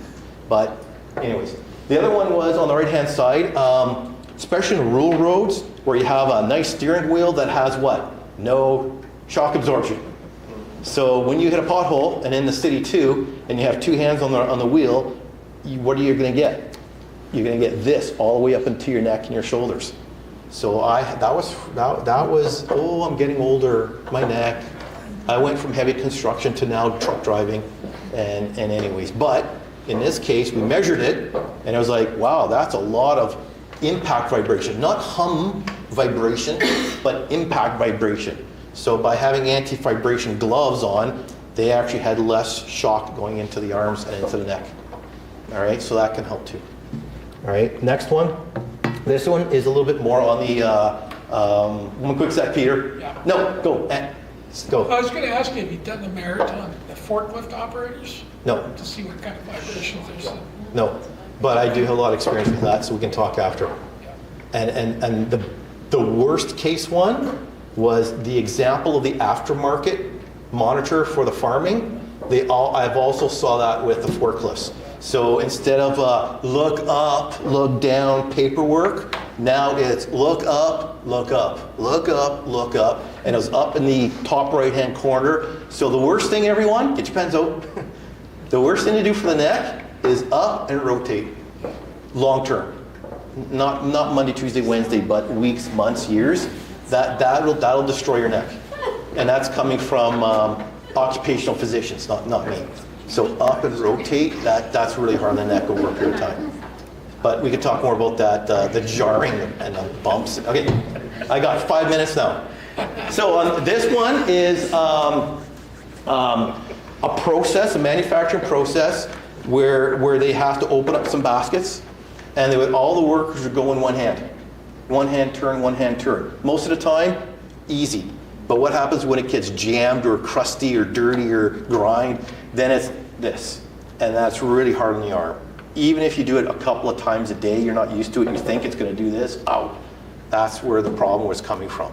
Okay, so as far as the solution, there were those that said, oh, okay, safe work procedure, 2 hands. Every time, 2 hands, off you go. And that was enough to keep the elbow from winging out and the jarring on the wrist. Okay, fine. But maybe half the workers will do it, half won't. The other idea was a tool. So you grab this almost like a fork, a tuning fork tool, put it in there, turn it. Whether it was easy or hard, you just did it. So again, half the workers used the tool, half the workers did 2 hands, and a couple of workers go, I'm doing it my own way anyways. But that's for you. So I labeled that one soft skills, right? You can do all the technical assessment, you can do your safety work, but at the end of the day, we have to be able to convince workers in new training, new ways of doing things, safe work skills. So I have my lesson learned here, take their order. That was taught to me, 25, 30 years ago. What's important to the worker, and like a server, what would you like? Take their order, what's important to them. This person was a musician, they loved playing in their bands, and they worked so that they could play clubs in their band. All right, they're in their 40s, they just loved it. So, hey, you wreck your arm, which we've proven, are you gonna be still how many gigs are you gonna stop? Maybe if you do it worse enough, you'll never play your instrument again. Oh, so take their order. Okay, quick story. Take their order. That's a good life lesson on how to convince others to do new safe work procedures. Okay, this is outdoor work, and basically, just to be real quick, it was coveralls with built-in knee pads. So PPE. Good old PPE, but built-in knee pads, so you didn't have to worry about putting one on or finding it when you went outdoors and you had to be on your knee to do the work. So what's my lesson? Coveralls with built-in knee pads. Environment. There you go. This one is more on the preventative maintenance side. There is a job that required a lot of hose connectors, a lot. And every once in a while they be tighter, and of course they're up and out. So you're trying to connect it and it jams, it's harder. Really was harder on the hands, no doubt about it. But at the end of the day, by going through the brainstorming and going through layout, equipment, environment, work method, it was the work system in terms of preventative maintenance, or at least regular inspections. Yeah, I'm good for time, thanks. You can stop that.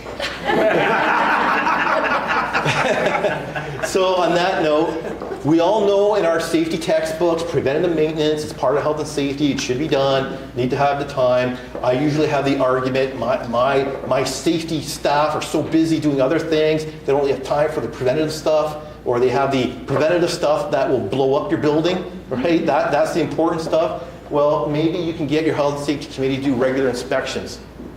Now, you do rely on workers to say, hey, when it's tight, make sure it's swapped out. But when the process is going, they just want to get it done, and then they kind of forget to tell somebody that, oh, that the fifth one on the left side is jammed and tight. So doing regular inspections some way, somehow, and that's what happened. They just made things work a lot better that way. All right. Oh yeah, I do have a couple more. I still got 3 minutes. Whoever uses power tools a lot, the bit jams, binds, torques out, the best thing, get a second handle. Instead of a one hand doing this sort of thing, put your second handle on it. Boy, that saves the arms. All right, anytime you can, whether it's a small drill or a big impact drill, get that second handle on it. If you need me to prove it to you by showing you other ways, I actually have a very detailed assessment tool that uses duty cycle and percent MVC. Get a second handle. If you have that issue, get a second handle. There. Second handle. Very good. Who said that? Oh, very good. All right.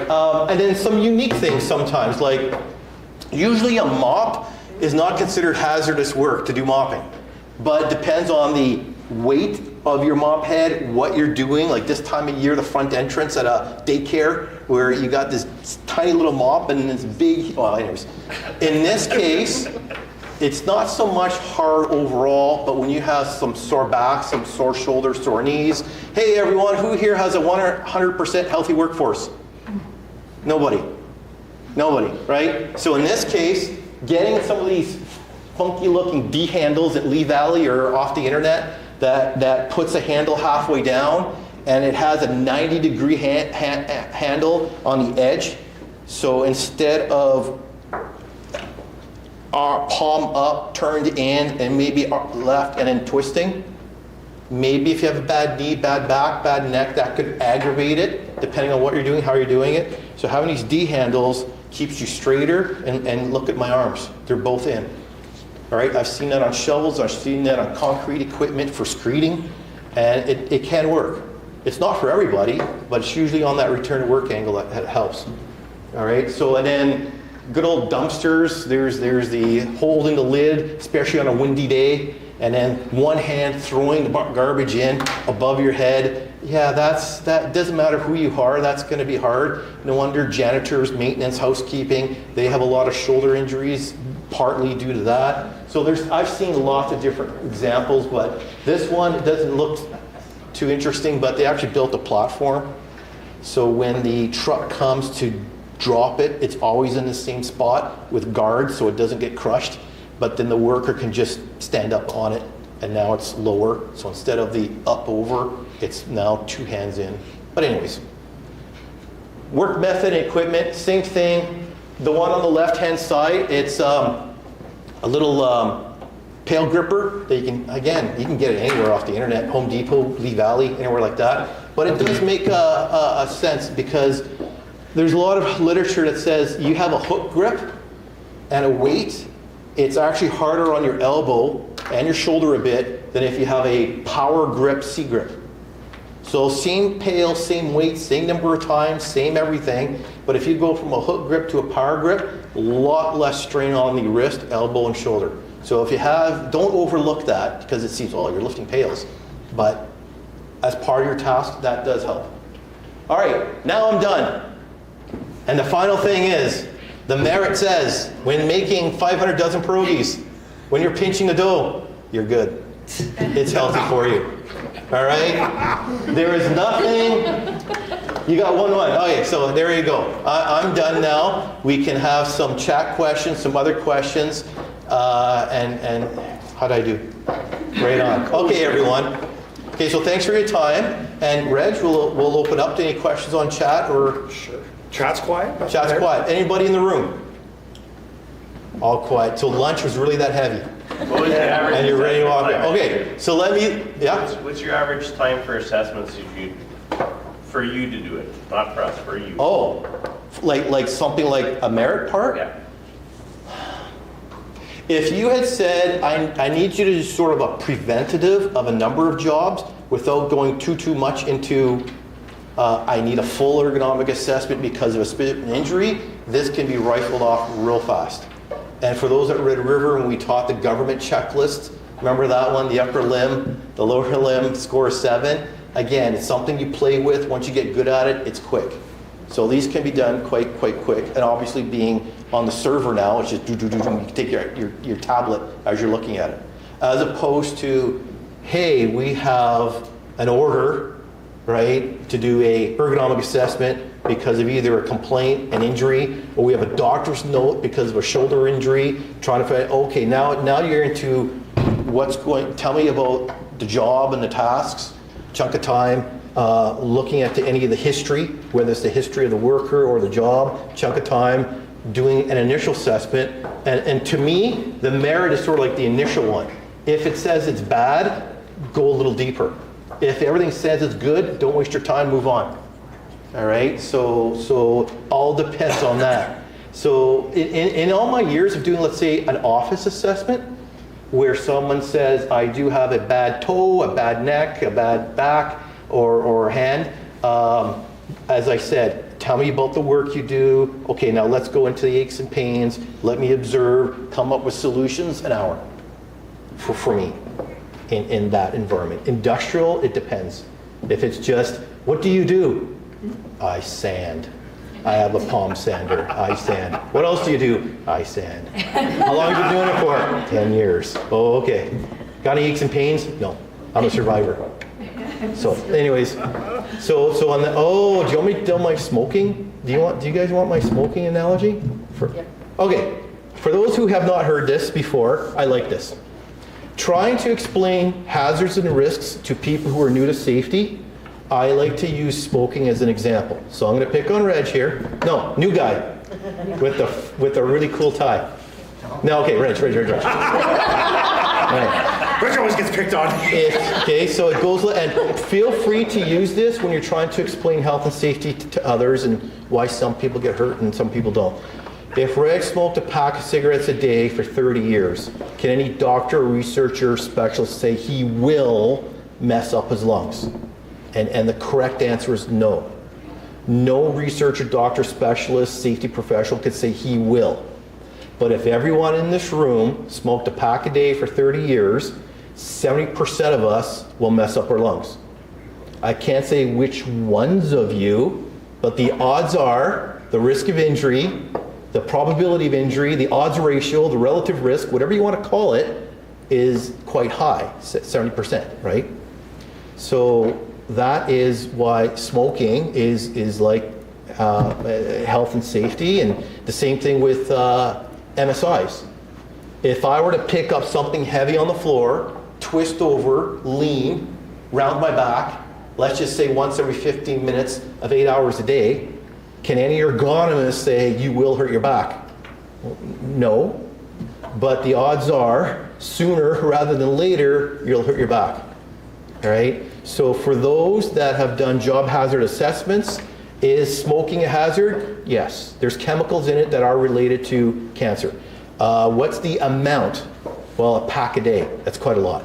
What's the duration of exposure? 30 years versus I tried it for two weeks when I was 16 and I quit, right?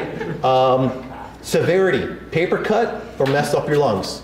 So you're gonna rate that quite high. And going back to one of my first things I said was, for MSI, how do you do severity for MSI? How do you do no lost time, 2 days or 2 years? It's very hard to do that, all right? So anyways, severity, probability, well, the literature says you smoked a lot for a long time, 70% chance, all right? And then finally, priority. What's the priority? Like stop doing it now, or wellness, smoking cessation programs over time, all right? So there you go. There's my little analogy for trying to explain others about risks and hazards and why some people get hurt and some people don't. My grandfather lived to 99. He smoked Moriers in Montreal. He didn't die of any kind of cancer or heart condition, just old age. Hey, good for him. But the flip side of that, I'll leave you with this. Survivor effect. When you are being asked to look at a job and you're talking to the worker, you're talking to the survivor.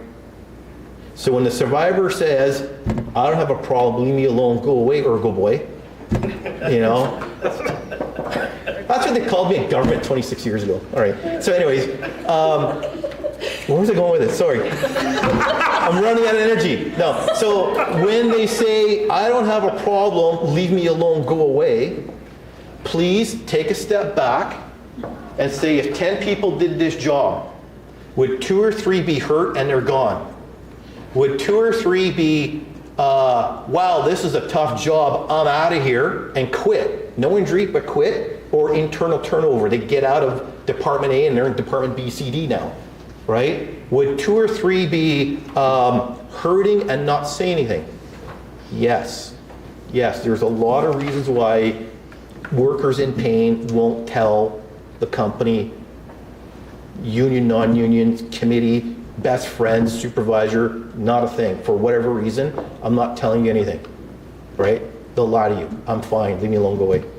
That leaves 1 out of 10 that goes, I don't have a problem, leave me alone, go away. All right, so in that sense, please also, who you're looking at. So as an ergonomist, I don't look at the worker, I see what the worker's doing, but I think tall, short, big hands, little hands, rookie, veteran, you know, 100% healthy versus bad back. Maybe there's a little something in there. So there you go. Okay, I think I shared enough. Thank you very much for your time. I'll hang around, and you can always call me, right? Through the website. Thank you too. All right.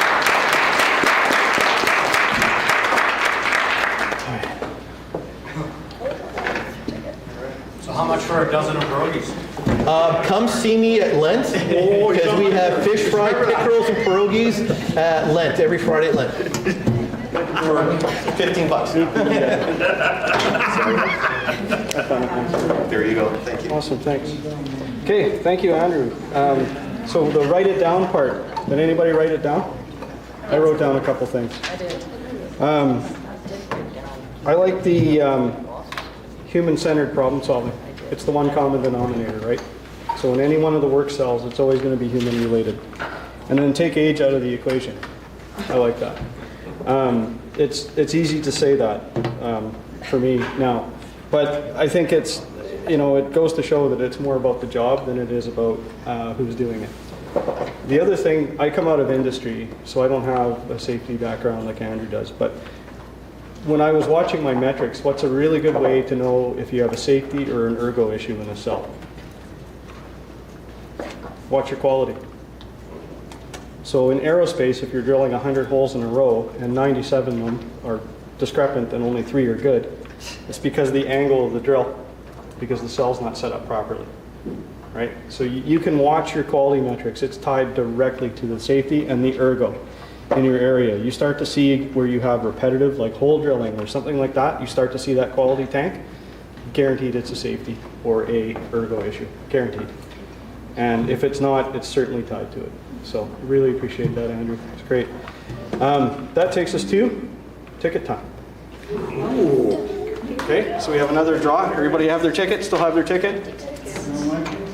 Okay. 112508.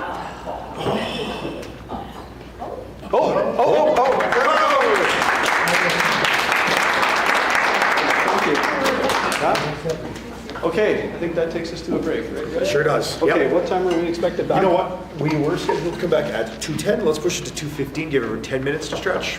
Okay, 2:15, back here. Thank you very much. Thanks.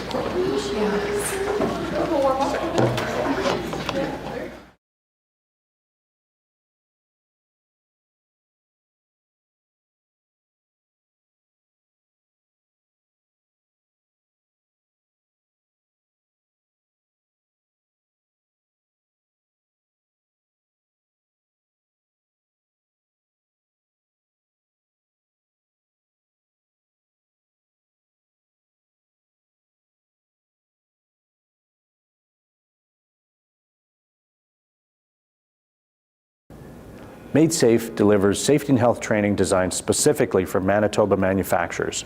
We're proud to train thousands of Manitoba workers each year for hundreds of different employers.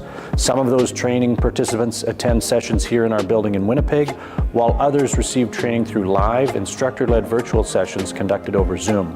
Beyond that, we do private on-site training across the province from places like Boissevain, Thompson, Steinbach, and everywhere in between. If you are a Manitoba manufacturing, mining, or agribusiness employer, we hope you reach out when you're ready to learn more.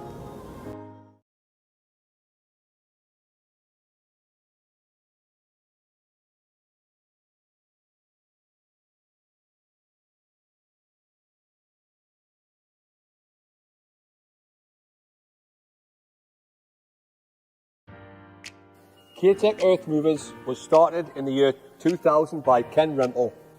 In 2020, K-Tech Earth Movers merged with Wisconsin-based Ashland Industries to create the KA Group. Scrapers are now used all around the world, with units on every continent, including Antarctica, and have become known for their innovation, performance, and quality. This has allowed the company to grow quickly over the last 25 years, employing 104 people at our facility in Rosenau. Hello, I am Anthony Wilson, the Director of Operations here at K-Tech, with 31 years experience in the manufacturing industry. I had the privilege of working at K-Tech for the past year. I am excited to be part of this incredible team as we continue our journey of excellence. At K-Tech, safety is not just priority, it is a core value. We are committed to improving our safety culture every single day. K-Tech's safety culture has undergone significant transformation. In the past, it has noticeable gaps, but the journey towards Safe Work certification has initiated by the vision and dedication of our safety professional, JP, recognising the importance of fostering a safer workplace. JP championed this direction, aligning it with the company's broader goal of setting industry standards.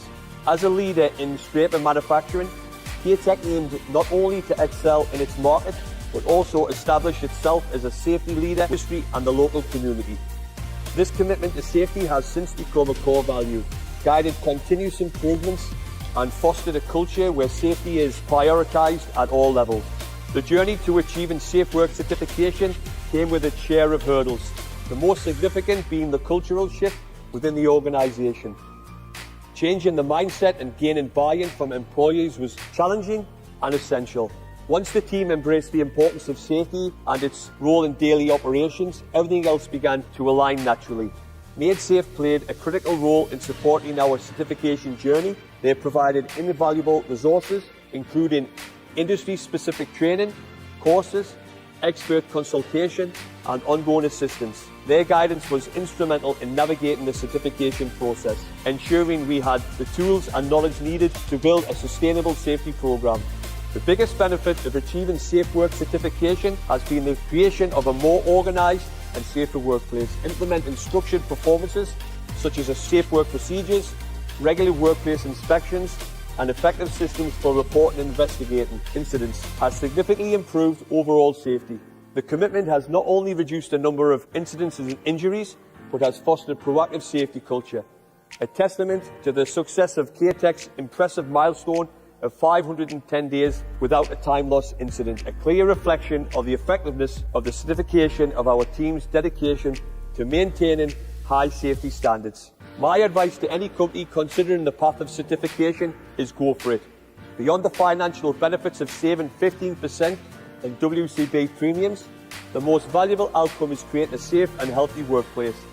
The certification process is an investment in our people and our company's future, fostering a culture where safety is priority. It's a step that not only protects your employees, but also enhances operational efficiency and builds a positive reputation within our industry and community. The journey may require effort and commitment, but the rewards are well worth it. If you or your organization would like additional information on becoming Safe Work certified, please reach out to us at Made Safe. We're here to help.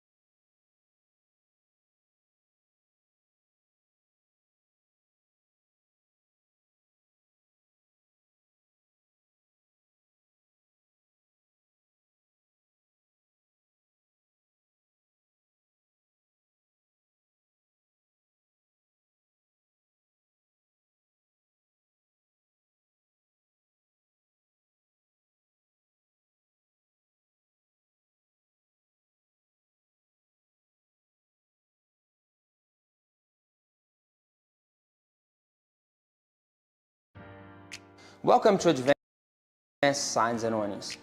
Our company has been part of the Winnipeg community for over 50 years, and we're proud to be a Canadian manufacturer.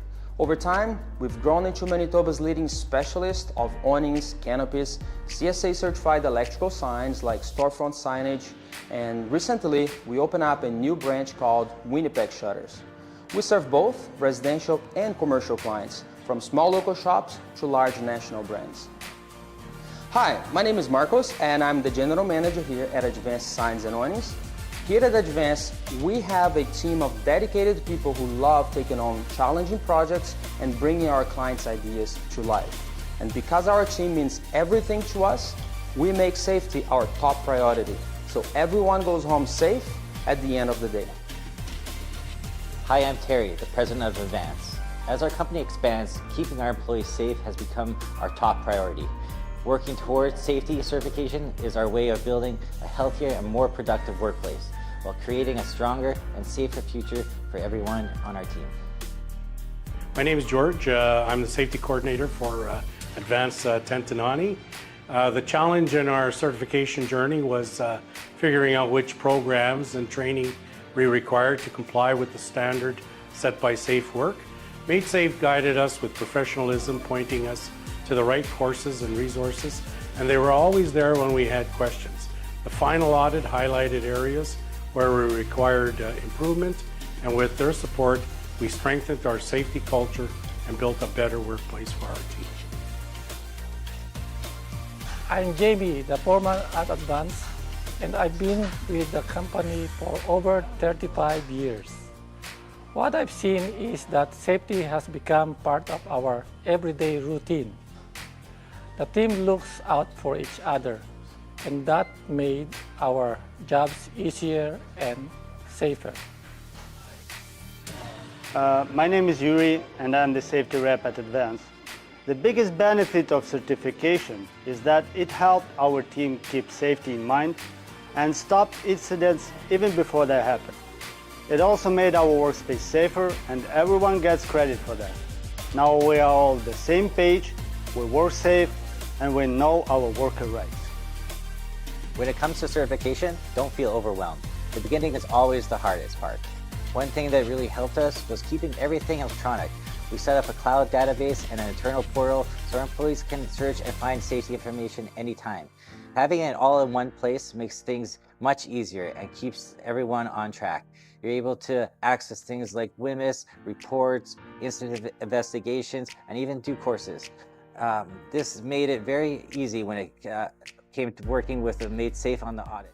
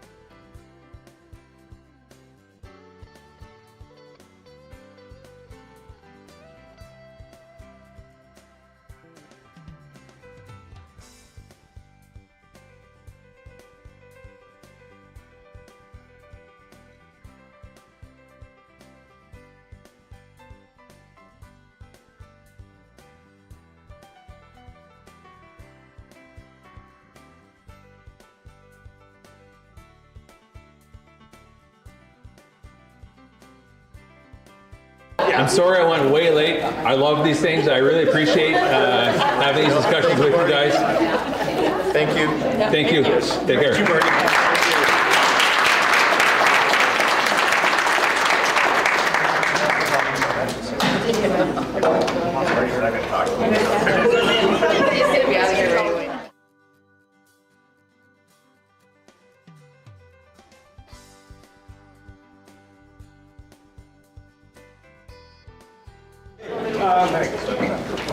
Thank you, Marty, and thank you everybody for the good questions. That concludes our speaker portion. Today, I'd like to invite Gib up for a few words, and then I'll make some closing remarks, and then we're done. Okay? Thanks, Marty. Too hard for picking on you. I like this stuff. I'll be back next month. Okay, so I'll be very brief. I just wanted to announce that in 2026, we will be conducting an auditors forum here at Made Safe. And what that'll do is that'll give us an opportunity to sit with all of your auditors, your internal auditors. Our auditors will be here. Safe Work Manitoba representatives will be here so we can take a deep dive into the certification process. We'll talk about the certification, recertification. We'll talk about documentation review. We'll talk about quality assurance reviews. I've got a few people in the room here that I may be asking to come and speak that have been involved in the program for several years. Looking at you, P2P. So I'm hoping that what we'll do is we'll get a mailer out to everybody. We're kind of looking at March to do this. Right now, it's an annual review or an annual form that we're required to do, but depending on how it goes, maybe we'll make it twice a year to make sure that all of our auditors and your auditors, we get everybody aligned and we can discuss the issues that we're having at our end with the audits. And we know that a lot of your folks, when they get thrown into doing the maintenance audits, that they're having some issues too. And it'd be a lot better if we get together and speak about that in a forum like this where we can talk about it rather than just the training that we provide to them. That's a little bit slim as far as what we need everybody to know. So we'll make sure that everybody gets informed about that. We'll try to get a hold of you beforehand so you can choose your people that you would like to attend. And any issues that you want to talk about, we'll see about getting them on the agenda. Okay, thank you for attending. Well, thank you very much. Thank you.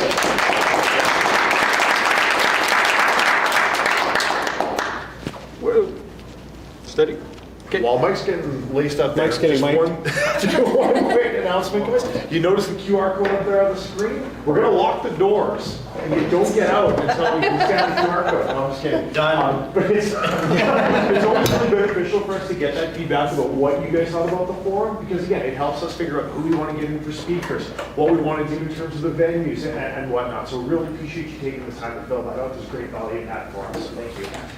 Is it anonymous or you know it's coming from me? It's anonymous unless you want to win a prize. On my own. Unless you want to win a prize. Okay. So I'd like to, one more round of applause for all the speakers today. Thank you. Really good information. I'd like to thank the Made Safe team for putting this together. I think it's something that we need to do. Please answer the survey so we can figure out how to serve better with this. And I would also like to extend a thank you to everybody in this room that made it my first forum very enjoyable. I was scared to death to do this because it's big shoes to fill. So thank you for making this a safe space for me to do this for my first time, and welcome everybody back to the next one. And I think that gets us to prize time, doesn't it? Everybody still have tickets that haven't won anything? Okay, what we have is an emergency toolkit. That's not going to stay there, so we're going to put it there. Ready? 112510.